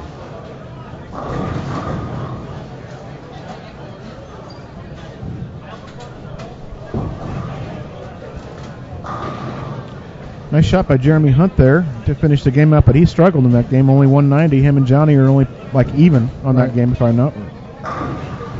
They're plus 4. Where were they at? Hunt and Brown. Take a look here. They were 12th going into this game, wow, so they've got some work to do because if you look at the top third from each squad, which will be the top 8 from each squad, right now they are probably about 20 to 30 pins off pace, and that game right there is not going to help them much. So no. But again, anything could happen. We could come in tomorrow and they play a little bit differently, or they break down differently, or a lot of people start farther right, they start farther left. Anything can really happen. Right. It's kind of like sitting around listening to Sports Center or some of the NFL shows and listen to all the so-called experts try and predict what's going to happen, and then the exact opposite always happens. It kills me that these guys are getting paid millions of dollars to give their expert opinion when all they're doing is basically guessing. Pretty nice shot by Father John there.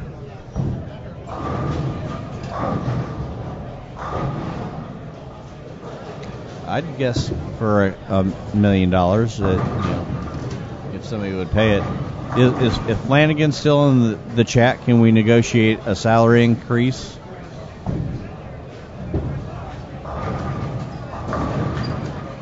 Oh, See, Brad doesn't get that hit a few years ago. He's just come a long way in the last few years to what he's been able to do, and now those kinds of shots actually fall for him. So.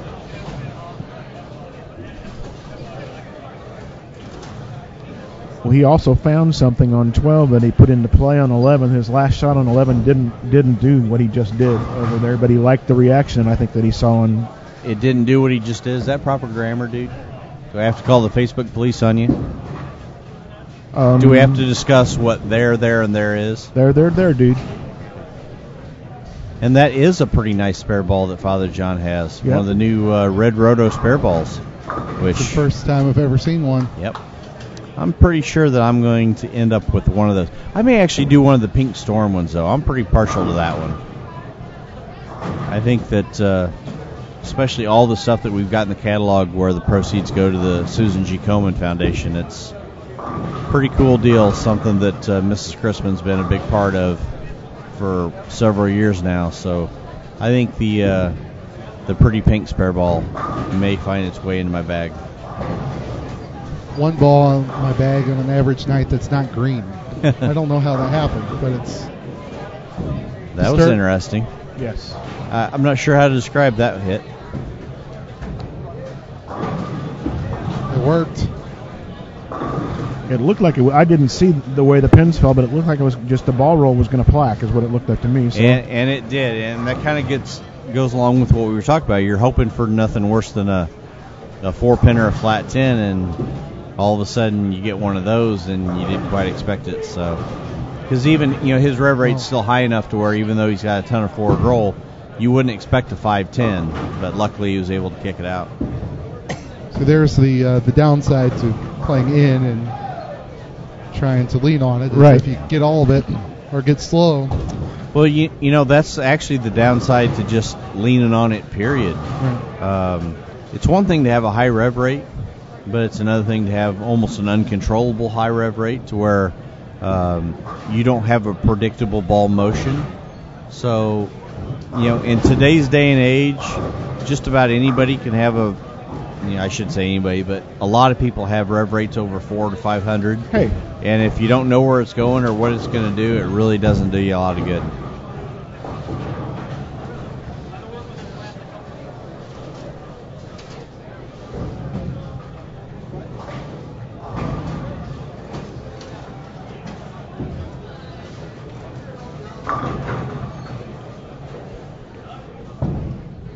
We haven't talked about revs per toss.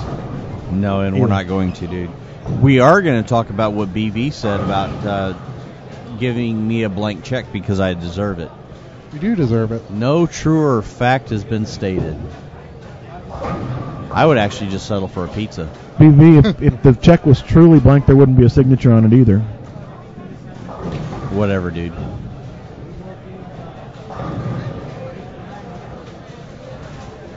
See what Brad does on this shot. See, he actually lofted that one. That one actually pushed farther down the lane just because of the fact that it never got right of that rangefinder. Right. But it still read the lane well enough to where he had a chance to strike. So. And then he comes back and he talks to Father John about where he's playing the lane. Well, and Father John looks at him like, I don't have any idea what you're talking about. But shouldn't everybody talk to Father John? Well, everybody should, yes. And I'm not sure, if we asked Father John what he said, I'm not sure that he could tell us. No.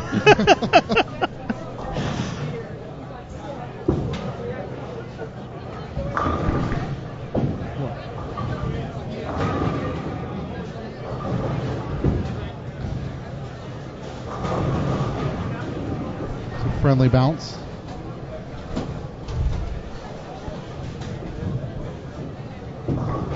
Ricky says he thinks you black clouded. Ricky thinks I black cloud everybody. Yep. Where it's actually Ricky doing the black clouding. He just doesn't know it. I'm here thinking it's actually me, but you're blaming somebody else, which is perfect for me. Yes. Well, you guys are both left-handed, so. That's all I need to say. Got nothing. You win.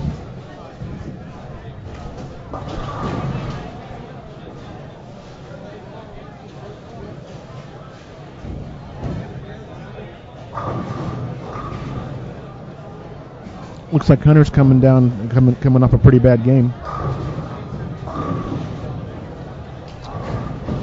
BV, hard telling what we're going to do. We've got some interesting things that we're trying to put together for next year. Don't want to let the cat out of the bag, but right now the thing that we're trying to do is trying to put together the what Dennis and I are calling the Bull Strong Super Week. That could actually be 3 to 4 events all wrapped up into one that conclude with the Storm Doubles Classic on Labor Day Sunday. So hopefully sometime in the next month or two we'll have more details on that. We're looking at some different charity ideas that we want to attach to it. So hopefully we'll have some news soon. Did I miss the Masters style format tournament, or did you not hold it? No, due to a conflict with my staff, we were not able to have that event a couple of weeks ago, but we are trying to find a date for it sometime in the spring, because that event's way too fun not to run it. So we're just trying to find a date that will work to where my staff can be there to help me with it. Because that's one of those events that's just impossible for me to do by myself. He's jabbing me right now. I'm not. I didn't mention any names, Dennis Hacker. He's jabbing me right now. If you hold it, I will come. Okay. There you go. Definitely a fun event. Boy, it's a long day. It'll beat you up physically and mentally. But I can't tell you how many of the guys who bowl around Springfield who never bowl that many games in a day love that tournament. They just come up afterwards and they just love the way that tournament ends or works out for the day. So. It's just so different than any other tournament format anywhere. Well, basically what we're talking about is a tournament that we call if you go to the Land of Lincoln Tournaments Facebook page and click like, you'll be able to get all these updates on this stuff, but it's a tournament that we call the Sack Up Challenge. Basically, it's like bowling the Masters in one day. So we do it to where you bowl 3 games of qualifying just to get your seed, and then the 64-man bracket is created, and it's 1-game matches until we have a winner. Double elimination all the way through. So it's a lot of fun, long day, but it's a lot of fun. And there's a little qualifying set in front of that to determine seeding. Yep, exactly. After that, when we first started doing it, it was an invitational, and I invited the top 64 averages in Springfield, and we probably got 48 to 50 of them accept, and then we kept going down the list until we filled it. And originally there was going to be no qualifying. Wherever you were on the average list was going to be what your seed was. But we thought that it might be tough to fill the bottom spots, so we went ahead and threw the 3-game qualifier on there to do that, and we've stuck with that since. Let you run brackets too, raise some money for the charity. Exactly. Yeah, that helps that as well.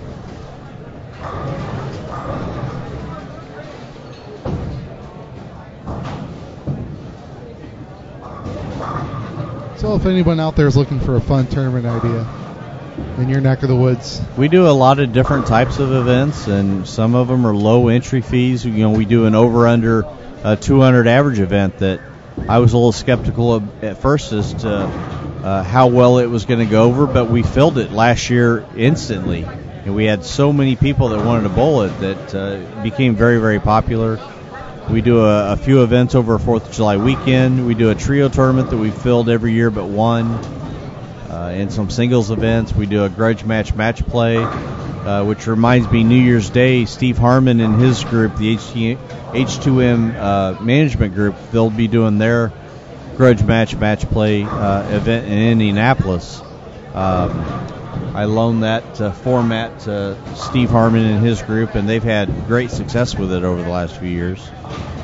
So So we have a lot of stuff that we try and do for different levels of bowlers, scratch and handicap. So trying to give everybody something to bowl.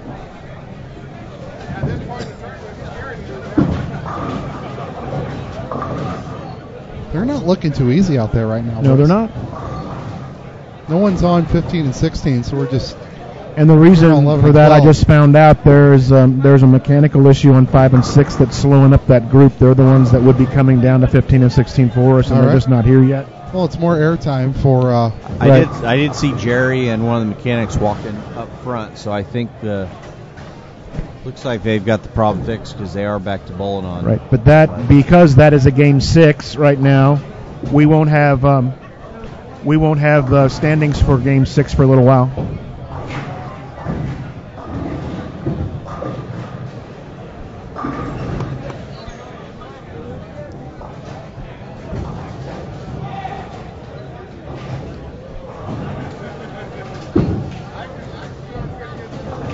Utah Doug says he's from Decatur.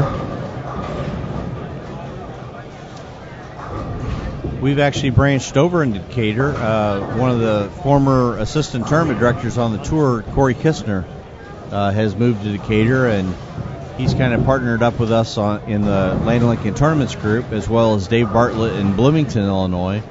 So we're trying to cover as much of Central Illinois as we possibly can. We've even we did an event in Peoria last year, trying to get involved with some of those guys a little bit as well, and just trying to do as much stuff as we can to give bowlers an opportunity to bowl, as well as raise money for the Bowl Strong Cancer Research Charity. Appreciate it. So just to address a couple of things that we've been asked in the chat a couple of times, Lizard, we cannot change the cameras.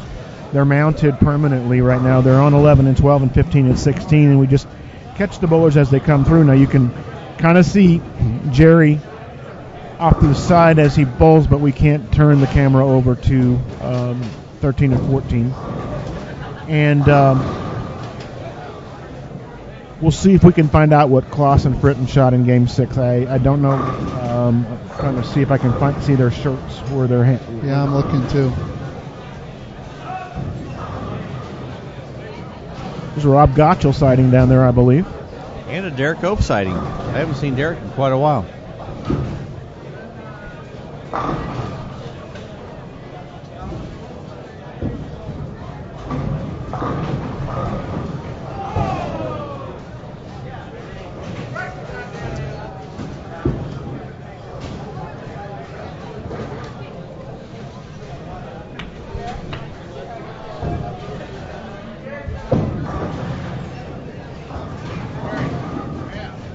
Like 13 and 14's not that bad.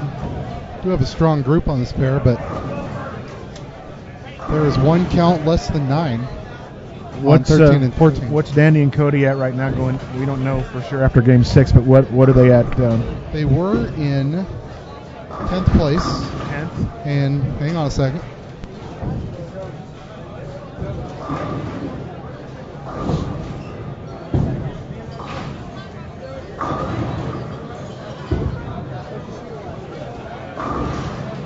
Yeah, we haven't seen much loft yet, but again, it's still, in comparison to that, it's still fairly early. We may see it within the next game or so, but I think it's going to come into play more tomorrow, mainly because I think you're going to see a lot higher rev rates tomorrow throughout the day, to where it may definitely come into play.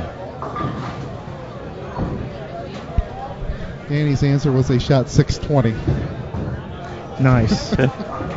What's the handicap based on? It's just 10 sticks a man. Okay. Nice. Pretty simple. It is whatever it takes to win. They were going for the endless 10th frame concept, but that wasn't allowed. That's when we play a little game I like to call Jeff Wins. The handicap is whatever I need it to be.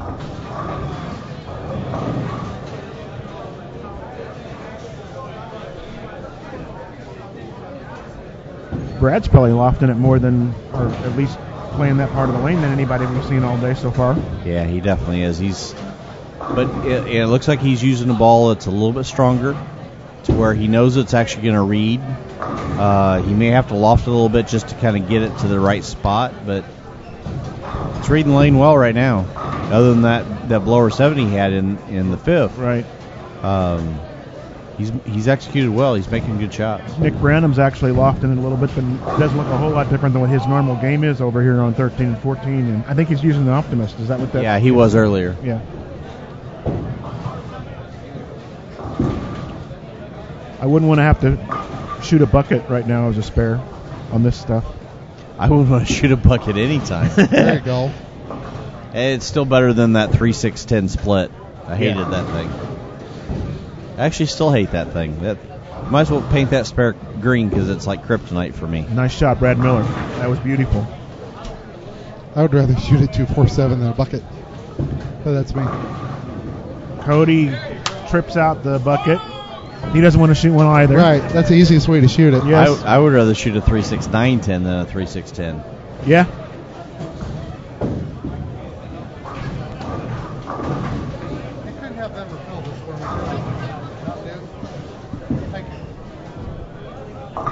See that one there? See, Hunter's changed balls, and he wasn't nearly as forward with that one, and it just came off the back of the pattern way too hard. Doesn't. I don't know why he's falling off the shots right now either. Well, whenever you try and increase your momentum and you actually try and increase your ball speed, if you don't do it the right way, the first thing that's going to go is your balance and leverage. Right. So, there's proper ways of increasing ball speed, and then there's just trying to throw it harder. And when you try and throw it harder, something's going to get sacrificed, and it's usually foul line position. Right.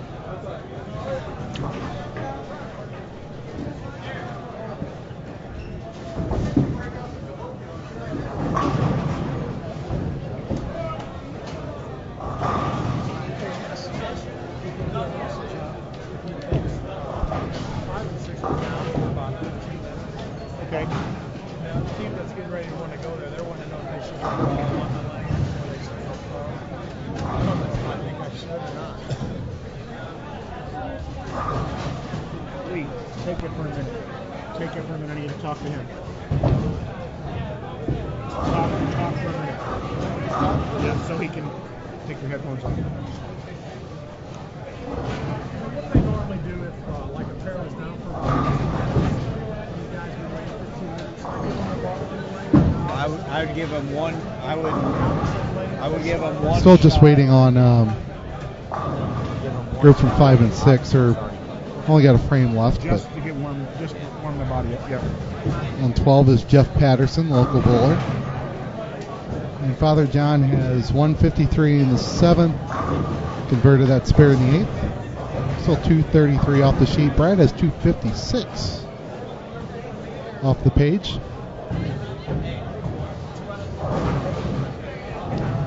Pretty solid game for the A line as well on this group as Father John strikes. James and Bell have 228 and 257 off the page. Starting to open up just a bit, I think, on 11 and 12. But you got to have the right basis for the delivery. You guys aren't in a position to do anything, and that's fine. But learn on these last 3 games, 2 games. All right. I know you. Great shot by Brad. But I'm always saying just what you have available to you right now and make use of it. Okay, Lee, I'm back. We missed you. I was starting to talk there. Yeah, that's what they all say. It's starting to seem like 11 and 12 might be opening up just a bit. That kind of bodes with what we talked about earlier is, when the next round of transition hits, right, the guys that can get in and play in, it's going to get better as the night goes on.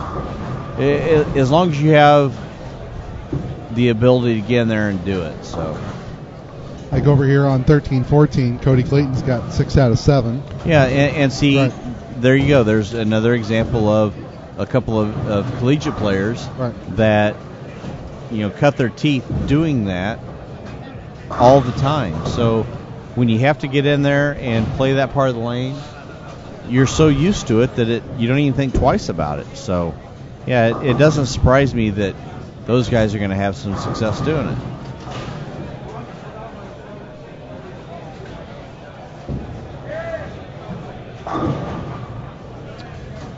To answer the question in the chat about bowling ball technology making the average bowler very good, I actually think it's the opposite. I think it's more about lane conditions and things like that more so than bowling ball technology. I think that, but not only that, but I think that bowlers are better now in general. They're much smarter. There's more information available to bowlers now than there was 20 years ago. The kids that are coming up now understand ball motion, lane conditions, lane play. There's just so much more information available for the general public now than what there ever was before. So, I'm not one to blame it on, certainly not one to blame it on the ball manufacturers, because they're doing their job. They're supplying the people with what they're asking for. And, I would love to see stricter regulations on lane conditions, but right now we don't have that. But what I do see a lot of is a lot of people that are getting smarter about the sport, and they understand it. And I think that it's easy to sit back and say it's too easy. In some cases, it's getting harder. Look at some of the stuff that we're seeing right now. Even though we're on a house pattern, some of these pairs are kind of ugly, and we see an awful lot of confused guys out there. So it's really about how you look at it. It's not just one entity that is at fault, so to speak. The whole industry could kind of take a step back and kind of look at itself, but for the most part, especially the college ranks and the kids coming up now, they're just better. They're just better players, better athletes, better players, smarter, better at everything that they do. Looking at Danny and Cody over here, for instance, I mean, you said Cody's got all but one strike in his game. Danny's having a little issue reading this pair right now, but everything's still clean. I mean, even right now he just broke up the 4-7-10. Sorry. And let's also say that maybe he's just not physically thrown as well. I think we spend way too much time talking about what the lanes are doing or what the balls are doing or whatever. You still have to go up there and execute. Right. And if you are not executing at a high enough level, it's easy to look at it and say, well, this didn't go right or that didn't go right. If he's not throwing it good, no matter what you do, it's going to work. But brain-wise, though, even as ugly as his game might be right now, like I said, it's still clean. And it could be a lot worse. Cody shoots 270 and Danny shoots 170 and takes away 30 of the pins, instead of Danny staying clean and letting Cody's 80 over or whatever be 80 over, and it's and they're just they're comfortable, I guess is what is the word. I'm bowling together. They trust each other, and they know that the other guy's Yeah, and that kind of goes back to what we talked about earlier with not only staying clean, making spares, and filling frames, but also what we talked about, team chemistry and things like that. Even in doubles, boy, you got to work well together. That kind of gets back to one of my pet peeves is, if you're bowling on a team, there is no I had, it's we had. And same thing in doubles. If you ever bowl a doubles event and somebody says, well, how'd you guys bowl? Well, I had this, and this. Well, no, it's we had. And if you go into a doubles or a team event with that type of mentality, you're not going to have much success. I've had partners in the past that had an I mentality, and I didn't bowl with them again. It's just the way it is. If I'm going to bowl on a team or bowl with, a partner, it's we. We're working together on this.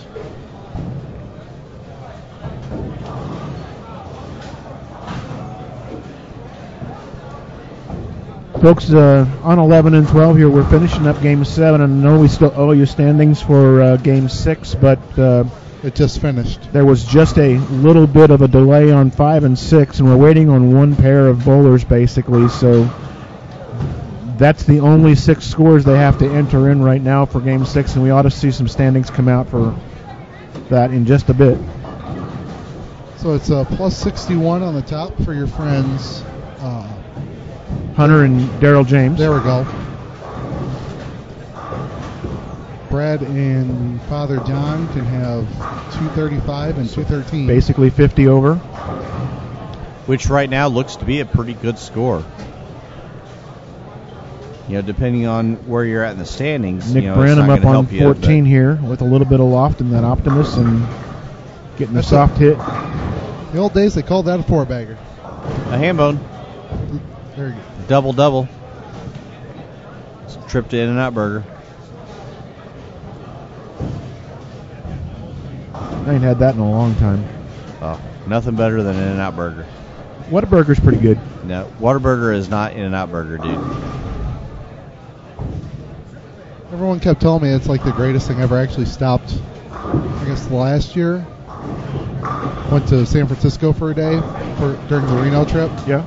I'm like, okay, everyone says it's pretty good. It was as advertised. Yes. It is. It's really good. Their menu reminds me.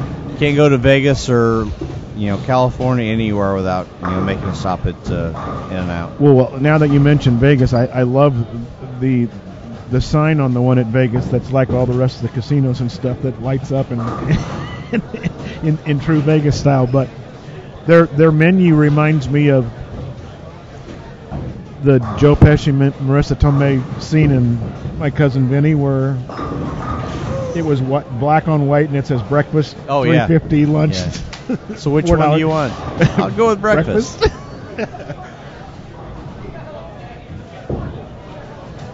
Okay, question for the booth.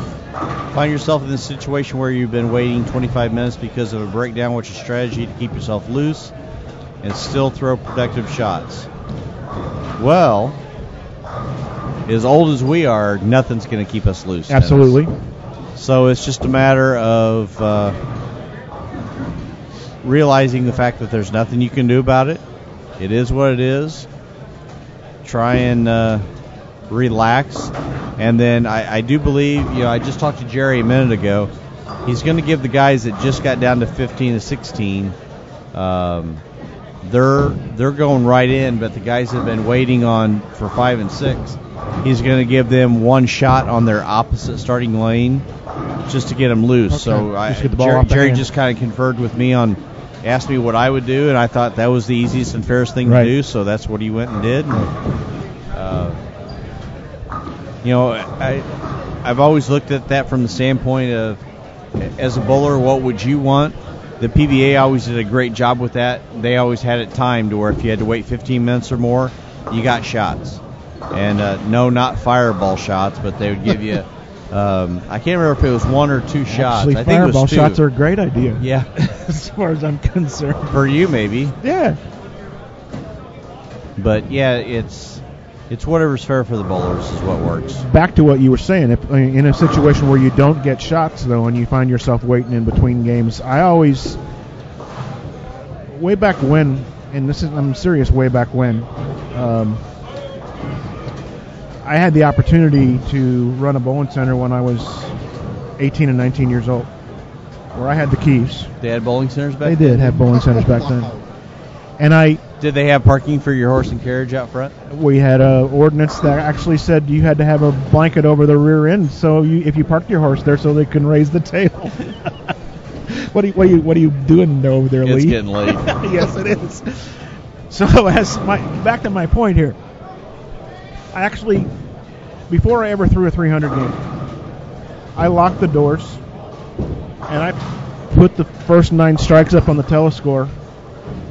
And I practiced throwing the 3 and the 10th, and I actually got to the point where I could psych myself into believing that I had those, and I'd get the weak knees and all the things that go with putting yourself in a pressure situation.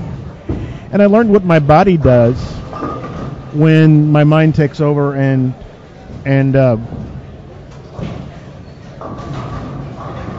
thanks for blowing my train of thought here in Utah, Doug. That was awesome. Yes, they did need keys. So anyways, I found out what, I don't know if you call it mistakes or what my tendencies are when I get myself into a pressure situation. And so then I could make an intelligent move or an intelligent decision based on what I know happens to me. if you're coming off of there and you don't get shots, and you have knowledge of what the lanes are doing, you want to put yourself in a place where you don't make a mistake. And if you're going to throw it slower because you're not as loose, then make a move that way on your first shot so you can keep yourself out of trouble. Now they could have used it to their advantage because the other pair still had a half a game left. They easily could have studied in ball reaction. Well, lined themselves up. To kind of go a different direction, I learned a long time ago how to get loose with additional steps. So when I walk into bowl, whether it be league or tournament or whatever, when I'm getting loose, I take anywhere from 7 to 9 steps when I'm getting loose. What it does is actually gives me added momentum. Even though my ball speed may not be 100%, it's a whole lot closer than if I just stepped up and I tried to take 5 steps to get lined up. So in a case like that, even though I've been bowling for 5+ games, I would go right back to my normal routine, and my first 3 or 4 shots would probably be with 7 to 9 steps, just so I had some added swing momentum and create close enough ball speed to where it would be usable. So that's what I would do. All right, after 6, Hammond and Ramoculus have widened their lead to 131. Hartnell and Crumley in second, plus 475. Weber and Bird are in third. You like that? It's almost midnight. Still rhyming. Dwiggins and Perky in fourth. Baugh and Timmerman in fifth. Cordy and Wilkie still in sixth. Wilson and Faulkner in seventh at 404. Choate and Haas at 8, 395. Team Sweets in ninth at 391. Branham and Corbin 379. Clayton and Spink were in 11th at 373. And they're going to be 80 over. And they're going to be more than that. Yeah. Well, we finally have a drop in the scoring pace. It went from about 660 down to about 590 that game. So that was a pretty substantial drop in one game. So we're starting to see the transition hit and affect a lot of people. So we'll see what happens these next couple of games. Strange things are afoot at the old Circle K. Danny Spink figures something out big time on that finish there. So they can get to 90 over. Yeah. This shot is big here for Cody. Difference right now between 80 over and 90 over? It's 10 pins. Woo. Very nice shot.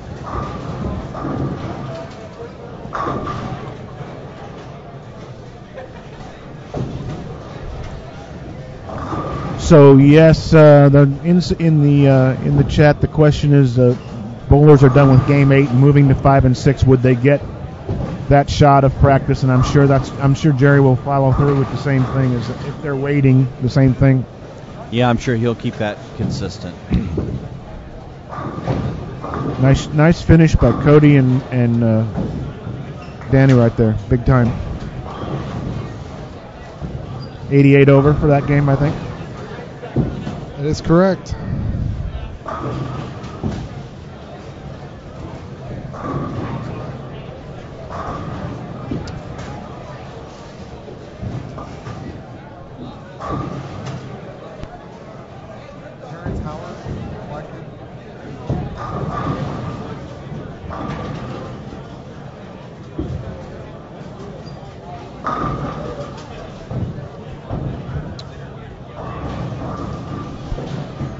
So Kevin's looking at 220 here on lanes 13 and 14. You guys can't see it, but it looks like he's got a double to stay even on the game, and they were in fifth. Right? We used to call that shot from Mike Miniman the pillow saw.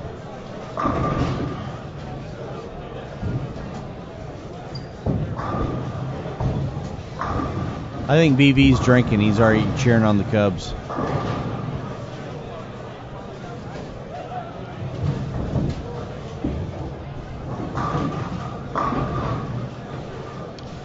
That's going to hurt a little bit. It's old live stream Karen there.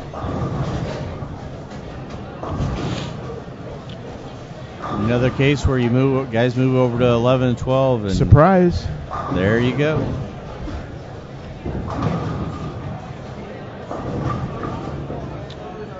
BV. Cardinals are in trouble this year, he says.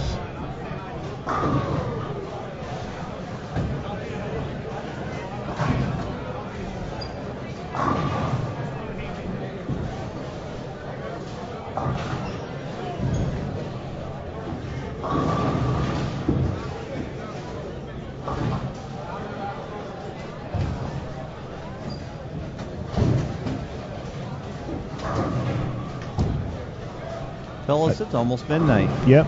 I didn't see what. Yeah, Jerry did strike on his first ball. This one's a big one there. I mean, so this game will be.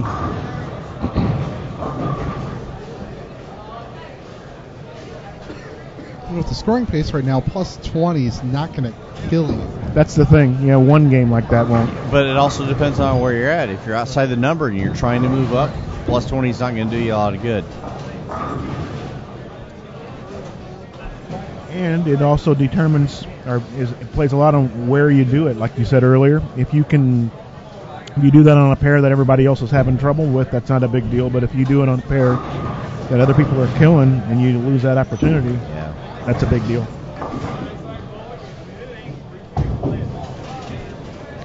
You know, that's why it's so important, those first 3 games or so, is you have to hit it hard. You know, you can't waste time. I mean, if you want to be one of the top teams, you simply have to get out of the gates quick, and then either ride the momentum or just keep it going.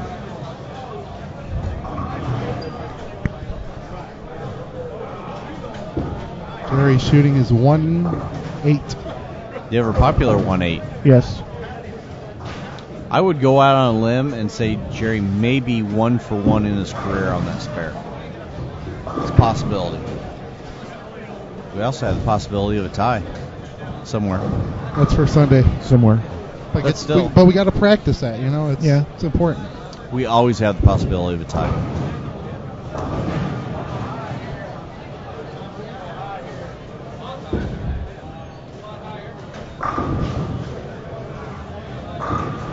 So this is the start of a game 8 here on 11 and 12, right?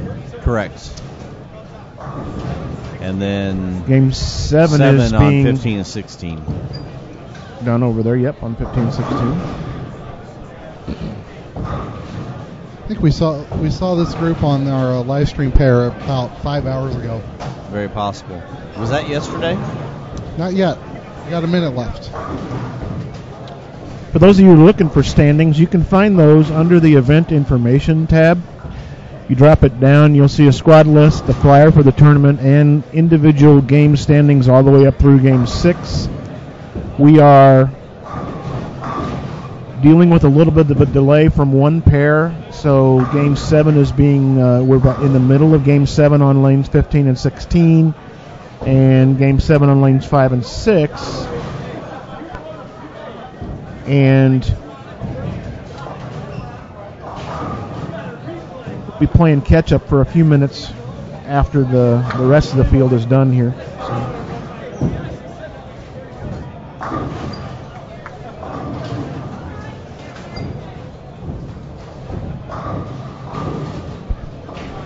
Here's one for you.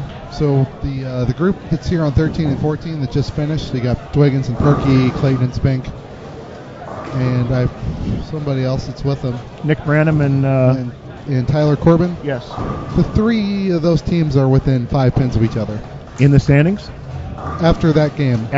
You have 2 teams tied at 461 and the other team's at 456. Interesting. So since those teams are kind of hovering around the number, maybe a little below it. Plus Jerry's team was up there, wasn't it? They were in 4th. See, and they're the ones that did the worst that time, so that means the other 2 teams are in play. Exactly. Branham and Corbin were in 10th, and Clayton and Spink were in 11th. So we put those 2 together, 6th, 7th, 8th, somewhere around there. Big deal when 3 teams like that can bowl together, I think, over the night as well. it's going to come into play the very end of the last game. They're going to know, if one of them might have a shot, I strike, I pass 2 teams. Right. Okay, we make Sunday or we don't. Yep.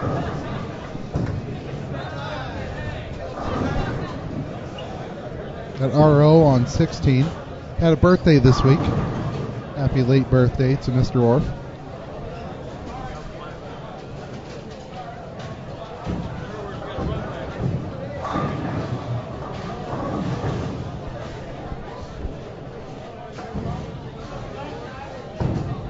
We haven't had a 300 in a few hours. It's been a while. Was it game 2? 3. 2 or 3? Mike Ramaklis And Crumley. They did the same game. That was a while ago. Yep. Seems like yesterday. Oh, wait. It was. We might have put Mr. Flanagan to sleep. I haven't seen him in the chat in a while. This is his alarm clock. Kim probably made him go to bed.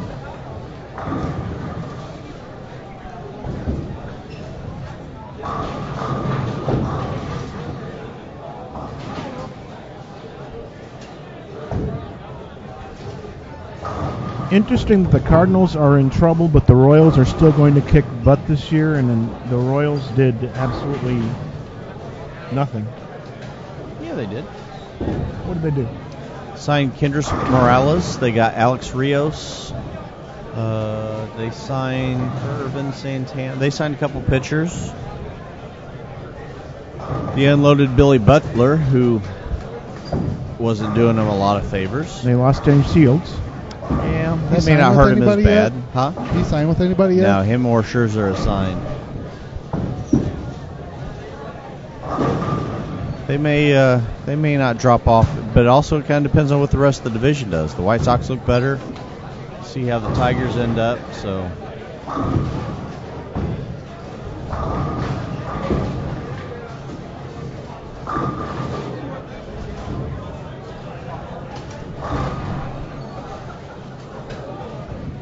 I have a text. Somebody in the world still knows my telephone number. Especially after you had to change your name. That had the whole space-time continuum thrown off for Yes, it did. about 24 hours. BJ said I'm supposed to slap you. Who said that? BJ. PJ. PJ.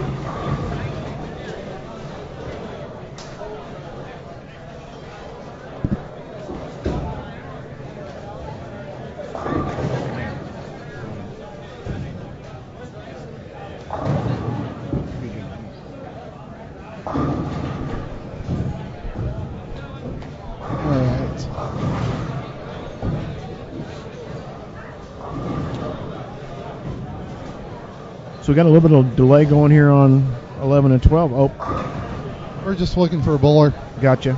We could sing karaoke. We found one. So it was like Arizona Fall League where the pitcher has to throw it within 20 seconds or it's a ball. I get the point of that, but not a fan. Me too. I'm not either. I mean, someone who umpired for a long time, you don't need one more thing to think about. Oh, there's a clock. Yeah. Oh, wait. I agree. I'm a baseball fan. Let's just play right now. Yeah. It was 55 out Exactly. today. Right. It was warmer today than it was during the World Series.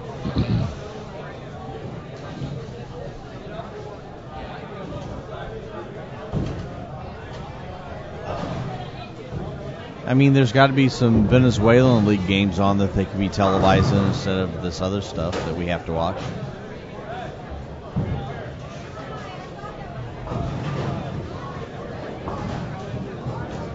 BV, I don't know why I would bet you. I'm not a Cardinal fan.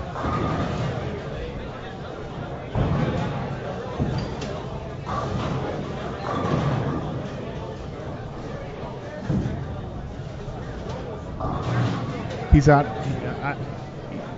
Is he just looking for somebody to bet? He's wanting to bet me the Cubs and Cardinals. I know. I heard. I saw that. And I'm not a Cardinal fan.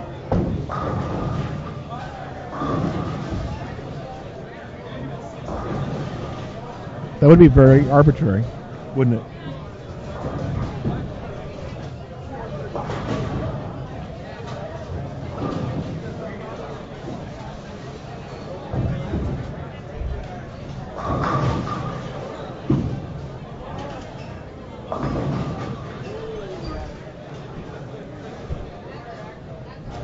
No perfect games on our pairs No. this time. And there's still plenty of presents under the tree. It's kind of funny. Were you listening when Jerry was up here? No. Jerry talked about a lot of the presents are left over from last year, and he Right. has absolutely no idea what's in most of the packages. No one does. Yep. Which is so awesome. That's just too cool. Which reminds me that Flanagan still owes me Cheetos and Stability Strike socks and grape soda. Grape soda. Yep.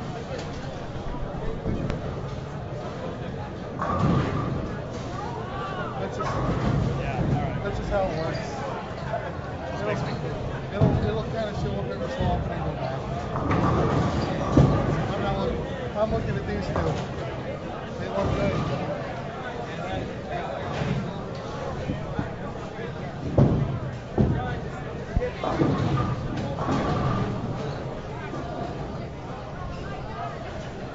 He realizes now you're not a Cardinal fan. He thought you were. No. My heart's in Texas, son.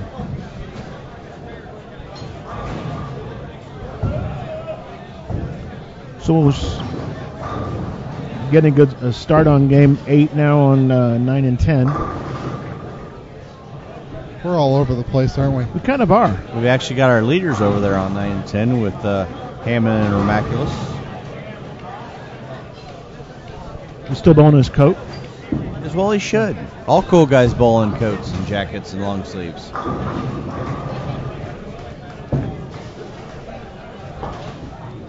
No, Rob, Jeff is not an Astros fan. I saw that too. I've been to that ballpark. It's nice, but not an Astros fan.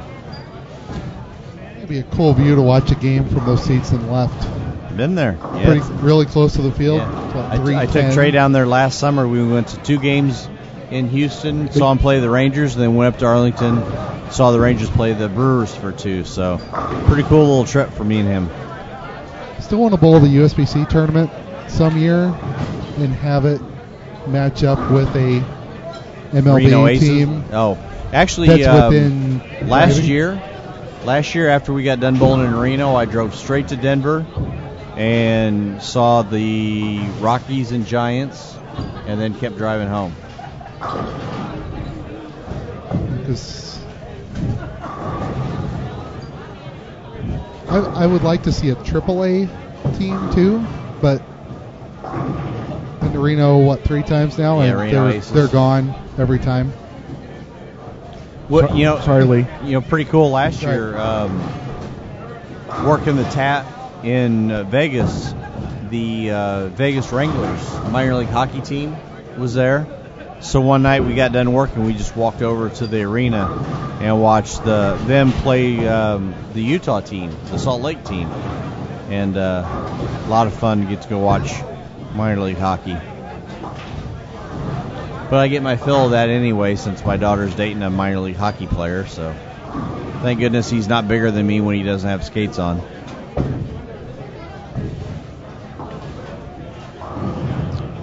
Doug, I'm not sure when I'm coming to Utah next.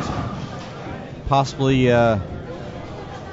sales meetings in May is a possibility, maybe before, so we'll see. And we have a Greg Zika sighting in the chat. Gas up there, chickie baby.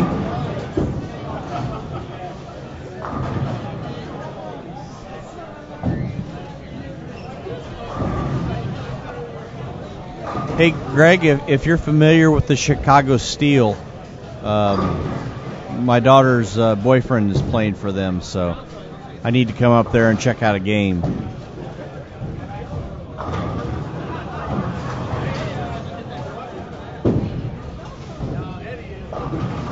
Supposed to watch lane 11. Ricky Matsko is predicting Rich Bays will pick the 710. You put it in the gutter first. Wah, wah, wah.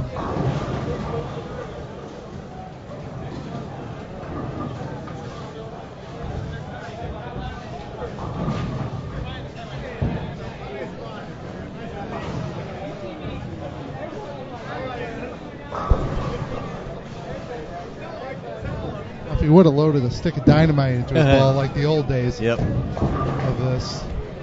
I think Wile E. Coyote could have had a good career on tour.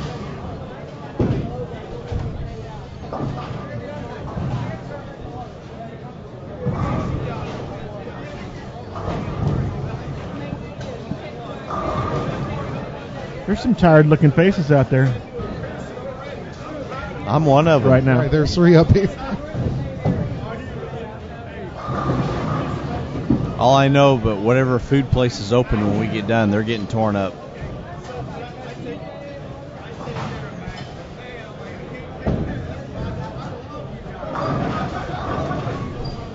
Good thing our hotel situation isn't as dire as when we came down and did the IB Open, when St. Louis had like 47 other things going on, and we had to stay in like Louisiana.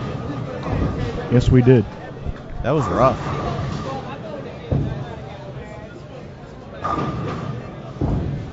And we had to go to the Arby's at the Flying J or something like that. Yeah, we ate dinner at a truck stop. Where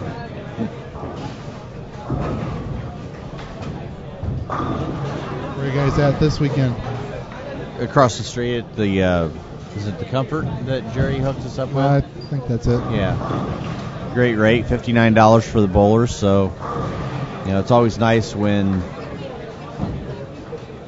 a host or a proprietor or whatever can help take care of some lodging fees and help the guys save a little bit of money here and there, and you know, at the same time promote a little bit of business, you know, for them. So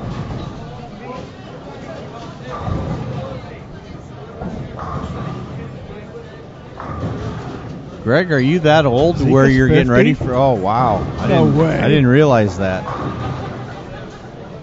No way! Wow. Hey, just so that you know, I'm not.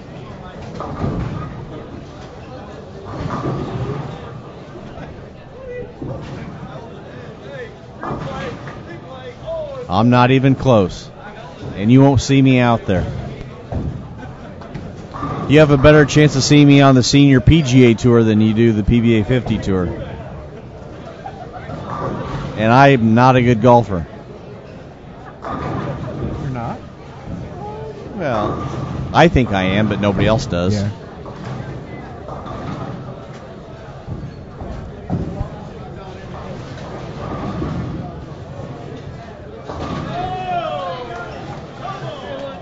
I still think Zika has one of the funniest bowling lines I've ever heard in my life. We were bowling a regional in Decatur, and they were just absolutely brutal one year. And after we're all done, he says, "You have never felt pressure in your life till you've had to double in the 10th for a 100 game." Oh.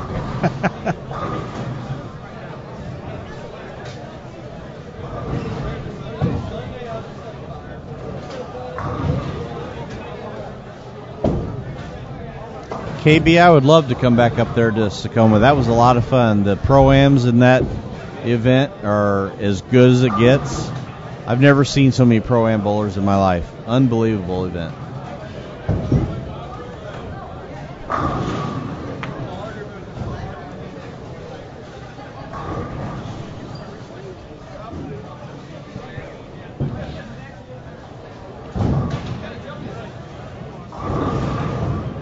So again, we're waiting on our next games to get started here on 13-14, showing the action on 11 and 12, and as well as 15 and 16. They are finishing up game 8 on 11 and 12 and game 7 on 15 and 16. So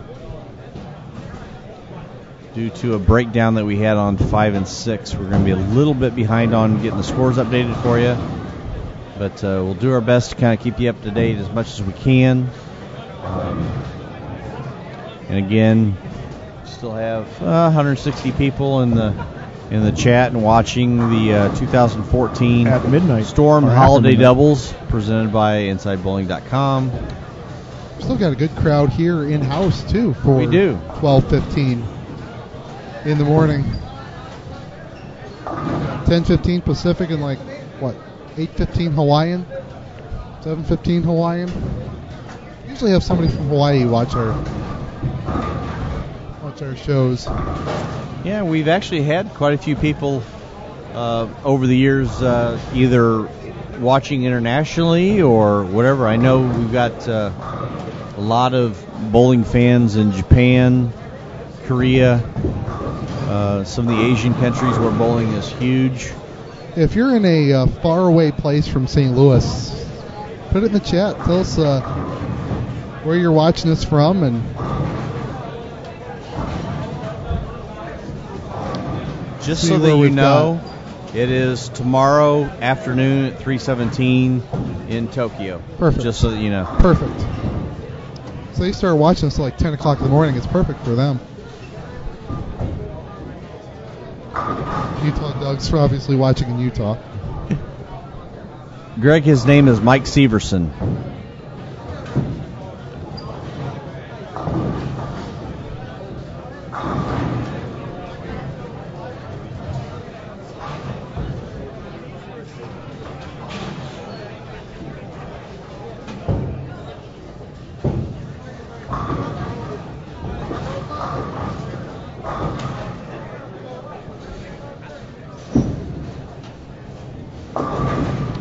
Yeah, it looks like 11 and 12 is still pretty tricky for a lot of guys. There's a lot of early hook, and people are fighting it nonstop.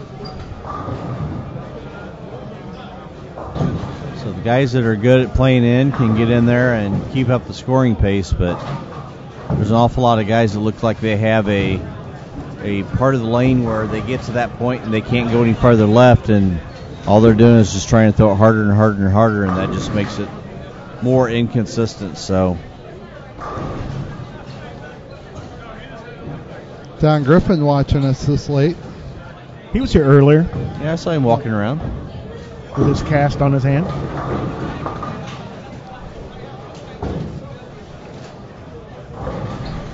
So he's put up some halfway good scores right-handed, far better than I could ever do. 250s or so. He had his first 700 a couple weeks ago, right-handed. That might be a fun contest. How many games it would take me to get to 700 right-handed? You know, one year in Reno, I think it was, I watched Robert Lawrence. You know, Robert went through all the health problems with his wrist to when he switched to left-handed for quite a while and had some success.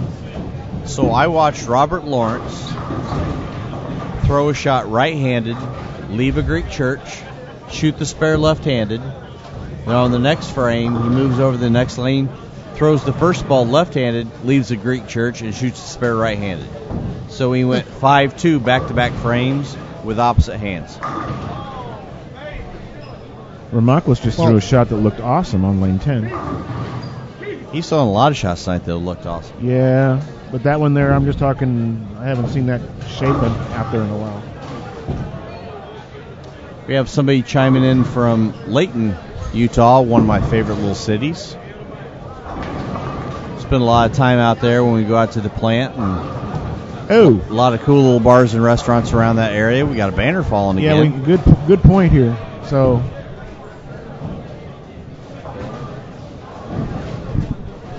we'll flip to 15 and 16 while they.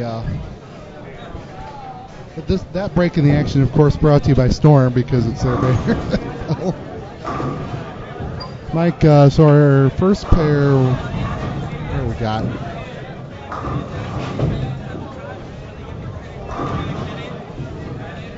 Where's the minimum on here? All right, so Eddie Flanagan and Steve Taylor had 429.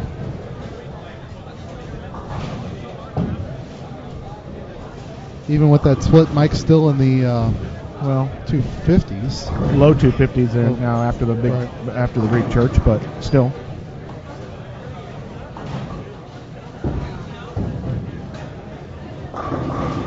Ray Jorf shoots 204.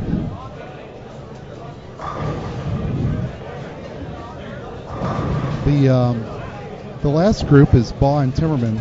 After 6 games, they were in 5th place. They still have 58 and 17. 75.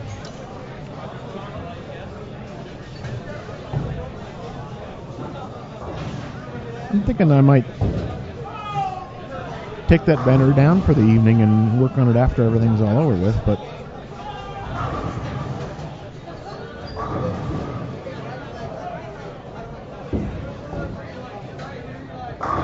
Sketch out for Jason.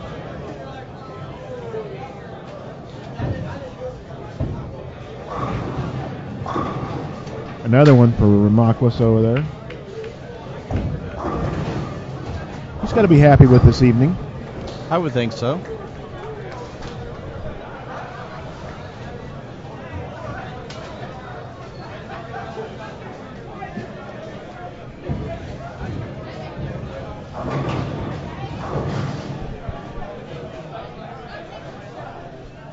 Okay, people in the chat room, entertain us. Throw some questions. We don't have a whole lot of bowling going on in front of us. Things just kind of slowed down a little bit, so throw some questions. Anything you guys want to ask Dennis or Lee or myself, throw them at us.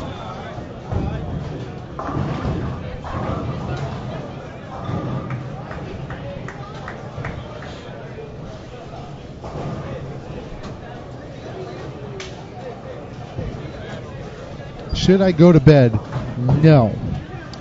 Jeff, are you getting back on the tour? No, I am not. I heard you were. No. I heard it in the chat. Nope, I haven't. I bowl very little anymore. As a matter of fact, I think I have about 12 games of league in now this year, and that's a lot for me. So, plan on coaching as long as I can, doing that side of it, working high school and collegiate side of bowling, and continue on doing what I'm doing for Storm. All right, can you come finish my work so you can go home? Well, it depends what he does, and if any of us are qualified to do it. And if there's any money in it for me. Right. Well, Terrence, I appreciate that, but kind of lost a little bit of the desire, and just body doesn't hold up the way it used to, so I'm more than happy to stand on the sidelines and help others.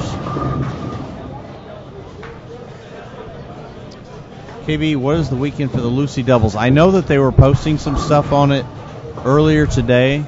I know that Donna and I have talked in the past about trying to keep our events away from each other. They're usually early August. There is a dedicated Facebook page for the Lucy doubles. So if you check that out, I'm sure you can find that information there.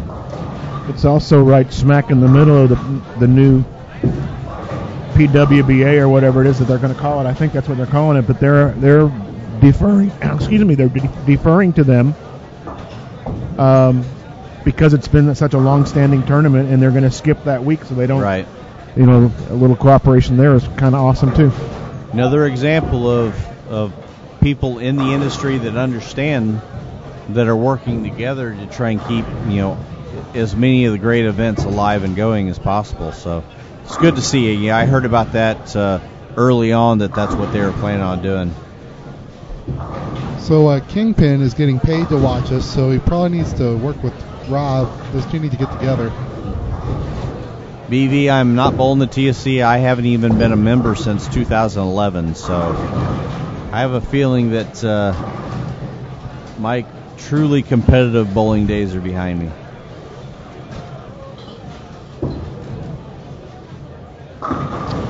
Let's see, did I get more congrats for the average record or hear about how easy it must have been? A little bit of both. I think that was an accomplishment that was definitely I kind of had mixed feelings about, but it is what it is, and that was a long time ago, something that thankfully doesn't even get brought up very much anymore. I was young then. You were younger. Pin Chaser, yes, I do coach individuals.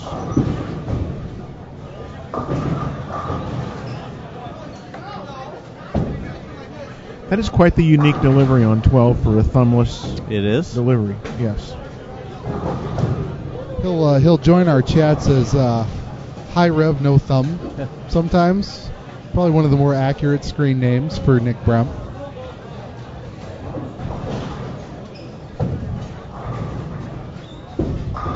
See him use urethane a lot, obviously, because of his unique style. Can you teach the unteachable? don't know. Rob, you can send me a private message on Facebook, and we can talk a little bit more about that. It really all it depends on what all you want to get involved in. How much time and things like that. So, and it depends on schedule too. Right now, with we're on a little bit of a break with the college team, but until March, my weekdays are pretty much booked, and weekends are full of tournaments. So.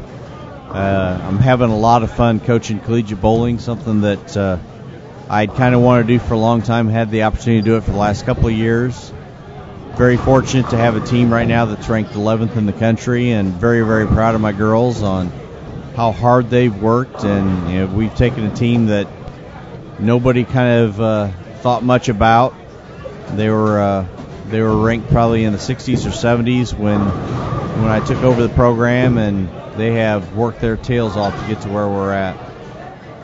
So I think, Lee just pulled it up. We're ranked 11th in the country right now. That's pretty good, dude. Yeah. It is, and like I said, I'm very, very proud of them. I mean, I'm certainly not one to take credit for their success. I give it all to them. I'll take credit for when they struggle, or I'll take the blame when they struggle, but I give them all the credit whenever they're bowling well. So I've been very fortunate to have 3 tournament MVPs this year. 3 tournaments in a row where we had an MVP, which is pretty tough to do, as strong as our fields are, especially on the women's side. So it's just really, really nice to see how hard they've worked and that their hard work's paying off.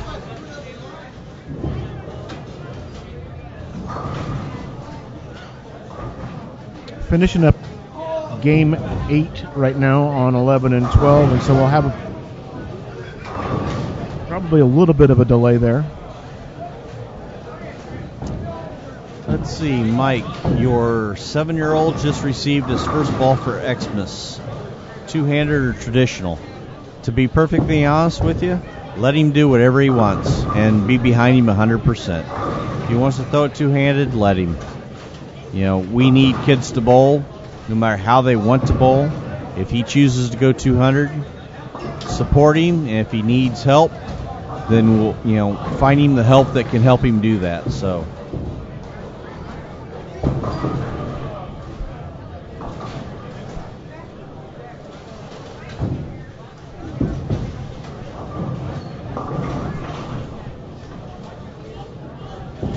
about done on 11 and 12 there. Yep. Except John Flanagan's trying to go for the most unique 10-strike game I've seen in a while. Strike 7 out, triple, 5 spare, triple. He's like a 6 count or something.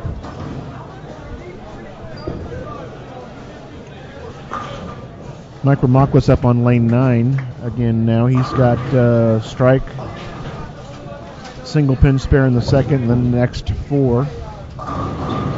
Everybody on his side has a few in a row. He didn't like the delivery, but it did exactly what he wanted it to do down the lane. So, all right, Dennis, game 7. Game 7 what, dude?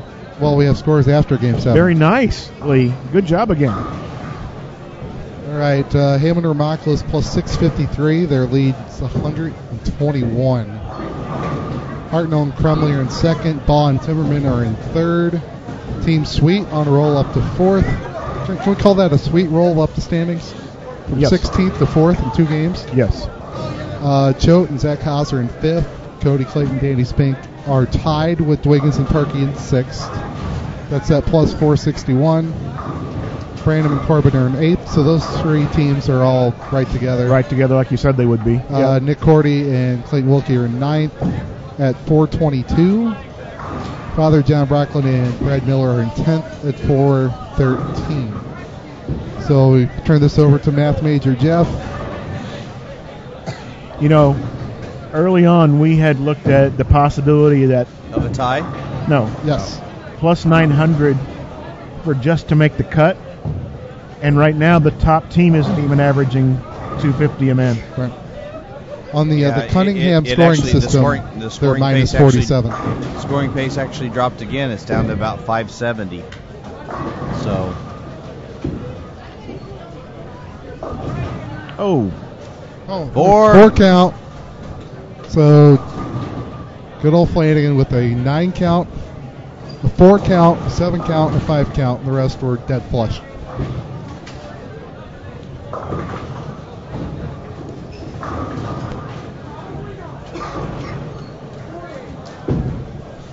So for the 150 of you that are still out there watching tonight, thanks for sticking with us. It's 12:30. We've got one more game to go on 11 and 12, but we've got basically 2 games to go on 15 and 16, which is a featured pair. And we've got a nice decision there, a nice command decision on 11 and 12. We're going to take that banner down and wait until tomorrow to fix it.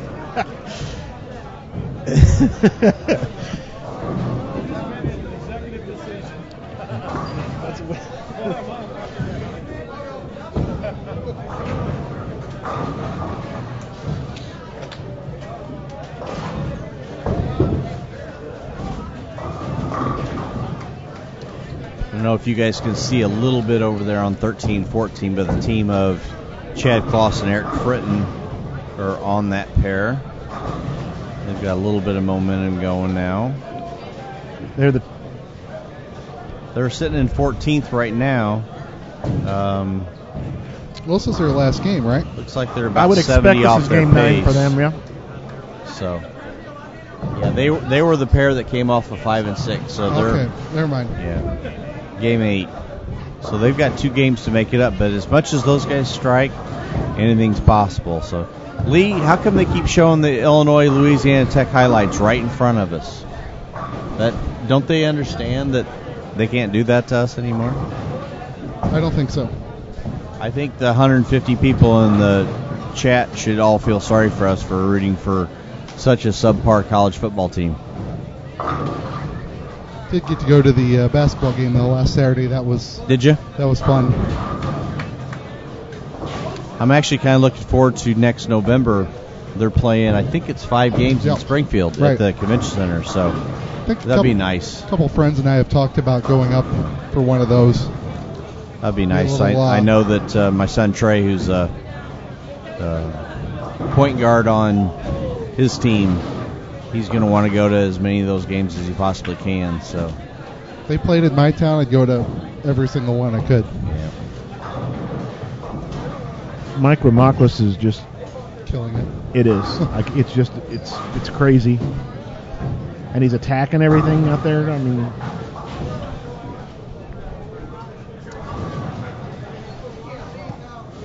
we've got us a group that's joined us now on 11 and 12, and I believe this is their last game coming up here. Jack Sullivan and Austin Bolds are bowling here and leading off. So let's see how surprised they are by 11 and 12. And I think Jack is a little surprised on that one.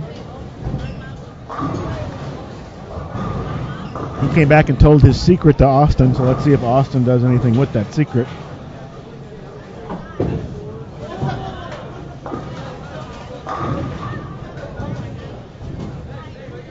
Yeah, Doug, Queen and Adcock will be here in the morning. I actually talked to him for a little while this afternoon, so they're driving down in the morning, so they will definitely be bowling. I think we have a decent idea how Austin Bowles is going to attack this pair. Yep, that was a nice shot there. Here's my quarter. He's going to play lefter. Lefter. There, thank you. I would have a pretty good idea on where I'd be playing if I was out there right now. On my favorite arrow.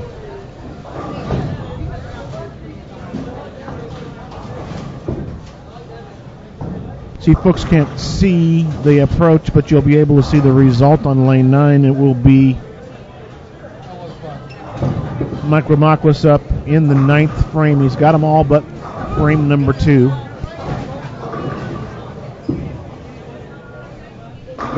I actually think Chad just kind of slid into the foul light gap and stuck and missed the head pin left on that one. That's always a hazard to have to deal with. I know I've done that many times. Covers that spare though. And another one, you saw the ball go down there and smash right now. So even though his partner's got a baby split up and in danger of only something mediocre. Right now, where they're sitting, mediocre is not bad. No, that's true. Shouldn't be too upset about it.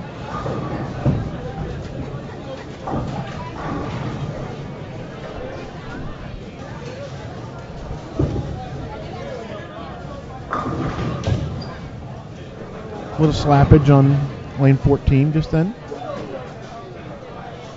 So Dave Sweet is barely in the picture, but trust me, he's going to bowl.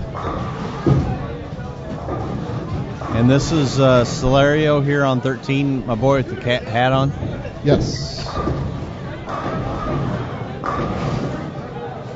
If he's going to keep striking like that, I'm going to buy me one of those hats. Well, it is a Spurs hat. I don't think I can do that. I'll ask him if he's got a Mavericks hat for you. I can't figure out how I'm a Mavericks fan, a Stars fan, and a Rangers fan, but I hate the Cowboys. And that's going to piss a few people in the chat off, I guarantee. Probably. Yeah, I know. It's not the first time I've done that. Yep. It won't be the last, I guarantee it. I never claimed to be very smart.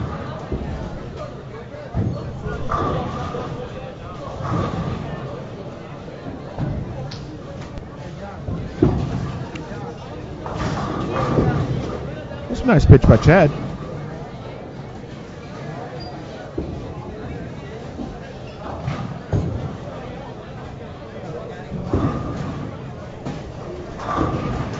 So not only does he have the hat, he claims to be a Spurs fan. Oh, so yeah, I just lost a lot of respect for him.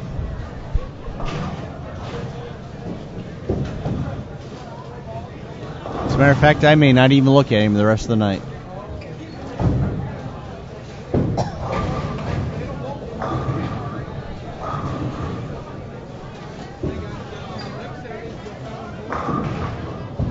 Don wants to know early projections on the number for the top 24. What were you saying a few minutes ago, dude?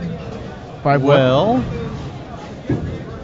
I'm not sure I'm ready to actually make my prediction yet. I may wait till, I don't know, game 8 tomorrow night before I make that. No, I'm just kidding. I think that's reasonable. Let's see. I'm going to say that it's going to go up tomorrow, but not a ton. I'm going to say 590. Tell me why it's going to go up tomorrow. I think the two squads tomorrow overall strength is Just better. Strength of the squads? Yeah. Top to bottom.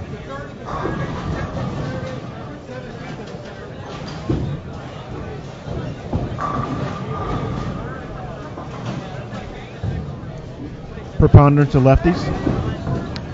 Well, there will be more of them tomorrow. You have at least 3 teams tomorrow of all left-handers. It's one thing we didn't have tonight. Yeah, Don just said it's supposed to be colder tomorrow, too, and I was wondering about weather and how it was going to be. Wonder what the dew point's going to be. The do or don't point? Both. Right. Getting punchy here. I know it. It's after midnight. It is. It's just the way I get. I suppose BV wants to bet $10 on what the number is going to be now too. He would probably bet me $10 that I won't bet him $10.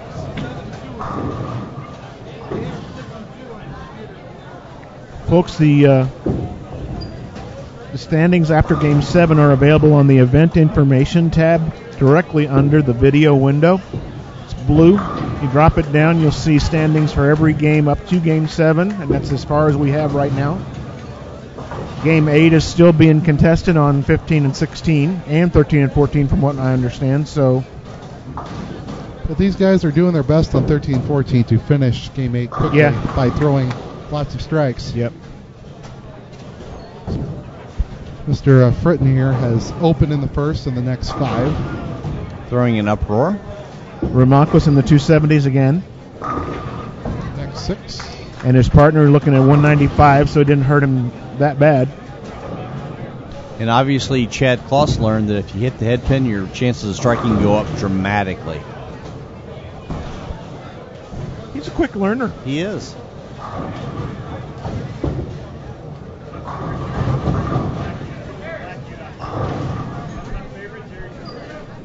Ooh, slow messenger. Can we call that a 3-second count? I call that a Girl Scout. Girl Scout? That's right. That ball needs to come with a box of Thin Mints.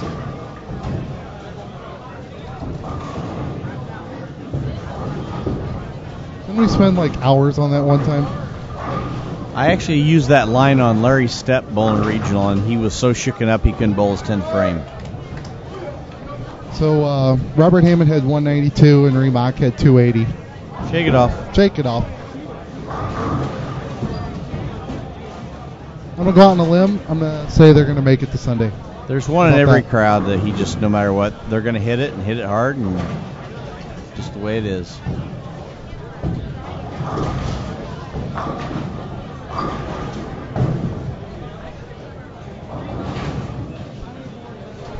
I don't even remember what I predicted for the cut score. It was at least 5 minutes ago. What did I say, 580?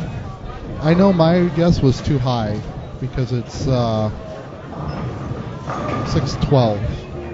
But I made that like 4 hours ago. Never know. When everyone was striking at will. So last year's number was last year. No idea.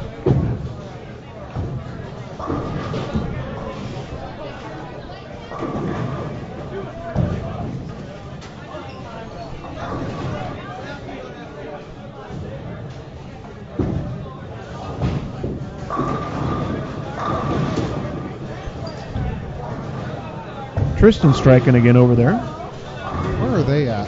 Choate and Haas are in 5th place. Sneaky. And a big save here too, because look at wow, that game that he had 102 in the 6th. He's looking at 220 now and 230 for his partner. So that was pretty awesome. I mean, we know Tristan can get as far left as he has to, and he's bowling with a left-hander. They've got a chance. Bowling with a good left-hander. Does too. Tristan? I haven't seen him wear the same hat twice. Yep. It's usually a Phillies hat. That's kind of the benchmark. That's usually a different Phillies hat. Right. He's got selection. Good spot for a 6'8", 235 and 220. Yep. Doesn't suck? Is that what you're thinking? That doesn't suck? I was going to say it's going to hold their spot, give or take a spot. So Clausen and Fritton are definitely going to make a run at this. Both of them are lined up, and those guys can strike. And we've got them to our left here now. Yeah, it wouldn't surprise me to see them make it into Sunday. They seem to be a regular participants in this tournament. You are correct, Sundays. And gentleman here on 13. Should I say it? It's been a while. No, don't say it. Ah, whatever. What? Yeah, go ahead. He's got the front 7. Gentlemen? Yeah. Oh, you said it. Okay. So this would be, where are we at here?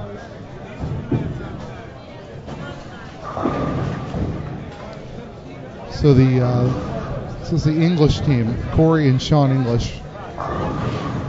So which one's which? I'm assuming you just black clouded him. Yep. Yes, and you did. It might be 1/4 but the black cloud is... Ladies and gentlemen, that is all for tonight. Thank you very much. What happened to Weber and Byrne there? Obviously, they have struggled a little. Yeah, I know, but should be finishing right in front of us. Game 9.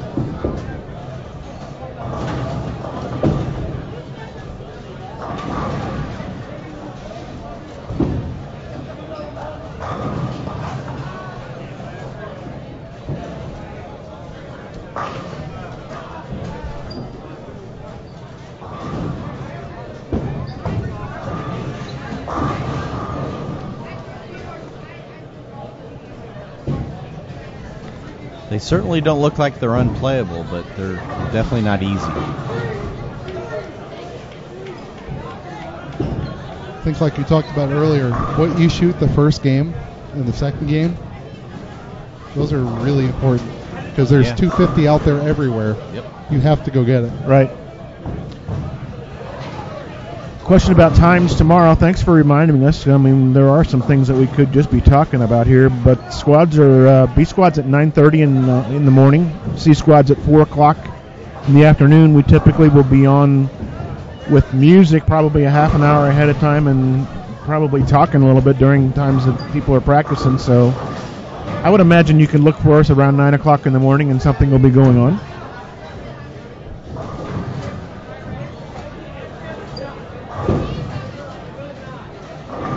And that's nice, that 9 o'clock start time. It's not like it's 7:30 or something having to be here like it is in a couple of the tournaments on days after like week nights. Absolutely. We've had some rough ones. We have. And a few 2 or 3 a.m. broadcasts for these things.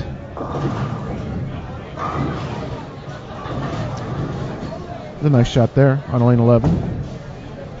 So Kenny Renfro from the area. Eric Fritton going at a 270 pace, and he trips out I have to think like a left-hander. He trips out the 6-7, right? Yeah, 6-7. Yep. Here's Austin Bolds up on lane 12 getting lefter.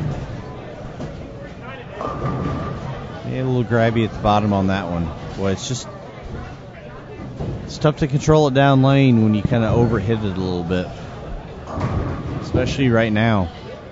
The friction zones on the lane are so defined right now that you hit them or you hit them early and you are in trouble.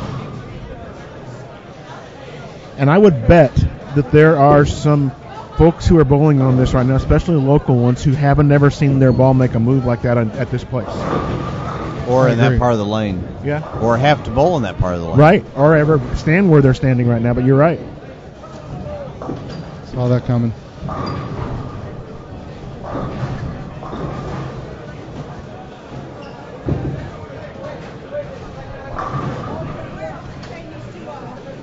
This is Stephen Jarvis on 12. And he's also lefter. And we're just not going to talk about them for a while. We won't talk about them for a while? I was getting ready to say something, but I guess I won't say anything. That was a nice shot for Stephen. It was a nice shot. Very nice.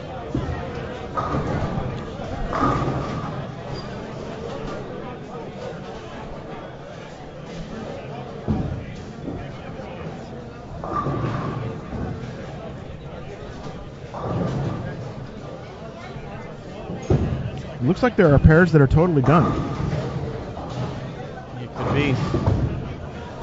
Well, 11 and 12 We're still waiting on them to finish up game 8. On 13, 14, right. 15, and 16, right? Right. But this is game 9 on 11 and 12 here. So. 9 and 10 now. Are we done there, or is there another game coming there too? I believe that one's done totally. So I think what we're going to have, if I see this correctly, is we will have Pete and Eddie's pair will be finishing on 13-14 in front of us. Right. So that might be the last pair to finish tonight. 15 and 16 has a game left too. Do they still? Okay. Right.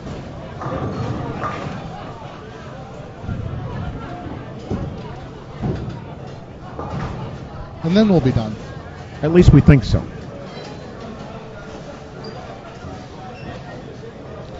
Rob says he'll just be getting off work in the morning when we start broadcasting again.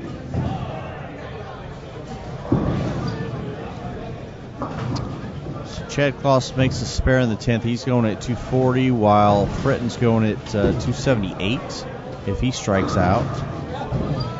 So those guys are going to pick up a bunch of ground on the field.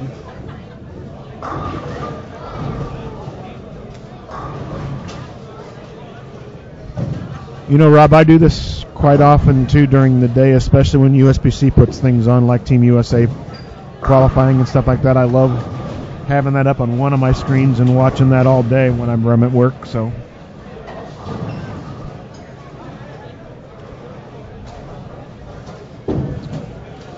KB, I have thrown some international balls, but most of the ones that I've thrown, we've done it actually while we were in Japan. For Storm Fair and some other events, so we're actually over there promoting those products for them. But as far as throwing international releases over here, I have not. It's a good spot for that 8-pin for Chad Recker. But the Asian market is totally different than ours. The demand over there for higher end products is much more substantial than ours. So we make a lot of high end balls for the Asian market in a lot of different combinations, and that's what they want. So it's kind of fun to see some of the stuff that gets made for over there. Some pretty cool products. So. But that's all made in America, right? Correct. We still make those in Utah, but they are made specifically for international release. Huge game for Clausen Fritton. This is the biggest game we've seen in about 4 hours. They were in 14th place. That should jump them up into the top 8.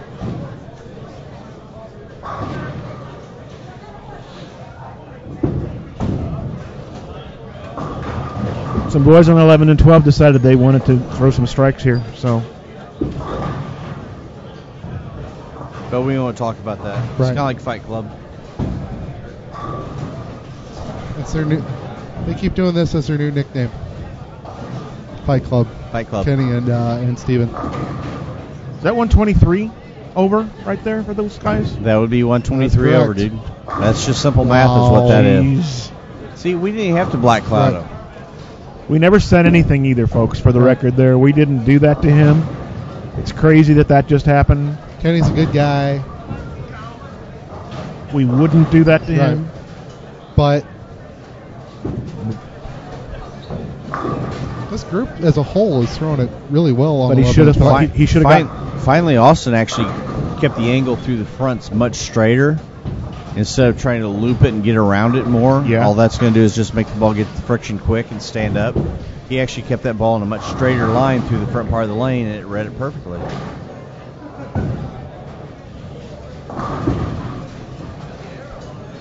It's tough to see that when you're just not used to it as much. Steven here bowls for McKendry. So he's used to, yeah. There it goes. They both had their front six. Even Austin and Jack, they bowled college well, but the point I was making is even in college, you're not trying to keep it as straight through the fronts. You're still trying to get it to the friction on those types of patterns. But here, when it gets so wet dry, it's so defined you have to keep it much straighter through the front part of the lane.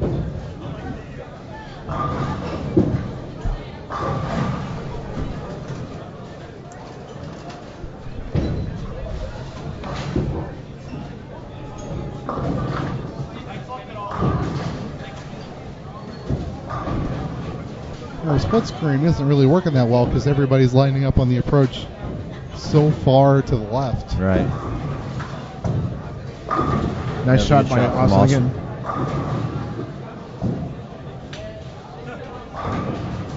They told me to set up on the approach earlier to test these things, and you went straight to the big dot, didn't you? Well, Ricky said go play deep for a left-hander, so I stood at like 35. He's like, no, you can't go that far. Stood on 22. Then I went to 22. I was like, see, I'm getting a nosebleed. I'm right at the big circle in the middle. Did it stand the approach, or is there a new big circle out there? You have to have a trained eye, Dennis, to see it.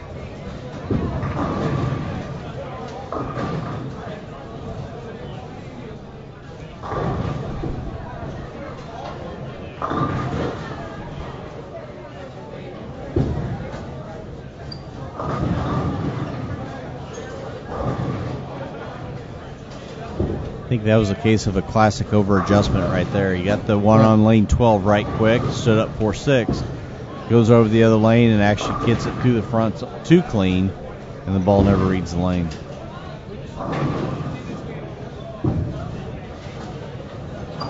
Nice pick. Nice pair.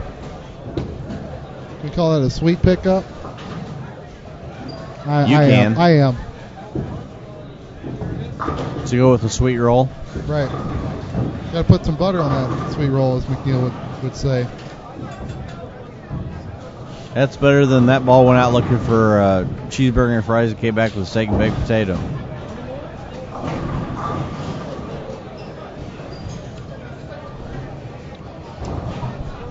Still 126 viewers in here with us tonight. Yeah, I'm wondering, why are these guys up so late? We're obviously giving him a reason to do so. So we'll take that as a compliment. Absolutely. Oh, Rob, we haven't even started talking about food yet. I'm starving. Me too.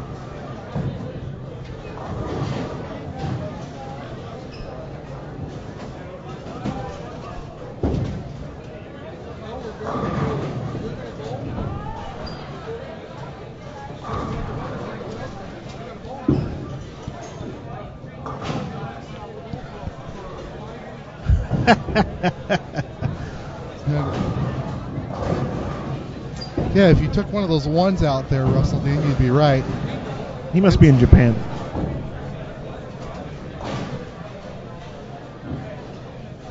It's now 5:57 p.m. tomorrow in Sydney, Australia, by the way. So B Squad's already done over there. Yes. Right. So if we call them, they can tell us who's leading. And then we'll bet money on it. Yeah. Is BV still there?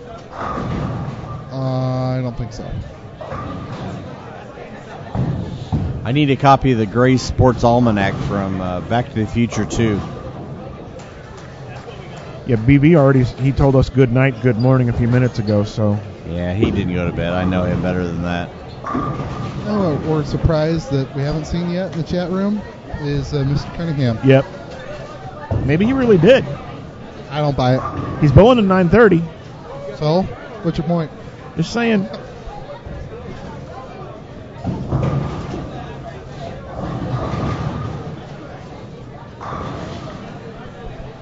Tony Yarborough bowling tomorrow morning at 9:30 with Roy Adams. Tony's one of 2 new electees to the Missouri State USBC Hall of Fame this year. Actually bowled with Tony in the Team Extreme event here last year.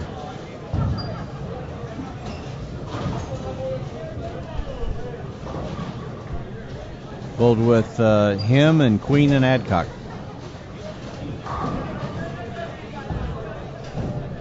How old's Jason?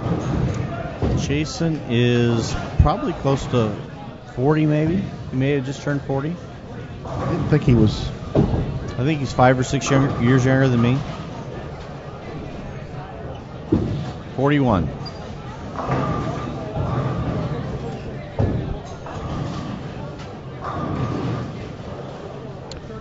So we're going to have a reset of a 10-pin on lane 12. Just let him shoot it the way it is. I'll be the judge. We got enough cameras. I'm used to doing that in practice for the girls. Flip the camera over to 15, 16 while they wait for that, and they have half of one frame left. Why doesn't Brett have Wi-Fi? Does he live in North Korea? Or did they get their Wi-Fi fixed? I don't know. Maybe he got to a hotel that he had to pay for Wi-Fi and decided he wasn't going to do it. It's possible.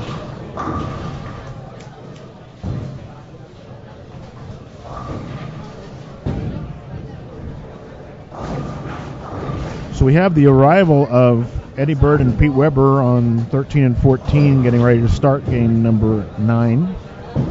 While we're almost to the 10th frame of game 9 on 11 and 12 here.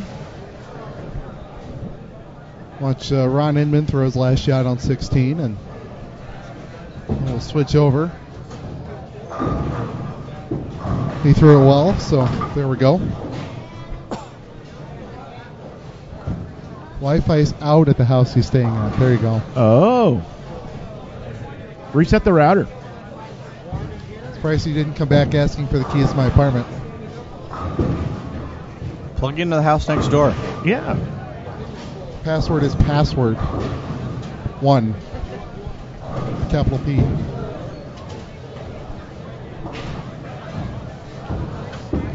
Lee, if you come to my house, my 2 internet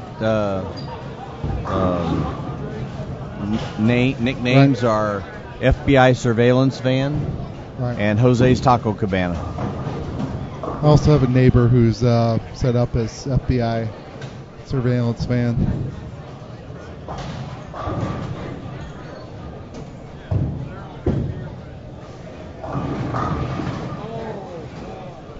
another 8-pin. See a lot of those here. As good as the carry is, it's a very common leave. Well, you also have a high caliber of bowler and a lot of games being bowled. So, But just in general in league play, it's a I see a lot of worn out people out there. Yeah, it looks like it. We're going to see. Oh, we were wrong. There is another game on 9 and 10. Jeremy Hunt. Jay Hunt. All 3 Rows, Rich Ness down there. And it looks like on 15 and 16 we're going to get Chris Taylor and Miles of Smiles. Jeremy Boyer. Jeremy. Yep. He's just smiling.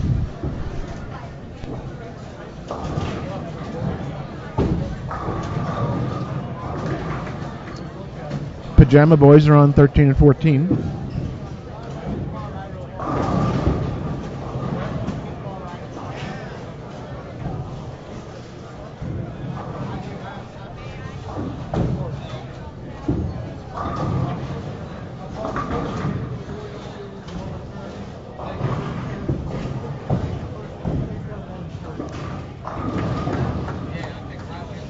Yeah, you can definitely tell some guys are getting worn out. There's a lot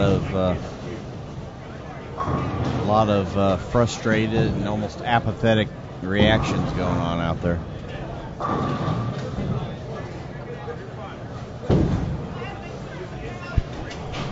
have a feeling it's going to be entertaining to my right after this game. We got Eddie Bird here, causing trouble. Hasn't even thrown a shot yet.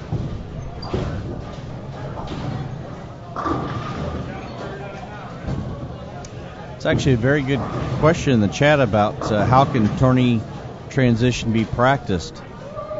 You're right on. It can only be accomplished through experience. There's just really no true way of working on that. You can never get lanes to develop the right way unless you simply bowl a lot of games on a pair and then work on things. And then it still isn't developing specifically because you're doing it to yourself, or just a couple of you. It's not a whole bunch of different people. Unless you have a bunch of people bowling on a pair and breaking it down, and then you go to work on it. I mean, I used to practice on old beat-up house patterns all the time, just to force me into different parts of the lane. But that's really about all you can do. If you have a center that leaves the lights on after a league until the whole league's done, you go to a different pair. No, well, that. But just at home, different. At Kingpin, what I would do is, they usually wouldn't oil the lanes until midday until the next day. So I would practice in the morning, on the beat up leftovers from the previous night. So especially if you had double leagues, if you had 2 shifts and stuff like that the night before, it was awesome to be able to do that. I would never ever practice on a fresh house pattern at all. I didn't run patterns very often in practice to get ready for tour because I didn't want to kind of have a preconceived notion in my head on how things would play, but I would definitely practice on beat-up house patterns to make me focus on different things. Another point to what you just said, too, is never give away the games that you have at the end of a tournament like this, even if you're not in the standings. I mean, if this is the only way that you're going to learn how to play on these kinds of patterns, it's very expensive to throw that experience away. Yeah, you should be able to learn something from everything you do, whether it's first game, ninth game.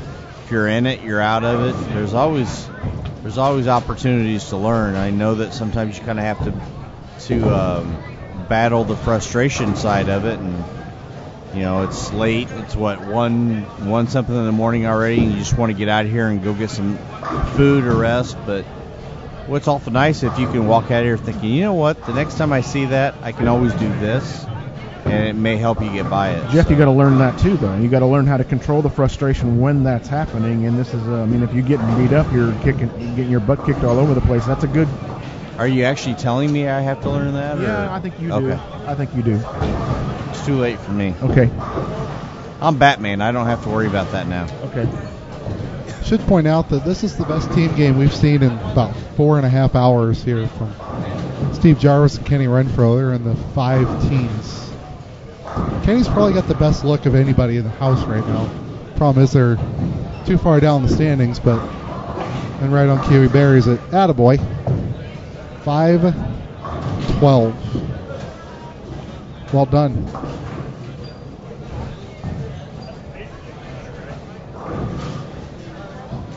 And you black clouded them both. Right. without trying. I didn't say a word to Kenny. I didn't kill Kenny, as they might say.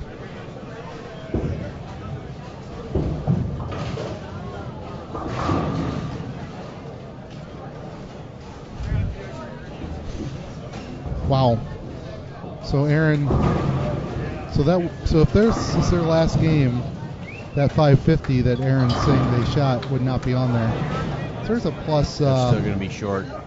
Still a nice finish, though. Not in stature, but score-wise. They did exactly what you just told them to do. They didn't quit. And I didn't even have to go tell them. I have ESPN. They knew. The trio that were tied for 6th and then the one right after them in 8th place are getting a late start in their last game on 5 and 6. So there's going to be one set of bowlers that we're expecting to be close to the number that won't finish until after everybody else gets done here too. So this is the last shot, I believe, of the night on 11 and 12. Should be. Well, he's got 2 more. Sorry. So this ball's going to land at 32. Or what I would call a single-digit number. A lot easier to count from my side when you're playing down that far left. PT Nation, they are bowling on the Redbird Lanes house pattern.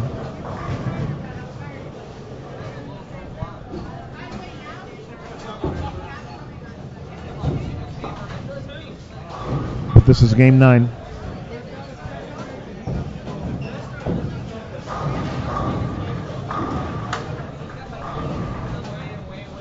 And we'll send 11 and 12 off with 4-pin.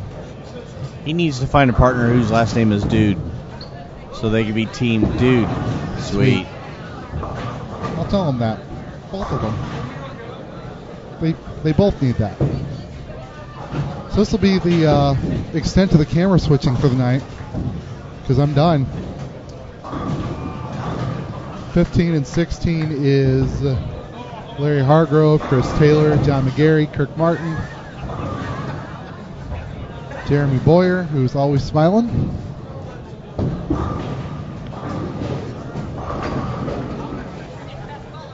and Bruce Jeffrey.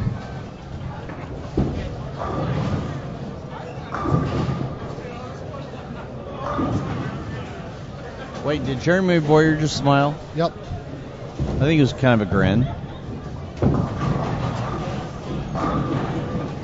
He didn't make eye contact with me. If he did, he would have smiled. Call him Miles of Smiles up here.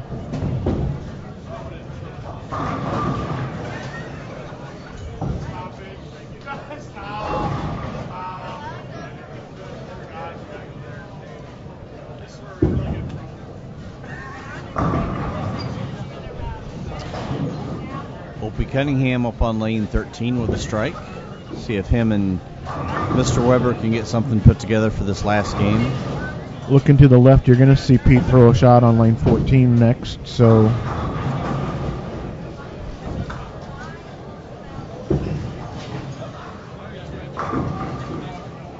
looks like he's throwing a punch out now.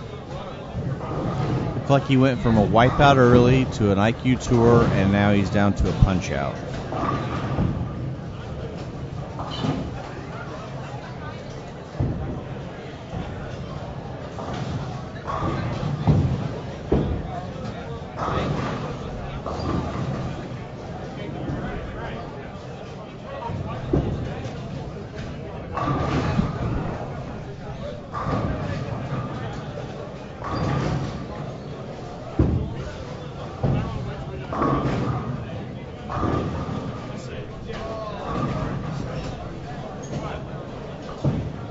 Talking with Larry Hargrove a second ago, he's on 16. He says whenever he throws it right at 20, it goes Brooklyn. Well, then I wouldn't throw it right at 20. Well, he just did and struck. He lied to me. Ah. How dare he?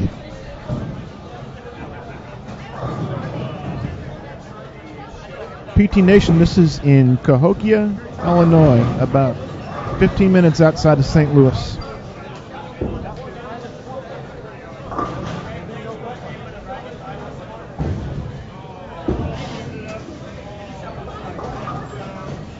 The squad started at 7 o'clock tonight.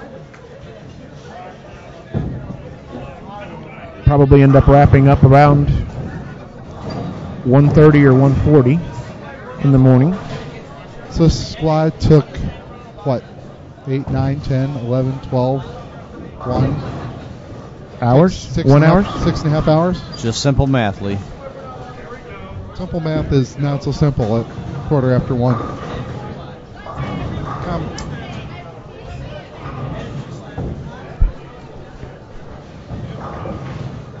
Jerry schedules the squad at 7 on Fridays on the weekend because there's an awful lot of people who still need some travel time to get here for those who come in from out of town, and typically it's a work day for folks, and so he's trying to give everybody a chance to get everything done and get here.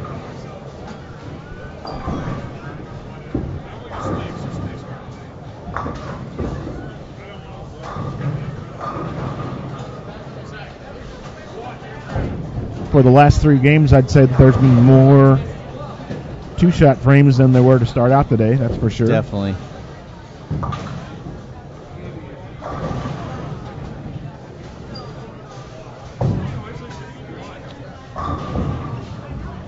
The guys you're watching on 15 and 16 are just starting their 4th frame of game number 9, and the guys on 13 and 14 are keeping pace with them right now in game 9. Solid 9 for Eddie Bird. While him and Pete are trying to get something put together. Not sure what they have after 8 yet. We're still waiting to get the updated standings. That was ugly right there. Yeah, they were down around 13th or 14th with a couple of games to go, and they may be in danger of not making it to Sunday.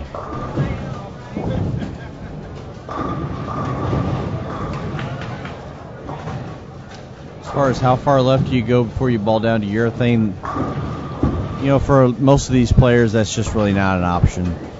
Urethane balls, even though you would think that would work, we've seen a couple of guys that were using urethane early, and the reaction just isn't there, especially the down lane motion. So, exactly. In a case like this where you have to strike, we've already kind of talked about the fact that it may take between 550 and 600 over to make it. You've got to strike quite a bit. And to be honest with you, these guys aren't even that far left yet. There's still plenty of lane left for the better players that are used to doing this. They really haven't even started to get ugly yet. It's just a matter of being able to get the angles right to where you get the ball to go through the pins the right way and strike at a high percentage.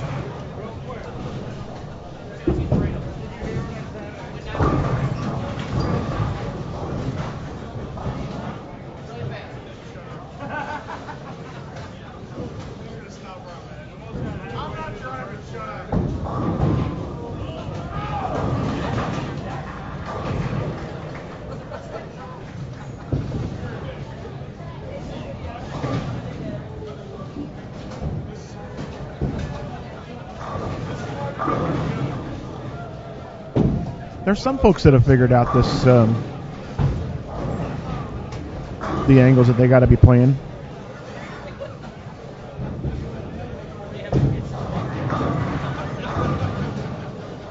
Well, again, like I said earlier, they're definitely not unplayable, but they're a little tricky right now.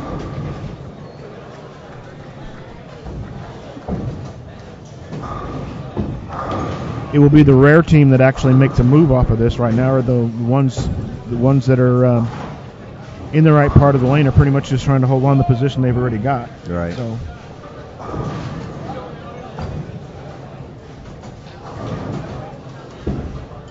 Jeremy Boyer up on lane 15 there.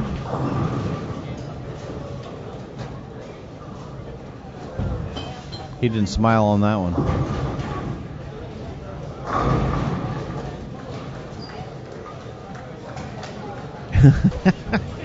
I guess that's a definition. Nobody is Marshall left yet. Yeah, very true. I've seen Marshall do that several times when he doesn't have to be that far left. He just likes to do it. Now, see right there, Pete made an adjustment that not a lot of people would do. But in that part of the lane, he basically just kind of took the hand out of it just played it much straighter, almost a fallback type of motion. Exactly. Just let the ball tip in the right part of the lane and hope it strikes. T-shirt.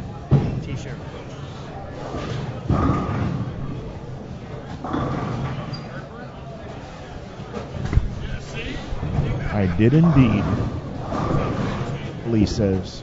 I was supposed to tell Kirk Martin good luck, so I did. Yep. And we'll see if it works. Lane 15, coach of the local high school team. Boom. It's all me, right?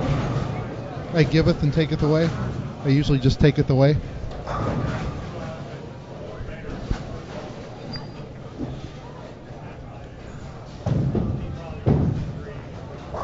See you, Bills. Thanks for watching tonight with us. 107 people still with us besides you tonight. We appreciate it. So. And the good crowd that's still here in person. If you're in the area tomorrow, we love that you're watching us here. Come on out. Now, I'd rather them sit there and watch and listen to us. Well, they can I do wanna that be here selfish. too. Oh.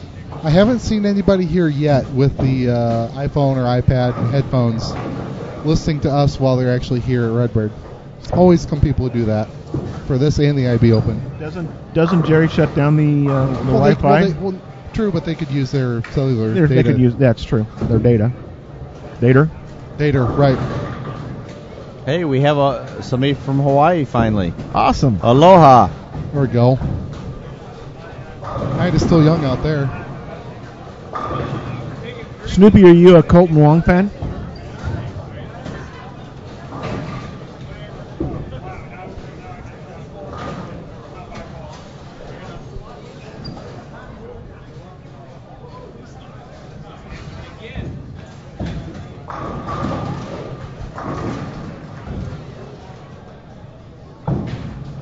See an awful lot of guys that can still get to the pocket, but getting the ball to strike is a whole different ball game. There we go. It's been a big fall for Hawaiian athletes. Mr. Mariota won the Heisman. Good for them. Very deserving. He's fun to watch. Of course, he plays for a good college football team, Lee. What's that? Nice shot, Eddie Bird. What? Purdy Bird?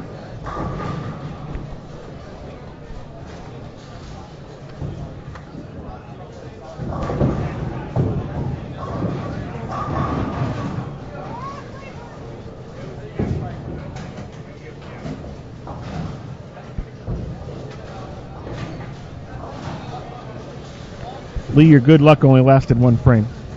Well, see if Pete can make the same adjustment on this lane as he did on the other lane and pick up the double. Yeah, that's the dangerous part about that is he can get his face up in the right spot. Ball's just not going to go through the pins the right way. So would you take your hand out of a ball and go to something stronger? Yeah, I don't necessarily know if you want to go something stronger because all that's going to do is just make it roll earlier. So I think he's got the right idea, but you know he's kind of at the point now where he almost has to throw it perfect every shot. Right. So, I mean, certainly, you know, he's not the kind of person you would second guess. He knows his game, you know, better than anybody, and if he feels like that's his best option. I have a feeling I would kind of be in the same boat right now. I'd be trying to do the same thing he's doing. Just not sure what ball I would be trying to do it with. That was interesting on 13. You guys can't see that right now. We're on 15 and 16, but that was a weak Brooklyn carrying the 5-8.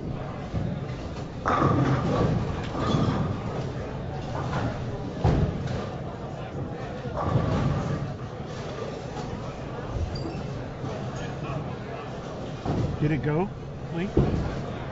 What? Did it carry? Yes. He says it carried. That's what he said.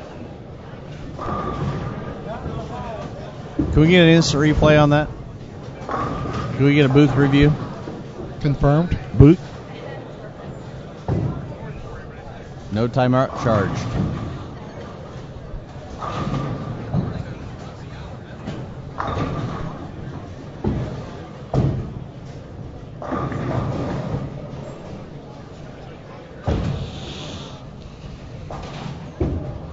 Just to let everybody know, we are in Game 9 pretty much across the house right now of the Friday night squad for the Storm Holiday Doubles presented by InsideBowling.com. We've got this squad tonight, 2 squads tomorrow, 2 full squads tomorrow, just like this squad here was. A total of 108 teams in the tournament.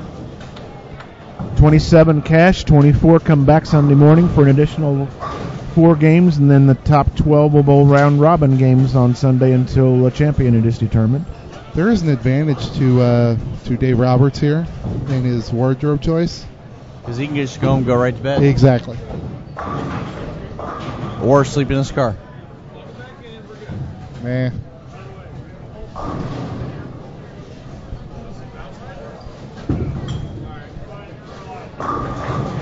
Another solid 8. Not Eddie's. Wow. Bird dropped his pebble.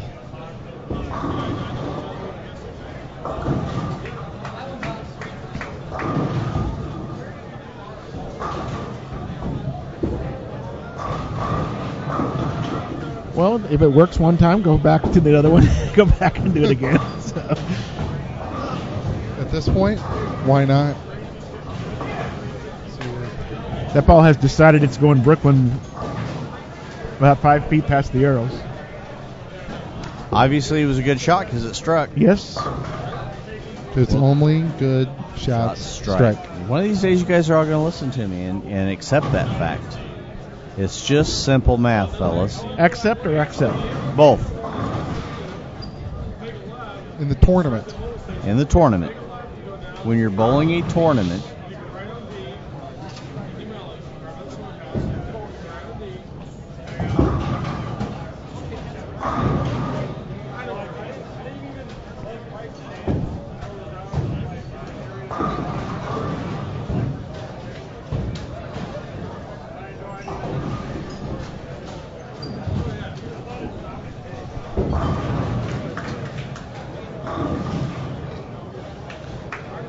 you know, the 2-5-8 isn't exactly a spare that I'd like to be shooting right about now.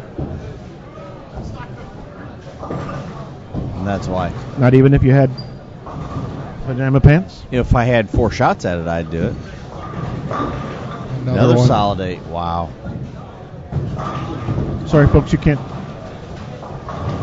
They can see it. They can see it, yeah. Unbelievable. It really has been unbelievable tonight.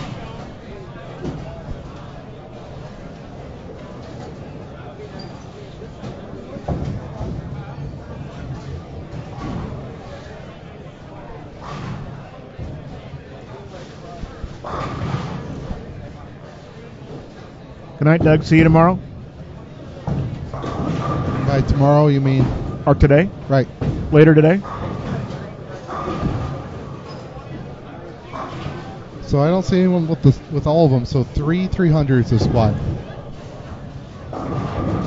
All of them no later than game 3.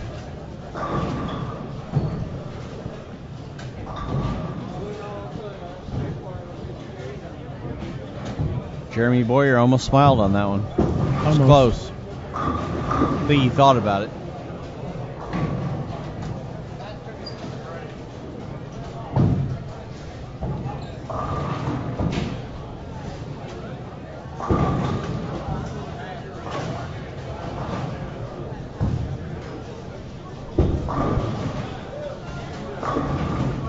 Once again, Pete flat 10s on the left lane.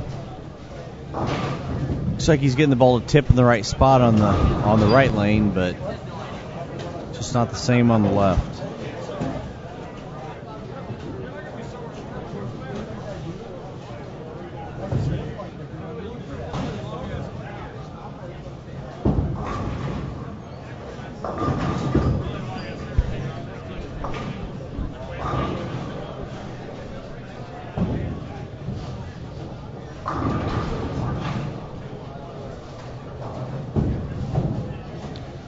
$105 of you out there right now.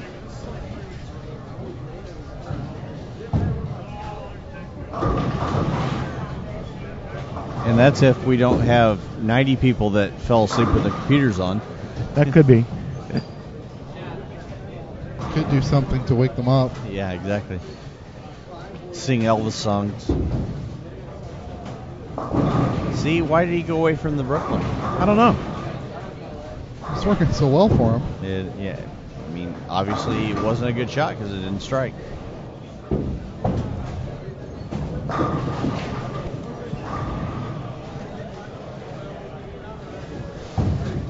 High pin chaser.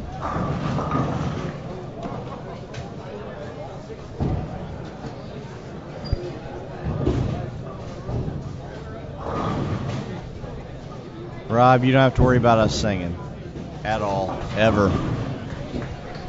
If Mr. Flanagan was here, He would be. he'd be belting out. Cher's greatest hits. Singing Busta Rhymes, but you know. I need some Unchained to wake me up.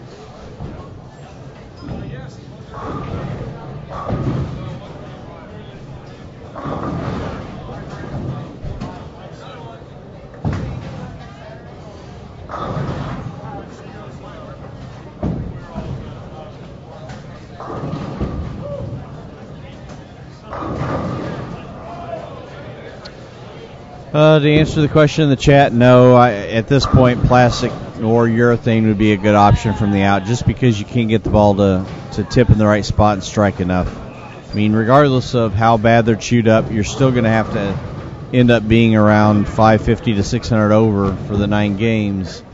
Unless you're already there, your options are pretty much limited to get in there and try and find something that you can strike with, and that's about it.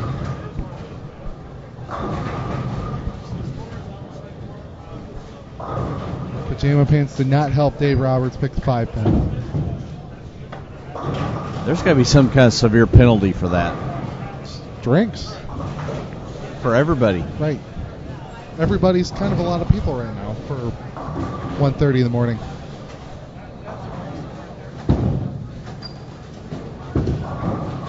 That's left.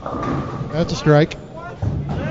See, obviously, because he solidated on the last shot, obviously that was a much better shot because it struck. Right.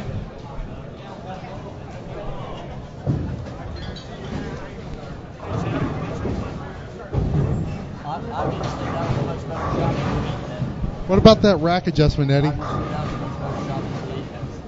His only good shot strike. You want to talk about that rack adjustment real quick? There you go. If you can't laugh at your friends, who can you laugh at? Other people's friends. Well, sure. I'll laugh at anybody. I'm not prejudiced.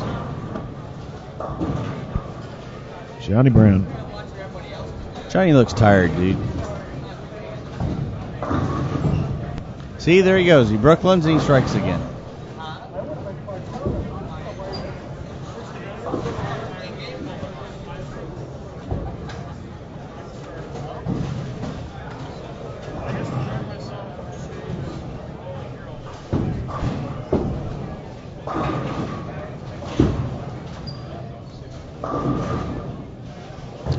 He's got a pretty decent look on, especially on the left lane.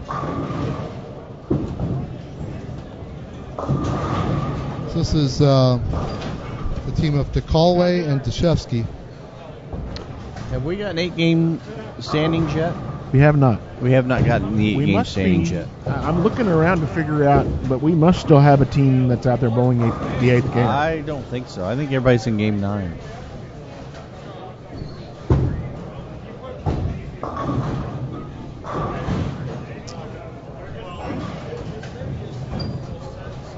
If we all look hard enough, maybe somebody will notice. Or we could just get Salario's hat. No, I think we already agreed since it's a Spurs hat, we can't do that. You can't do that.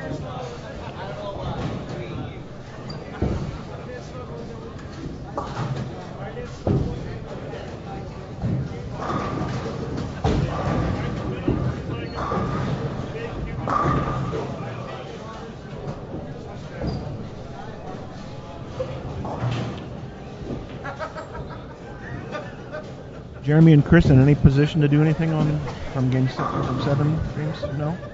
No, they've been struggling pretty much all night. 28th right now. Okay.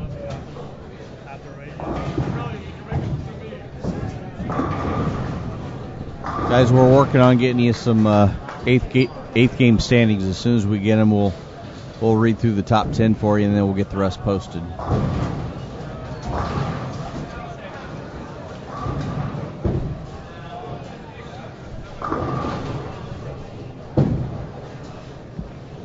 You know what? All you have to do, Jeff, is ask. Top 10 after game 8. Hammond and Hermoculus are at plus 725. Their lead's 139. Hartnell and Crumley are in second. Team Sweets in third, plus 580. Dwiggins and Perky in fourth. They've had to have a nice little run there. Baugh and Timmerman still in fifth. Choate and Haas in sixth at 531. Miniman and Orff at 501. Good for them. Yeah, Britton and the Chad Wrecker are at 494 in 8th place. Brocklin and Miller at plus 464. They're in 9th. And Team Highland of Cordy and Wilkie's in 10th at plus 460. Weber and Bird are in 11th. So it looks like after 8 games, the projected cuts dropped again. It's down to about 555. So the numbers keep falling. So we'll see what happens tomorrow when the other 2 squads are on the floor. They look to be a little bit stronger top to bottom, so we'll see what ends up happening. But barring a miracle finish and some help tomorrow, it's looking like Pete and Eddie are going to have a hard time making this cut. And we still have 34 of the 36 teams are plus for the event. So we only have 2 teams at this point that are averaging under 200.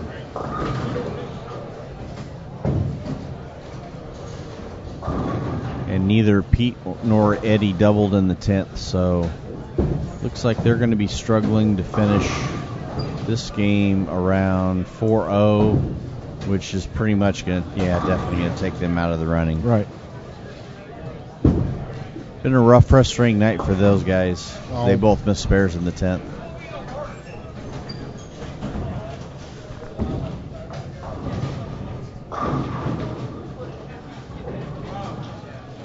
That pair as a whole was minus 25 that game. I think part of that is the fact that the middle part of the lane's just absolutely torn up, but also it just looks like the exhaustion factors kind of come into play for a lot of these guys. Right. In some cases, these guys aren't used to bowling 9 games. Even in the case with Pete, 9 games starting at 7 o'clock p.m. can be a little rough. Don't know what the day was like. Yeah, and if you're in. struggling, every shot you throw feels like it's 2. So when you're struggling or things aren't going right for the team, it just feels like you're bowling twice as many games as normal. So Look who we just woke up. I see. Just in time for the last imagine that. 4/10 frames. He said he was back at 133 or so. He said he was back. So I guess we can't talk bad about him now that he's back. We had so much fun for like 3 hours. I know it. hi, Mike. Nice game for Larry Hargrove here. He's going to finish on 15. Just a 9 spare in the 2nd and the 7th. For somebody who told me that anything right of 20 went Brooklyn. Oh, he said he watched the movie. He watched Draft Day. What an awesome movie! I love that. I good. love that movie. Yeah, Mike, this is game 4. We had a black cloud thunderstorm.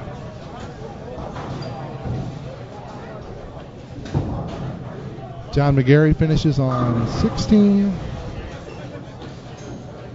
Chris Taylor and Jeremy Boyer will finish our live coverage. Well, folks, we are wrapping up the coverage of the 2014 Storm Holiday Doubles A Squad. As we mentioned a little while ago, we'll be back on tomorrow morning sometime around 9 to 9:30 to get B Squad kicked off, and then C Squad takes the floor tomorrow night at 4 o'clock p.m. Be joined again by myself and Lee Bedoris and Dennis Hacker in the booth tomorrow, bringing you the coverage once again. Try and entertain the masses the best that we can. And I'm sure we'll be able to get a myriad of fun guests. And Yes, I'm sure we will tomorrow. We'll have more celebrities join us in the booth.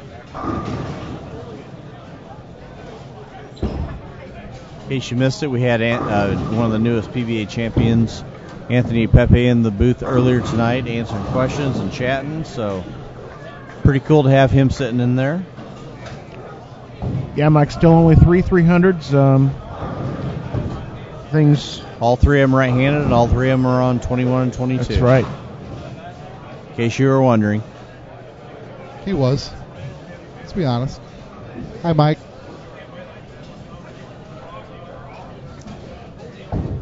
Jeremy Boyer, second shot in the 10th frame. He's got 240. He's got 247 left. He'll be smiling. Look at him. There he is. See, we got him Yep, smile. got him smile. He smiled. We did our job.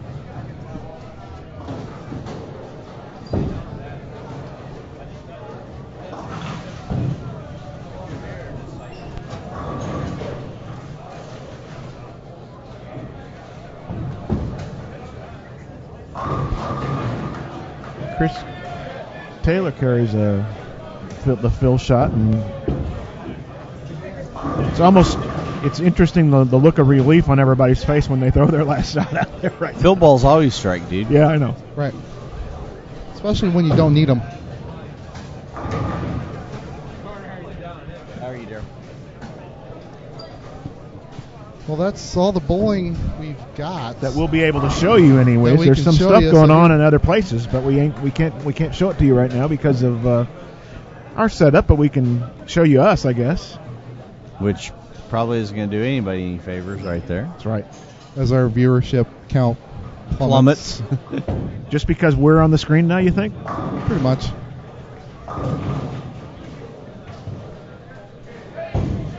Right, B Squad starts tomorrow morning at 9:30. We'll all be back.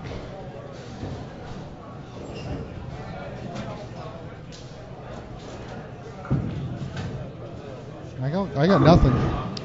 Yeah, I've only been talking for the past 6.5 hours. I mean, yeah, it's been fun. It has been as fun. always. So looking forward to tomorrow. We got a lot of big names coming at you tomorrow. So go ahead and check the website down below where the video screen is. You'll see the tabs where you can check out the squad lists, the standings, and the event flyer for all your information. We'll have standings posted soon.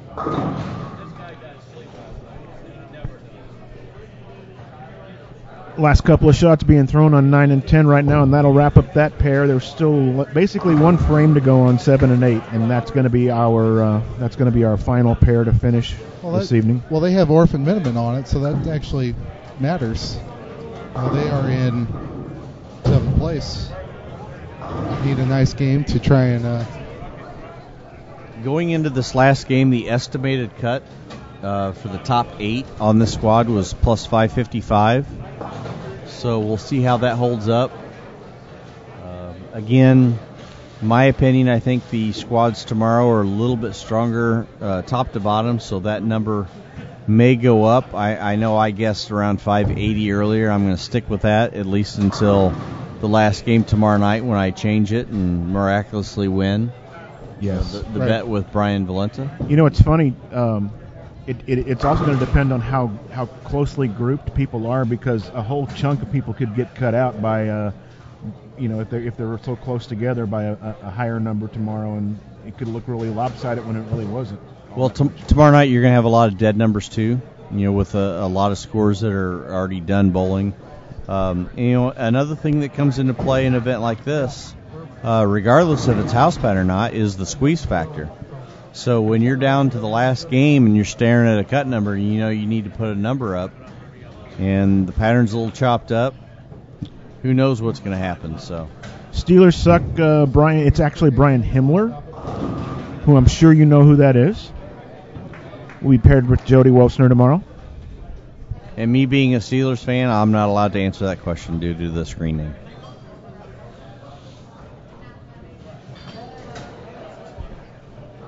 Well, do we have anything to talk about, or we've got Mike Miniman to talk about? We do have Mike Miniman to talk about. Is that a 6-pin, 10-pin, 9-pin? Can't see it. It's a 9-pin. It's hidden. That's what it is. 9-pin. And he's looking at 190, I believe. No, he's on the left side. I think he's got. Is that 225? Oh, you're right. It is. And RO had 223. I'll put him in the 550s. Counts big here. You never know. Especially if Jeff's been saying 550. Right. You have to almost get. And that'll do all of them? You have to almost get to the point where Jeff is estimating, don't you? At some point. And their Timmerman and Ball were at 540. They bowled pretty well tonight. And they could use a couple more strikes here. Jason's a good guy. I like Jason a lot, so it's nice to see them bowling well. So you bowled Sunday last year. Yes. So as ugly as these are right now, does Sunday ever turn into this? Yeah, definitely. Yeah, because even though you have less play overall, they still get beat up pretty bad. And, some of that is due to the traffic for the entire weekend. Some of it is the rev rates of the guys that are still bowling. Some of it is the fact that guys jump in faster and it just gets chewed up quicker. So, we'll just have to wait and see what happens. Mike, we didn't see a whole lot of lefties in front of us here toward the end of the block to kind of see there. And it'll be interesting tomorrow. Eric Fritton did bowl well, and he was toward the end here on 13 and 14, right? And it was the game before this I think one. It was game 7 or 8, yeah. Yeah, but him and Chad had 270. Yeah, a bunch. But he was actually in. Eric's a lefty that isn't afraid to get in and kind of wheel a little bit, so he was a little bit farther right than some of the other lefties that we saw earlier. So if you're listening to ambient sounds here, this is the sound of the very last shot of the A squad block right now on lane 8, and that was it. That was a strike. So Ball and Timmerman finished with 378. So with that concludes A squad of the 2014 Storm Holiday Doubles here at Redbird Lanes in Cahokia, Illinois. Brought to you by InsideBowling.com. We still have 84 viewers in, so we appreciate you guys tuning in. We'll be back on tomorrow morning around 9:30. So join us then, and for Lee Bedoris, Dennis Hacker, and myself, we want to thank everybody for joining in. Anybody have anything they want to add? Only stay here if you want to see the scores, because the Game 9 scores will be put up here on the event information tab, just like all the rest of them have been tonight. So it'll be on this page. Okay. Sounds good. Everybody have a good night, and we'll see you back here tomorrow. Thanks.